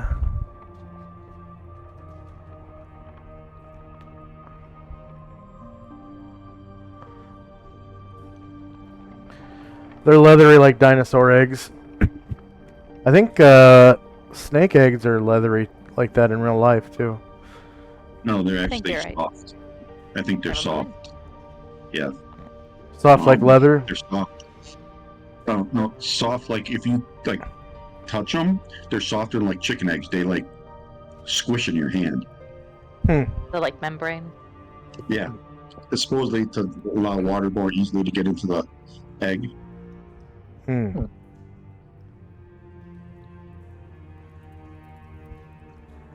So that's exactly what I mean when I say leather. It's like soft, not crackly like chicken eggs. That was it for Asher? Mhm. Okay, Dante. Dante's going to do a Cure Light Wounds spell on one of Shandrak's guys who is after. A bit of healing.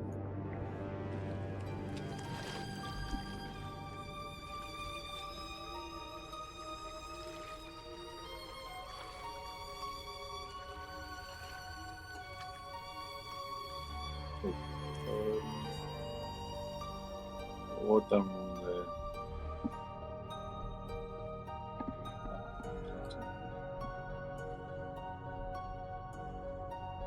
there? What's he doing? He's doing cure light wounds on one of Chandrak's guys. Oh, okay. So you click on your token, and then up Yeah. at the top where it says spells and powers, you click on spells and powers, Oh, right. and then you go to priest.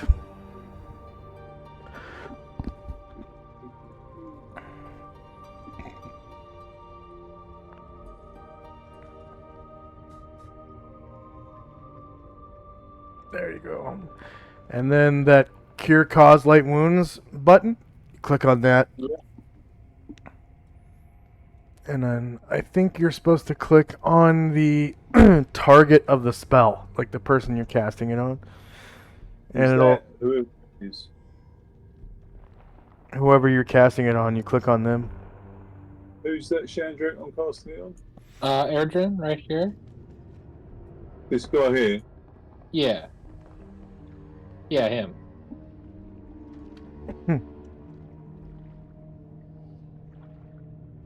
There you go. All right. Necklace of another one continue. next. That's funny. 3 healing. Mm-hmm. Oh, the necklace.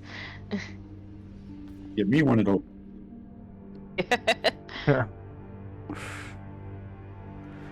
Necklace of prayer beads does that. Yeah, it does. Oh, I used it yesterday. Yeah. To cure something. I think it's Cure Serious. I have to double check it.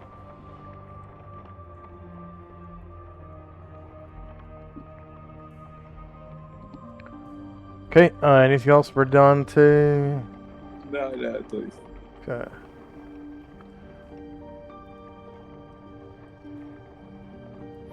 Spells in time. Ashrill's detect snares and pits is almost done. Okay, Chandrak is first. Gargamon stomps the last clutch of eggs in this room. And they'd like Yeah. burst underfoot like grapes.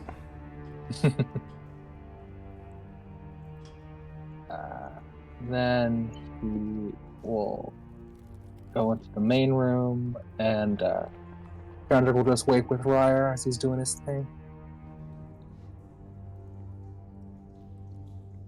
Okay.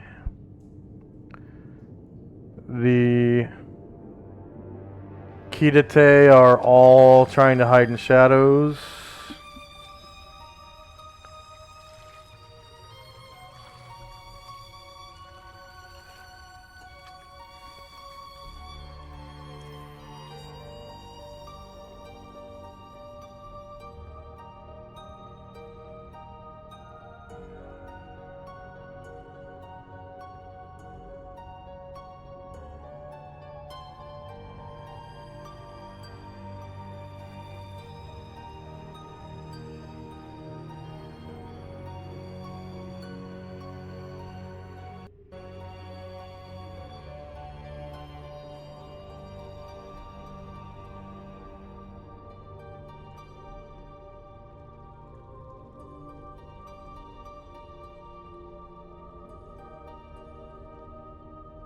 Next up is Dante.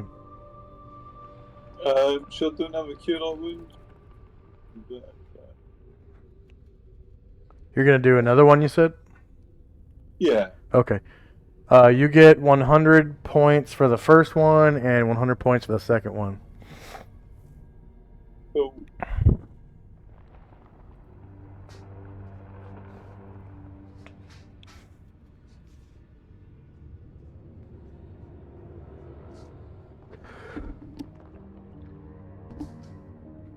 And then Tenzi. Astral will use a slotted spell to cast Cure Light on Kieran Glow. Okay. Nice. I was thinking 7 in my brain. That's what I was thinking. Oh, The pair of thought.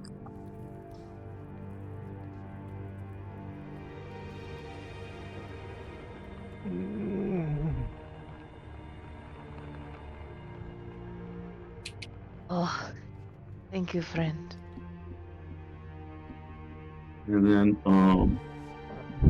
I think that'll be it for us. All right, Asher. Anatar will do another Cure Light Wounds on himself. He does that innately. At will. No limit per day, but he cannot cure a mortal because he's not supposed to F with the lives of mortals. But he can He'll cure have other close- celestials. Hey, what? I didn't realize that. Yeah. So, Ashriel and Varen, he can cure them because they're I not didn't know that. they're not mortals. They're all three Right. of those What? characters are from the same book. That's interesting. So War- yeah, he'll Warriors call of Varen Heaven. over. Yeah.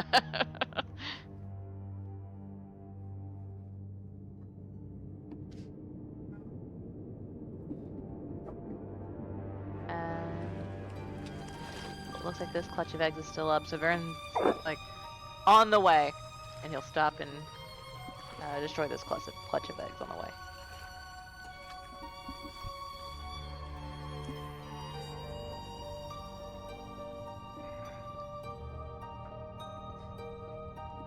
All right. Anything else for Asher?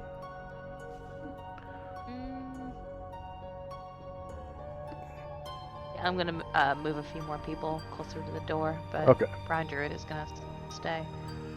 Okay. We got spells and time. First up is Shandrak. Yeah, Ryder, he's going to keep examining the girdle, but he's going to take a half move. Oh, definitely. Yep. Bards can continue using their skills while taking half moves. So he'll get down to Brian Druid. Oh yeah, he plays guitar too, so he's kind of playing guitar at the same time. I'll let him think.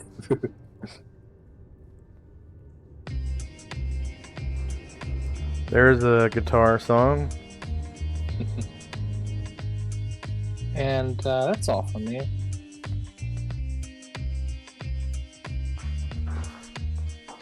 All right. Actually, no, Gargamon will just, will get closer to the doors.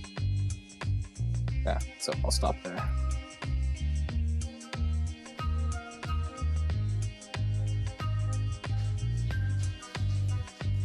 Dante and company. Does Edwin need another Cure Light Wounds on him? Would that help? I could use one. Is that Shandrak or Edwin? That's Erdred. Okay.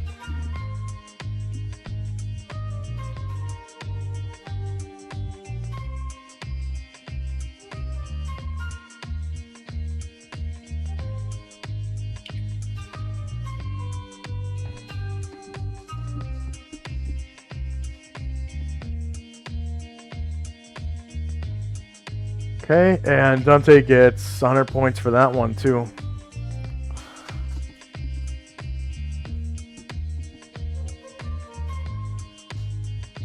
All right, next up is Tenzi. Ashriel will use another slotted Cure Light on Kieran Glow.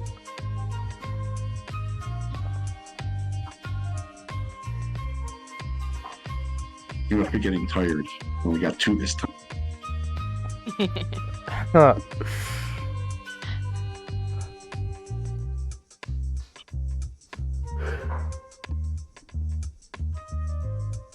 That'll be a All right. Asher. Anatar will do another Cure Light Wounds on himself.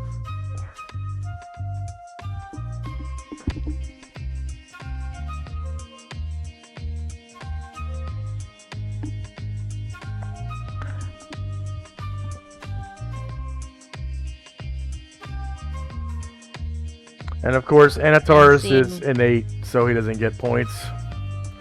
Yeah.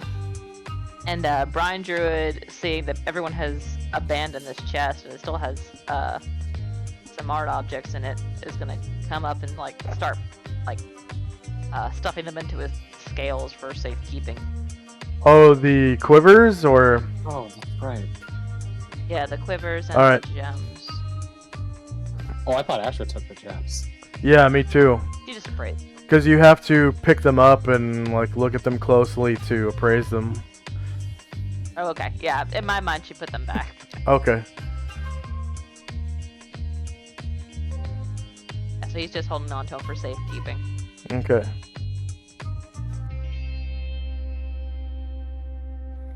Anything else for Asher and company? Oh, Varen. Yeah, so Varen will come over here and destroy this clutch of eggs. And that'll be good.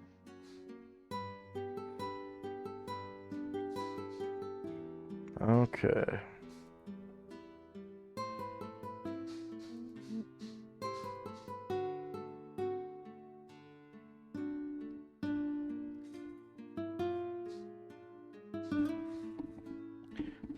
All right. Anything else for Asher and company? Thank you. So end of round.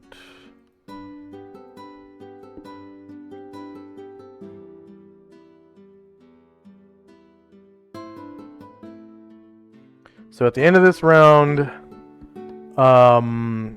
Ryer will tell you guys what he knows about the girdle. So Asheril's detect snares and pits is gone. Dante's sanctuary is long gone. First up is Shandrak. Ryer will take his half move towards the group while thinking, it's like, yeah, maybe, is it,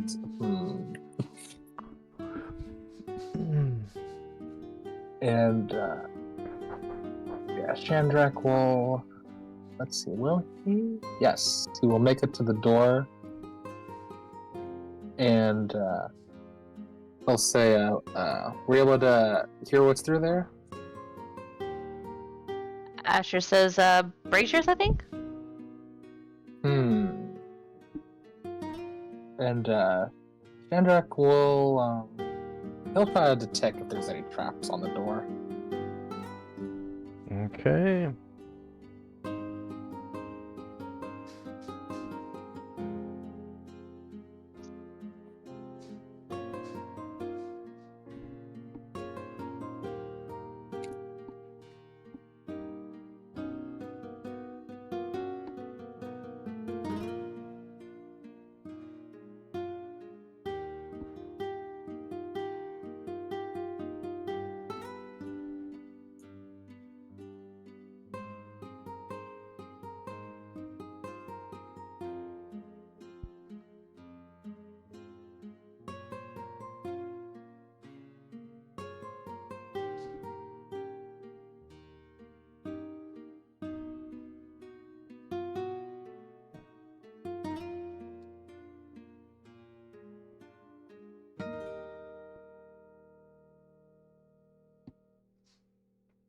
Next up is Dante. Dante, are we moving out soon? We're going to go through this door, and is that the general idea? If he asks that out loud, Asher will say, yeah, I think that's where we're going next. Okay. Dante, in that case, which door are we looking to go through? Shandrak's checking out these doors on the east. These ones? Mhm. Yeah, okay. He'll move over and he'll cast find traps just to keep an eye on it.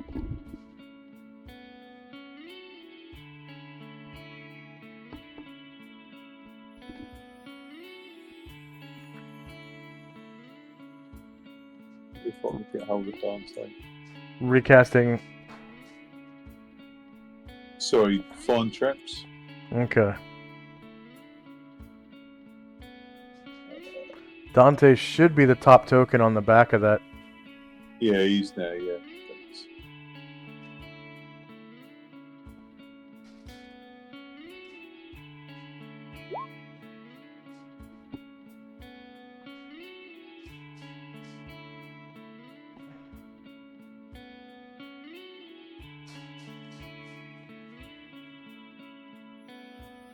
Okay. Okay. All right. You don't see any traps, Dante, and you do get 200 points for that spell. Yeah, okay. That's it for Dante.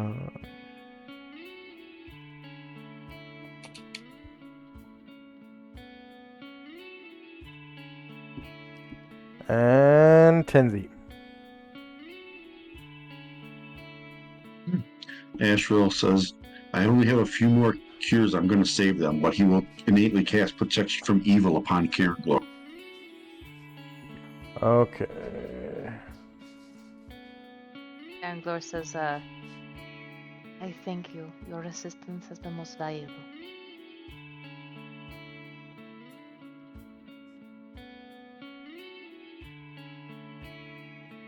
"24 rounds.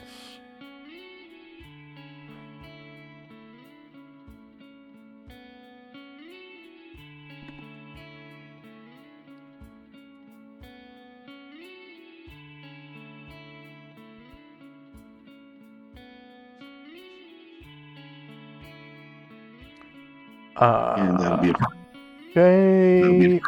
Asher. Alright, so Bombosa is going to try to hide behind this column right here.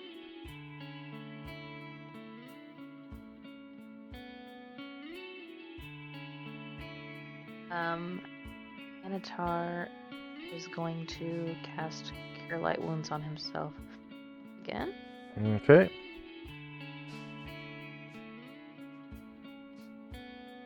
Baron is going to come down to Anatar like he asked.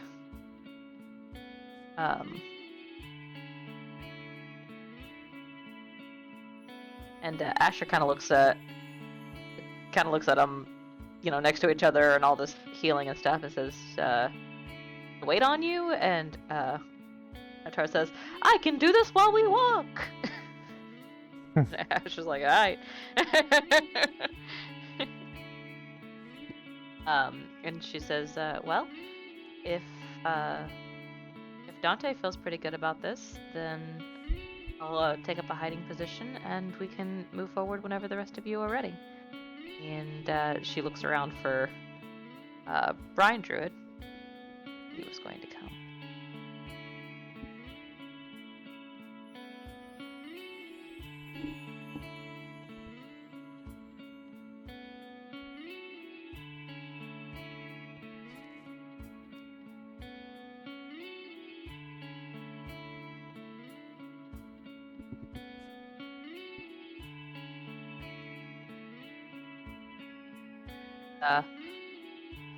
A big fucking dragon, and she is going to try to hide behind him.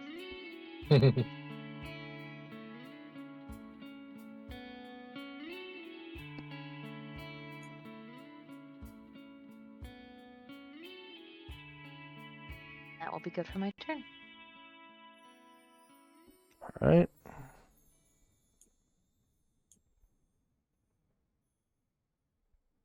End the round.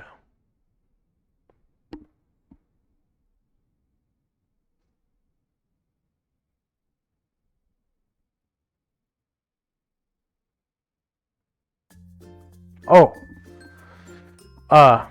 Ryer turns to you all and says, I'm sorry, guys, but, I got no fucking clue what this should mean to you. I don't know. He fucking- He's got nothing.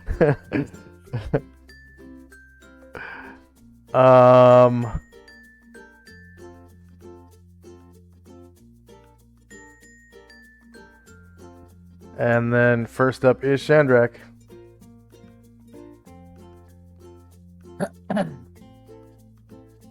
Ryer will say, anyone want to put it on and see what happens? Asher breaks stealth and says, I can do it if no one else wants to. Alright. If you'd like to try it. She points at her eyes and says, sometimes when I just try things, it works out. And then sometimes I get cursed. But probably it'll work out. Hey, hey Ashrael, I think I saw you remove a curse one time. If things went bad, would you be able to do that right now? My son, I can do that at will. Such is the power granted to me by Isis. Alright. Ryer will then, he'll go over and hold the girdle out for Asher.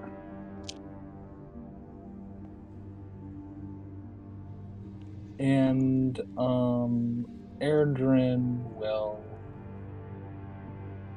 hide up by this wall next to Zalmond.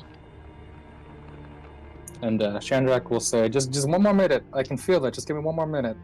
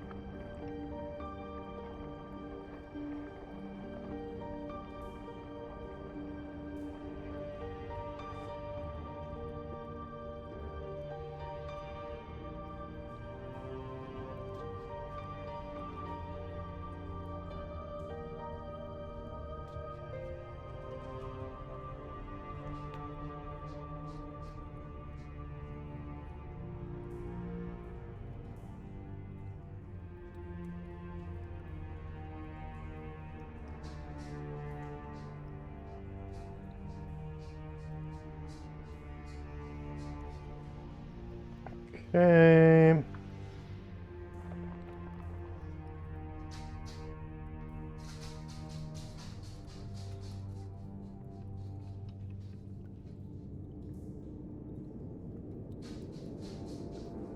Dante and Company. Dante's just waiting now. He's got nothing else to do. Tenzi. He heard Shandrak say just one more minute, so he Astral turns to Kiranglor and says one more thing, and he innately casts invisibility 10-foot radius on Kiranglor. Oh.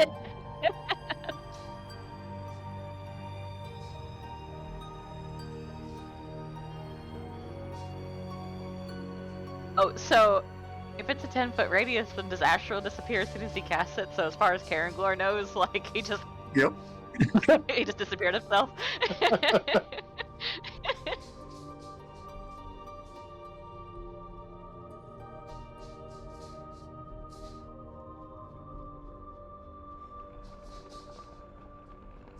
Is it? You have said one more thing, and then you were gone. And he like motions, and then notices he doesn't see his hands in front of his face.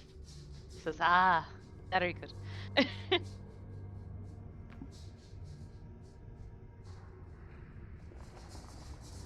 Okay. Astral casts invisibility 10-foot radius on who? Karen Glore. On Karen Glore. So go ahead and give Karen Glore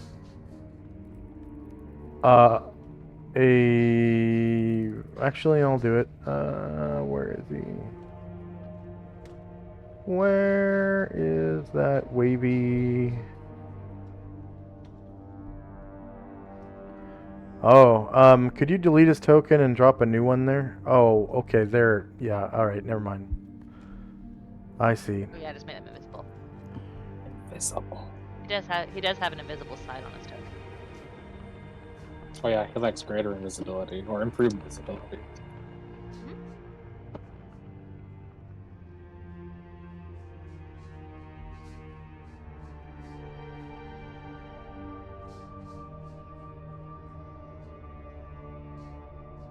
And then out of nothingness, Astral says to Karen Glore, we must move together. Aaron Glore nods, which I sure can't see. And then he says, and he says, I cannot see where you are, but I will do my best.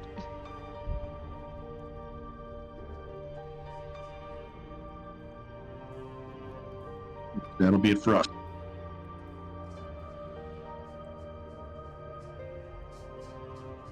Alright, you should be able to see his yellow aura.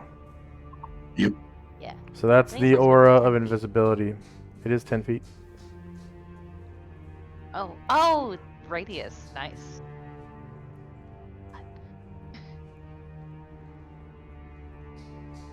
Big one. I don't know why I was thinking diameter.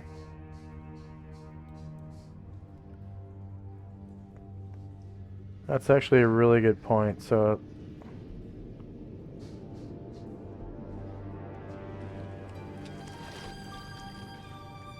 we'll put 7.5 feet.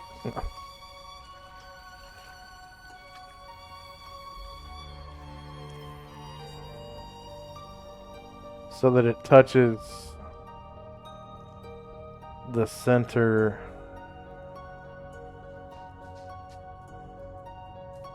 of the squares for the tokens at 10 feet.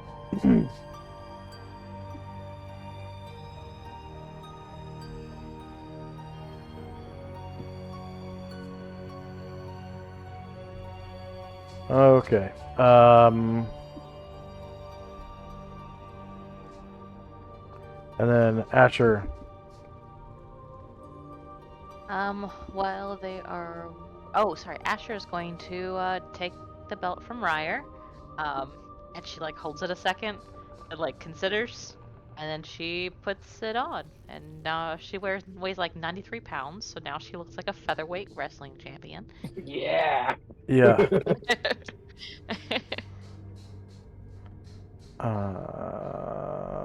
Tenzi, how much does your belt weigh? Or your girdle? And Shandrak, how much does yours weigh? Thought it was a pound.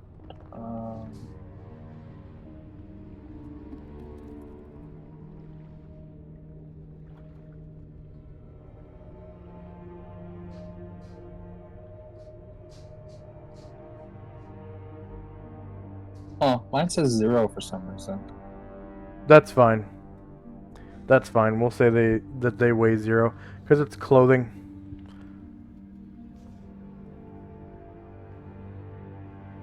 But all the girdles, they basically look like this. They're a band of leather that buckles in the back, and then the front is like a metal plate, and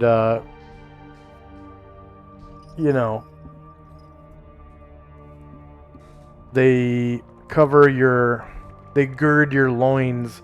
It's not like a women's girdle from, the underwear version. It's like a Greek wrestler's girdle. Or, at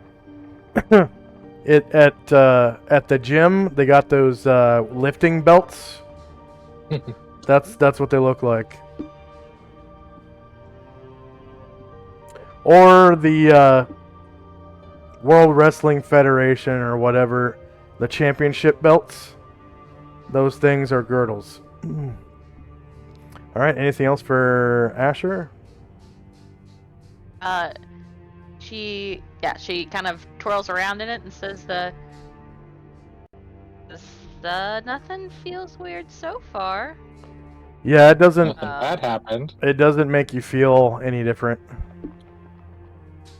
And she goes to see if she can take it back off, because she knows sometimes cursed items, like, you can't take them back off. Yeah, it comes right off. Alright, she puts it back on and says, guess we'll see if it does anything. Or if I just look really stylish.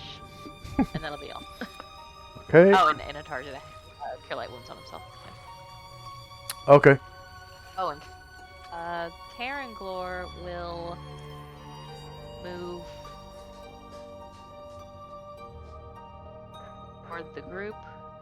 You see that he's kind of like left Astral behind. He says, this would be difficult maneuver.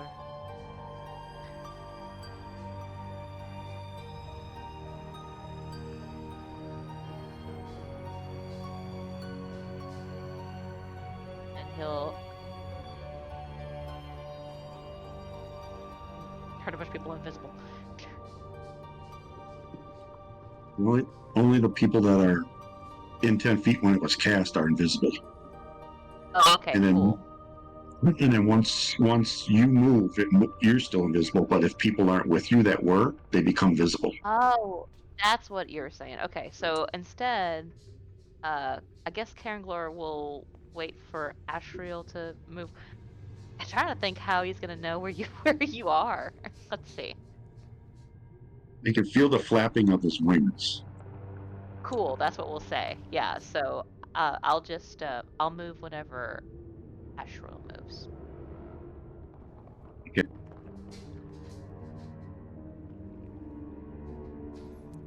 All right. End of round. Any regeneration? And end of session.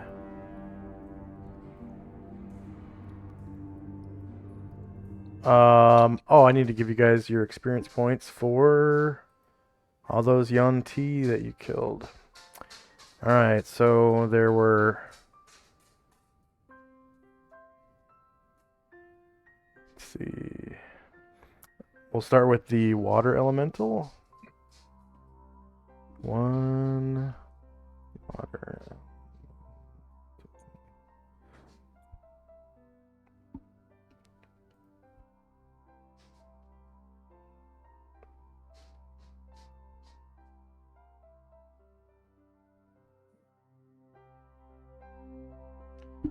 Uh, 16 hit dice. Water elementals were 10,000 points.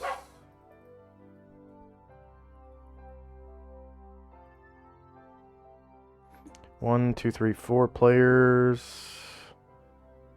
We're back up to 11 NPCs who are in XP, I think.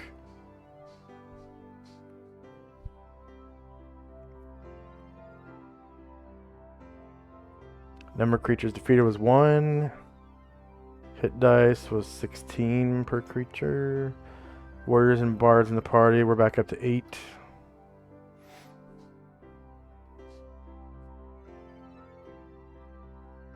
And then there were 3 half-breeds. They were 8,000 apiece.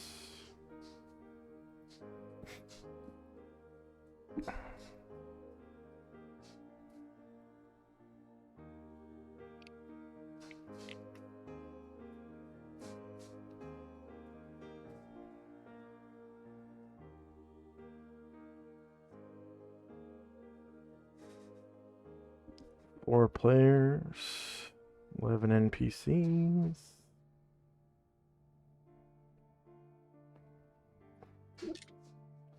You defeated all 3. They were level 8. There were 8 warriors and bards in the party.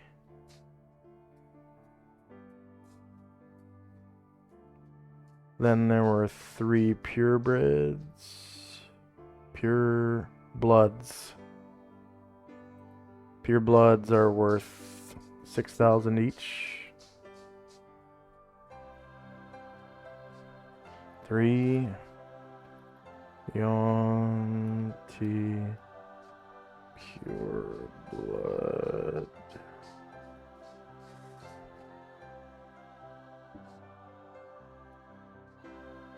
Four player characters, 11 NPCs.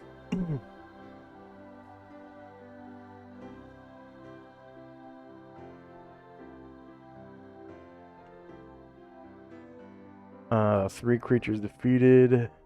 They had 6 hit dice each. And we had 8 warriors and bards in the party. And then there were 1, 2, 3, 4, 5, 6, 7, 8, 9, 10, 11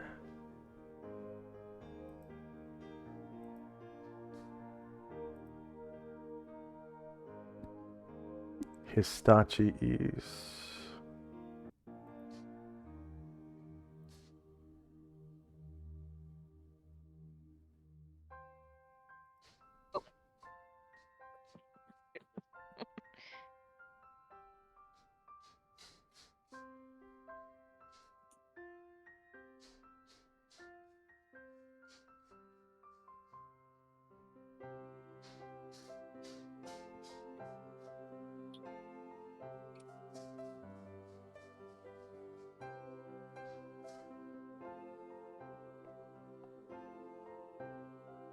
So 11 Histachi.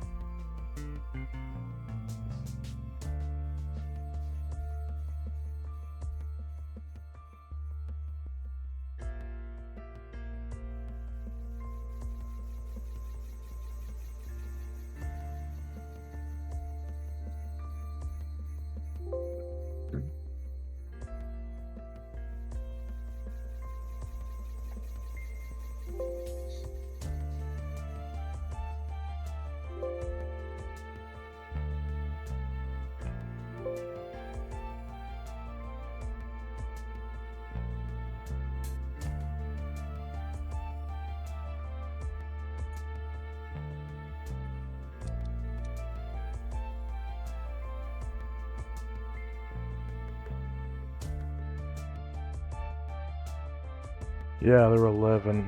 Okay. Each one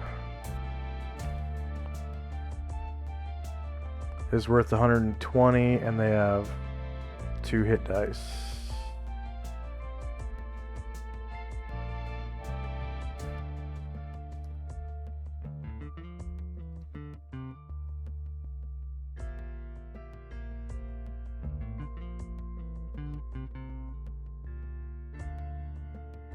You only defeated 10 of them.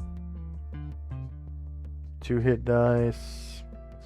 Warriors and bards in the party is 8 again.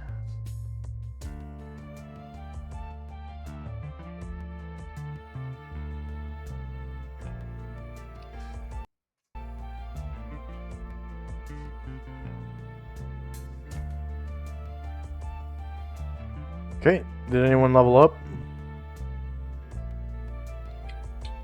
Ambrosa did. All right, there it is. Nice.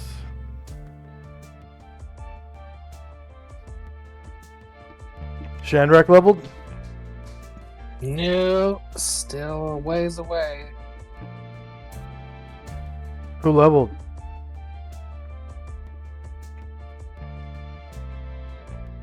Sounds like just Bombosa, unless Oh. you take out one. No, I'm over 5,000 away from my nearest level. Hmm.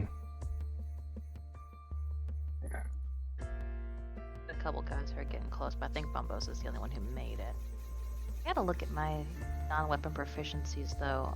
At a glance, it looks like I may have too many. On who?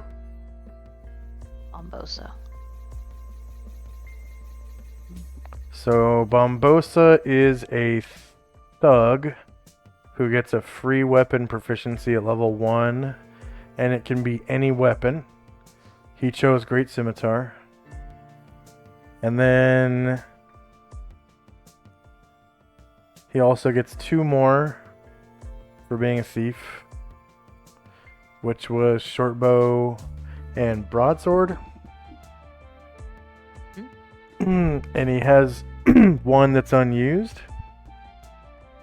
That's what I've written, but yeah, it looks like not, probably. Alright, so I will delete that. He probably used it on Darn Den, right? That's most of it. Well, the broadsword is what you told me to put for the Darn Den. Oh, that's right. Yep. I Okay. probably So- just got confused at some time. So he should have 1 unused one. You should have an unused one, okay. Yeah. I'll put that back. And because the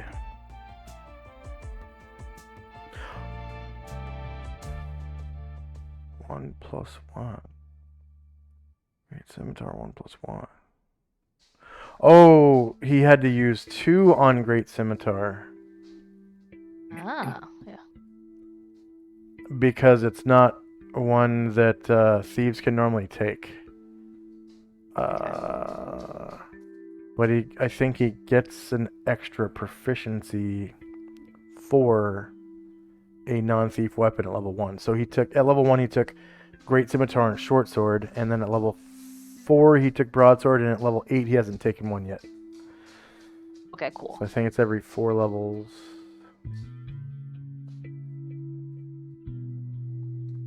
For Rogue that you get another slot. And Yes. Yes, it is.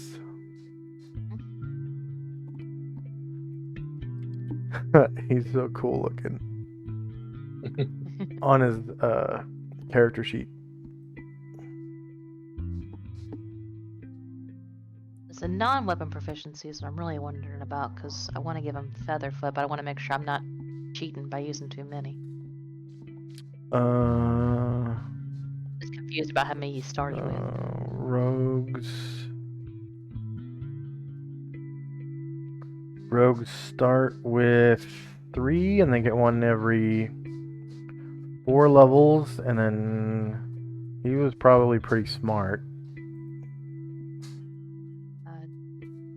12. Yeah, that's above average, so he had an extra 3. So that's 6. Ah, that's where they came from. And then 7, 8 for gaining levels. So he should have a total of 8 non-weapon slots. So that's 1. Oh, Yeah, that's right. yeah, he got, let's see, 1, 2, 3, 4, 5, 6, 7. Enough of Featherfoot 8. next section. So I he can has take it right 2. now. Yeah, he has 2 unused Yeah. slots. 1 for level 4 and 1 for level 8. Does Featherfoot Alright, have I a will take- prerequisite? Needs to be level 11. I think that's it. Let me look again. And he just got to level 11? Yeah. That's what's up. Oh wow, he's got a Cloak of Protection +3.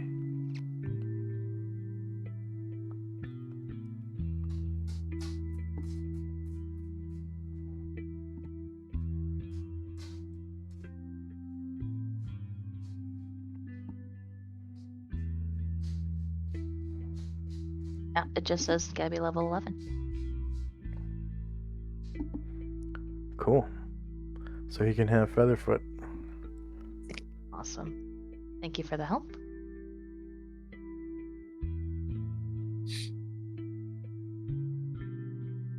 And I guess now we will just be getting 2 HP a level.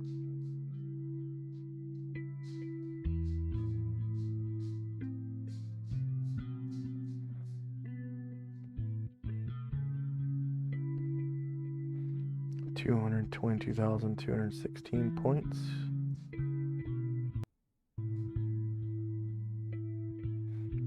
Okay, so to get to Rogue 12, he needs 440,000.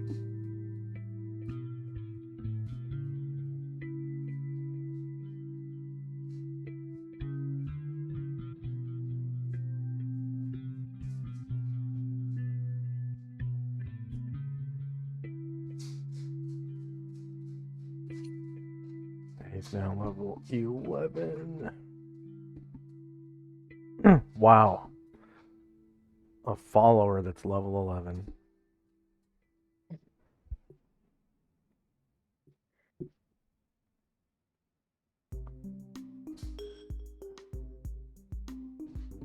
Okay. Featherfoot only takes one slot. You want to take any of the other ones? Let me have a look at it over the next week, and I will answer that before we play again. Was that in high-level campaigns or combat tactics? High level. Yeah. High-level campaigns.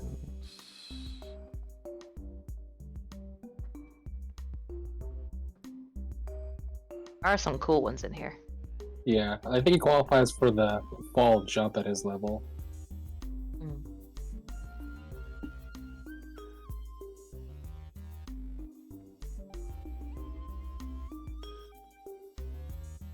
I'll probably visit Ashrail sometime to see about changing out some of the proficiencies Asher never uses for some cool ones if he's willing. Yeah, you can get some really cool ones now. Yeah, classify traps, evasion. I think we're using up all the heals.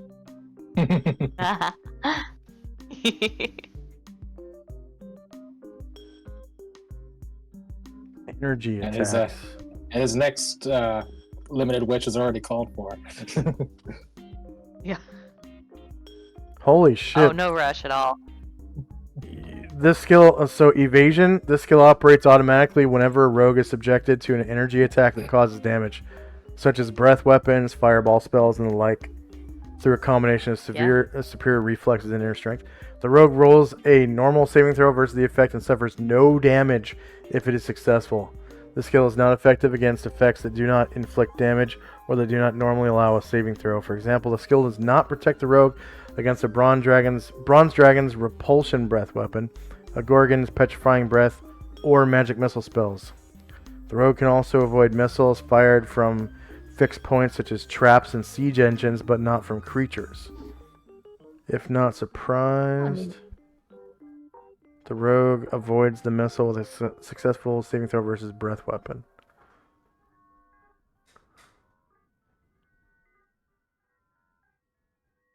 Oh, you gotta be 16 for that one. Yeah, can I tell you, I've been holding on to lip reading for forever because I was like, one day, Asher's Eagle Eye, she's going to be able to read lips from like forever away, and we're going to know what they planned. But it's been years, my guy, and it has not come to fruition. That's a really good thing to use in town, though. Yeah. Featherfoot, Rogue 11 plus. Cost 1 or 3 character points if you use character points. Improvised attack. 16 plus. Inner focus. 11 plus. Inner focus is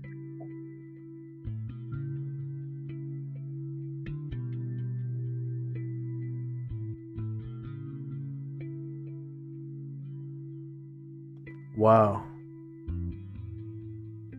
Yeah, it is.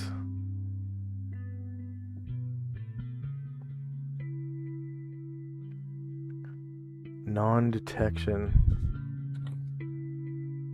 Oh, that's the ability that Tenzi has. Yep.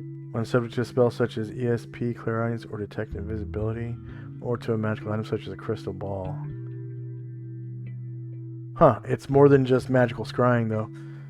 It's also ESP and detect invisibility. That's crazy.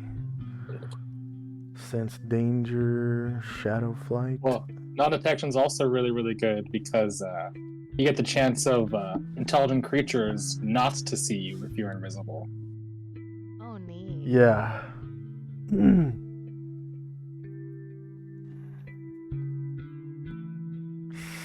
All right. Any questions, comments, or concerns for me? I had a good time. All right. Good, good treasure. You got a girdle. Don't know what it does yet, but hey. Not cursed. That's a good start. Yeah. Took it right off. Put it right We back don't- on. Yeah.